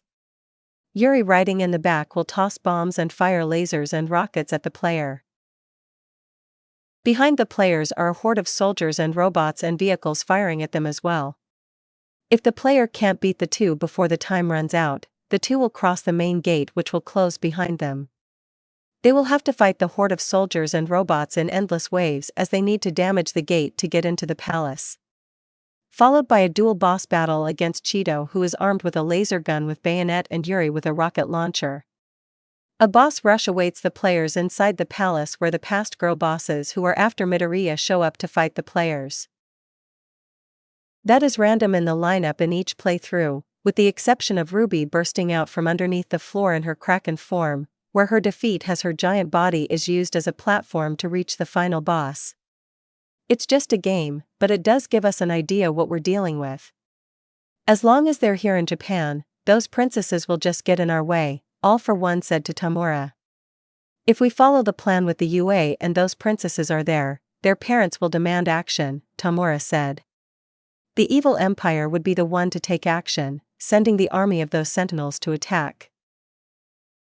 Fighting those giant robots who are designed to kill those with powers will just end with us dead, All For One said. 2. What do we do? Tamura asked. Make sure that those princesses won't want to stay here, All For One said. Make the school unsuitable for the princesses? Tamura asked. Yes. That would do it. But something that can't be linked back to us, All For One said. Lark, are you there? Izuku asked as he's led into Master Cyclonus's private room in the Cyclonia Empire Embassy, which is protected by female guards and robots. Izuku's so nice for you to come over, Lark's voice called out. Lark, we need to talk about the kunoichis from the ninja school world, Izuku said, looking around for Lark. In the bathroom, come in, Lark said. Bathroom?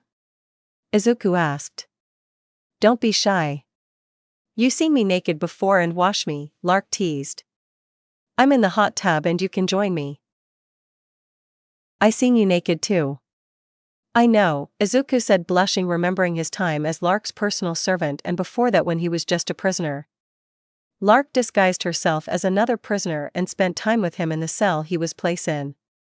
Where the week they spent in there, Izuku told her about himself after Lark said she overheard that he somehow showed up in Master Cyclonus's personal chambers, which he told her about how he's been traveling to different worlds thanks to a portal gun, only to accidentally ended up in a bathroom with Master Cyclonus using it at the time. But seeing how he entered by a portal, the girl was more interested in the portal gun than him invading her private time, but still had him strip and toss into the cell. She in turn told him about her and how the new world he found himself in worked. He told her about the worlds he's been to and his home world. That all ended when Queen Torrent entered the cell and told Lark that the game she's playing is over. And Lark revealed herself to be the Princess of Cyclonia, Master Cyclonus. Izuku did ask why isn't her mother have the title of Master, which Queen Torrent explained that Lark was given the title by her later grandmother who held the title of Master Anarchist, who also gave the title of Master Buzzer to her son. But as she married into the royal family, she didn't have a title of Master, just Queen. Queen Torrent also explains that while it was an accident, he still ended up in her daughter's bathroom while she was using it. She would just have him executed, but she will leave his fate to Lark, which Lark made him her personal servant, and he will explain how his machines work, and maybe she will be able to figure out how to make her own portal gun. Izuku accepted as he didn't had any other choice, and Lark was his best hope to return home, seeing how there's only enough green portal fluid left for at least one more jump. Flashback: Izuku spent weeks serving Lark and teaching her how the technologies and the magic items he had with him work. The Eye of Dashi, having unlimited power, and the Orb of Toonami were the ones that got her interest. Lark had already explained to him that her empire is expanding and taking over other terraces is because of the lack of resources. As being mountaintop kingdoms, the terraces have few resources available to them, not to mention limited space. The wastelands do have resources, but because of the dangers, there are very few outposts found at ground level. With unlimited power and fresh drinking water, her empire won't have to worry about lacking vital resources. Which is why Lark took all of the treasures and resources that Izuku had stored in his SAC that he kept for emergencies. The surface of the world of Atmos is largely made up of extremely dangerous and uninhabitable grounds known as the wastelands. Civilization is largely set on terrace, mountainous landmasses that reach above the cloud layer over the wastelands. The different terrace range in size from large enough for a big city to small enough for a farm or two. Resources are always low, and if Cyclonia wasn't around, the other terrorists would be fighting among themselves for said resources. The plants that he also brought alone are also giving her people a better diet. The lantern trees, marble melon plants, Chinese potato plants, bulbo trees, ancient fruits, and other unknown food crops are being grown on the farms. Izuku also spent that time being a friend to Lark, as he thought that was all she really needed, and to help her see there are better ways than just conquering. In Lark's laboratory, where she experiments with the technology and stuff that Izuku had in his SAC, the AI Secundo has helped in Lark learning about the technologies, but he's only doing it because he's worried about Izuku being held by her. Now that Izuku is freed, Secundo is being more helpful.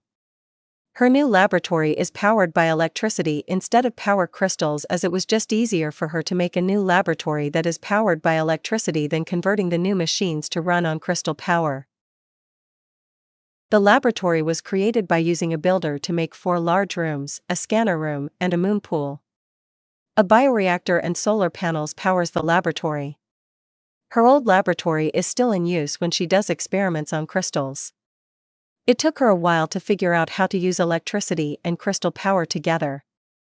But thanks to the scanner with all the data saved into it and what Dr. Mobius had already done studying the technologies that Izuku had scanned already, Lark used what was already researched and expanded from there, making it work with the technology of her world, melding them together. She also had scanners given out to her soldiers and told to scan things to find the materials needed to create weapons and equipment. Soon fabricators and modification stations began showing up in bases, just needed in raw materials and power to work. Snowfox hover pads, now modified to create switchblades and skimmers. Neptune escape rocket, allowing Lark to send up probes and satellites up into space. Sierra Madre vending machines, being able to make just about anything with materials and power. Saturnite, a ceramic-like polymer alloy, allowing the creations of the sharpest of blades. Robot workbenches, allowing her to build a robotic army that can work as soldiers or serve other duties. Robot miners and robot soldiers were soon setting up depots in the wastelands to gather the resources there. Thanks to the fact the robots aren't made out of flesh, the animals of the wastelands had little reason to attack the bases and depots, and protected by an array of turrets, firing bullets, lasers, and missiles, driving off the dangerous beasts, also replacing the prisoners who are in the forced labor camp where the robots don't need to eat or sleep, resulting in former prisoners being ransomed for their freedom to just being exchanged for Cyclonia prisoners. The fusion generator, a fusion-powered electric generator that uses a fusion core to produce electricity, are being made in bases and settlements to help power the new factories. Armor forges, producing armor, weapon, energy weapon, and heavy weapon forges producing weapons that Atmos has never seen before, ammunition and explosive forges producing the ammunition for the new weapons, building up the military equipment with all military actions being halted as the soldiers are being retrained to use the new equipment. But while there was a phase in military actions using the idea that Izuku gave them, Lark's parents are also trying an economy victory instead of a military victory. After Lark discovered video games in the data that Izuku had scanned, with one of the games being a nation-building game where victory could come in different ways instead of just conquering. With Izuku pointing out that a nation that provides so much goods to other nations could simply stop and force the other nations to submit. Builders, producing consumer goods, auto loom, producing clothes, and the food processors, mass-producing food goods, all being shipped out using merchants that did business with Cyclonia. Soon processed the mass-produced products began showing up in other terraces, all at cheaper prices. Blamco brand mac and cheese Cajun rice and beans cram, Danny Boy Apple's fancy lad snack cakes funnel cakes, instant mashed pork and beans potato crisps, Salisbury steak, sugar bombs, yum yum devil eggs, different flavors of Nuka-Cola, different flavors of Vim's Sunset Sarsaparilla instant noodles. Also, new medicines like antibiotics and Stimpaks also began showing up in the markets and undercutting other businesses. Condor with the Cyclonias having gone quiet and are just hunkering down in the terrorists that they control. There hasn't been that many missions that the Storm Hawks have been doing, giving them lots of downtime, as all Cyclonia actives have died down. The spies in Cyclonia territories have been reporting that the Cyclonias suddenly have several breakthroughs in technologies and seem to be just busy incorporating the new machines into their society. I can't believe this, Piper said as she's reading the latest news about how Cyclonia is cornering the market with a flood of goods. Cyclonia is flooding the market with all of those goods they're suddenly making. Piper put down the paper and saw her fellow Storm Hawks at the dinner table, feasting on said food goods from Cyclonia. Arrow is eating cram that he has cut into slices and fried, drinking Nuka-Cola. Finn is eating Salisbury steak and drinking Vim. Junko is stuffing himself with boxes of sugar bombs. Stork is eating a bowl of Blamco brand mac and cheese, and Radar is eating potato crisps. They are cheap, Arrow said, and we are lacking funds, Stork said. Besides these bombs are great, Junko said. So are the drinks, Finn adds. Isn't anyone wondering how the Cyclone is suddenly have so much new stuff all of a sudden? They have robots now and new autoguns, Piper asked. Yeah. But it's not like we can just go in there and find out how. They're doing it, Arrow said. I have something, Finn said showing 6 tickets. Got tickets for Ultimate Extreme Mighty Mega Warrior Championships that are being hosted in Cyclonian. We can watch the show and you can sneak around to look for clues. 1. Later the Storm Hawks find out that the tickets were fakes while presenting them to the guard. To get in to watch the show, Finn disguises Junko as one of the colorful competitors, but things quickly get out of hand when Finn abuses a hypnosis crystal on Junko to make him fight, sending Junko into a berserker rage. Meanwhile, Piper sneaks around looking for clues while the royal family are watching the games. Arrow, there's robots everywhere. Do not call me, Piper said over the radio as she has been sneaking around trying not to be spotted by the guards and robots. She is dressed up as a staff member, but she doesn't want to chance the robots spotting her. Piper stoked as she spots a green-haired teen boy around her age, pushing a cart with fancy-looking food on it out of the kitchen. Drumsticks that have been fried, bowls of soap, loaves of bread, a jar of jam and bottles of wine and sodas. Piper narrowed her eyes as she saw that the jam is the expensive ancient fruit jam and the wine as well. All very expensive and hard to get, meaning the ones being served that cart are either high up or the royal family. Piper followed the teen who wheeled the cart to the royal skybox, and while all eyes were on him, she sneaked into the nearby office with the door left open. Finding it to be Queen Torrance's office, she went to work looking over the papers and finding documents of status projects that Master Cyclonus is doing in her new laboratory, and the new power source of something called electricity is going to be powering the terrace soon. Once she has the new power grid installed that can use both crystal and electricity. She found blueprints of machines that she had no idea how they would work, like an auto dock, microwave, helicopters, floating fortresses, televisions, and computers.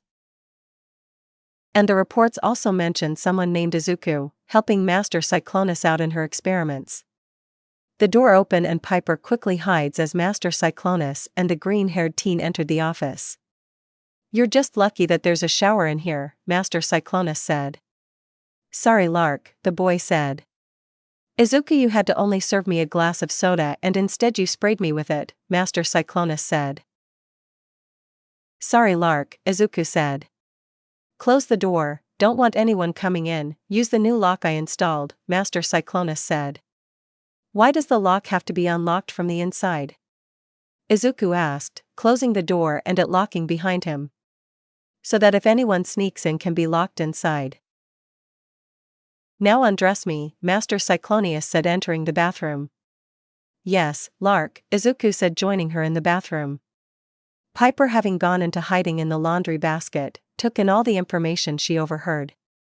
Izuku is the boy with Master Cyclonus, who is allowed to call her Lark, a name that she used when she pretended to be someone else, which could mean that Lark is her name, and Izuku is close enough to her where he can use her real name, and that he's also close enough where he can join Master Cyclonus in the bathroom and join her in the shower after he undresses her. Oh, no, Piper thought, as she couldn't help but watch Izuku undress Lark, and he undresses himself, revealing their naked bodies to her. Piper's face turned red as she watches that, the sight of seeing her first naked boy, how slender and wiry Master Cyclonus is, and felt dread as Izuku picked up the clothes and headed for the laundry basket that she's hiding in. Present Izuku walks into the bathroom expecting Lark to be alone in the hot tub, but froze as he sees that she's not alone in the hot tub. In the tub with Lark are the female ninjas who appeared in that video game: Hamura, Yomi, Hikage, Mirai, Haruka, Miyabi, Murasaki, Imu, Ryobi, and Ryona, and all of them being naked, giving Izuku an eyeful of the busty bodies of most of the girls, with the slender bodies of Lark and Mirai being the less endowed. "Mother was the one who hired them to help me train for when we're married," Lark said. "Trained?" Izuku asked. "By having sex with us and learning how to pleasure another girl, so that when she has fellow wives, she can show them the pecking order of who's the top wife," Haruka said, causing Izuku to blush. "I'm going to make sure that the others know the ranking," Lark said. "Hi, Izuku," Piper said, coming out from the room that held the toilet, naked but for what looks like braces on her limbs and a chest harness with a green crystal that Izuku recognized as one that can restores anything like a sick person. "Piper," Izuku said, shocked at seeing how pale and haggard she looks. "Piper acquired the ability to infuse others with crystal powers like me, but unlike me she's not attuned to it, and as you can see has taken a toll on her body.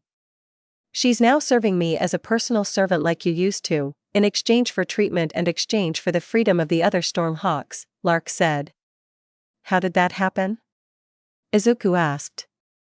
"After you left, Cyclonia dominated the economy of Atmos, forcing the other terrorists to submit to their rule. The Sky Knights tried to resist and we failed. I tried to empower the others by binding and it almost killed me. When I woke up, Master offered me a chance to free the others if I would submit and serve her. She also told me that she's been working on her own portal machine to find you. And I took the deal and saw the others off, telling them that it's over and we lost. I was barely clinging to life at that point, even with the advanced medical aid you brought with you," Piper said. "I told the Stormhawks that if they rebel again, I would just simply cut off the medical aid to Piper.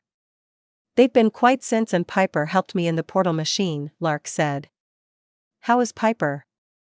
Izuku asked. "Better. She doesn't need an air tank or a wheelchair. When she's out, she wears that modified trauma harness armor she wore in that video game, which is really her life support, Lark said. Master has been taking care of me, but I don't matter. You matter more. With you by Master's side, you can help Atmos stay good. Master's parents rule with an iron fist, but since they have taken over, our world has gotten better. We don't lack the resources we need anymore. I talk with the other and our friends, and they agree that things are better, Piper said.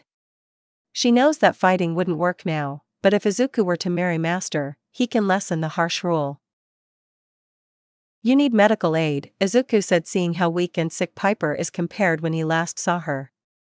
I already asked for help from the others, which is why Piper is here.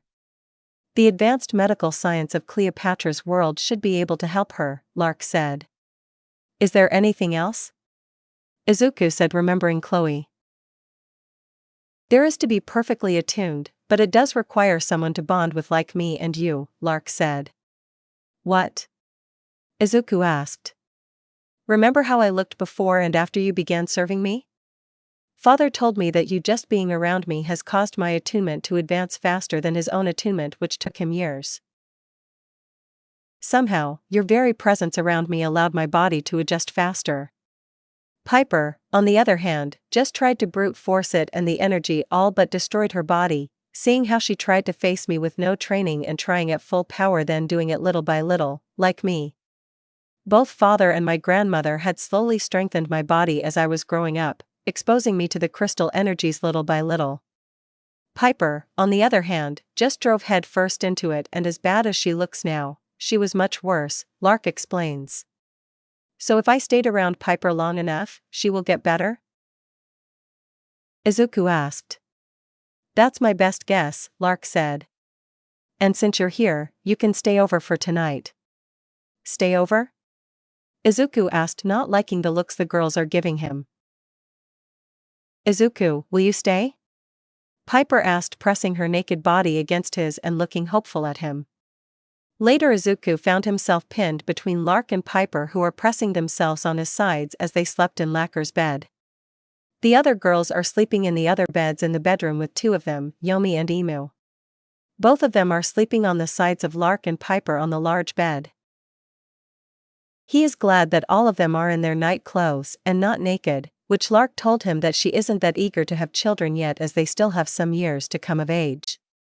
He also told his mother that he'd be spending the night with Lark and explained things to her. Looks like it's already working.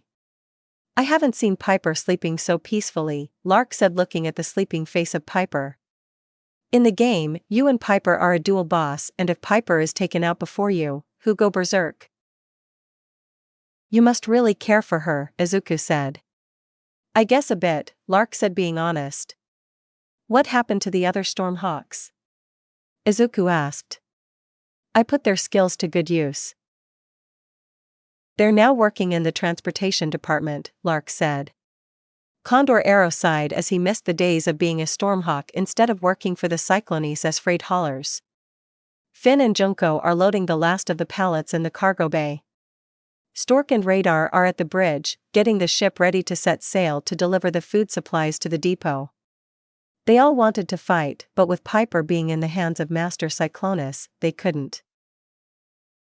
Piper was nearly dead, and the life support system that Master Cyclonus has her in is the only thing that's keeping her alive. Then there's the fact that under the rule of Cyclonia, things have gotten better for many. Schools, hospitals, and transportation hubs have been built, improving the lives of people, bringing in resources from different colonies from different worlds where there are vast lands, water, and nothing like the wastelands, from the videos and pictures they have seen. The other Sky Knights also seen how much better things are under Cyclonia rule and just stop fighting. The benefits of Cyclonia rule is just too good to return to the old ways. They live under an iron fist, but it works, and many people now have a better standard of life. Piper keeps in contact with them and told them that Master Cyclonus has found Izuku. According to Piper, is the reason why the Cyclonus went for a less violent conquest, and that she would be going to Izuku's world where she can see him again. She would also going to be treated to the medical technology of other worlds, doing what she can to make Master Cyclonus less of a tyrant compared to her parents, who also are all for that, as it would make a more stable long-term rule for their family. I hope you get well, Piper, Arrow said to himself as he heads off to the bridge. The end. Thanks for listening to my video. Don't forget to like, share, subscribe and comment below your favorite part. Sayonara, see you in the next video.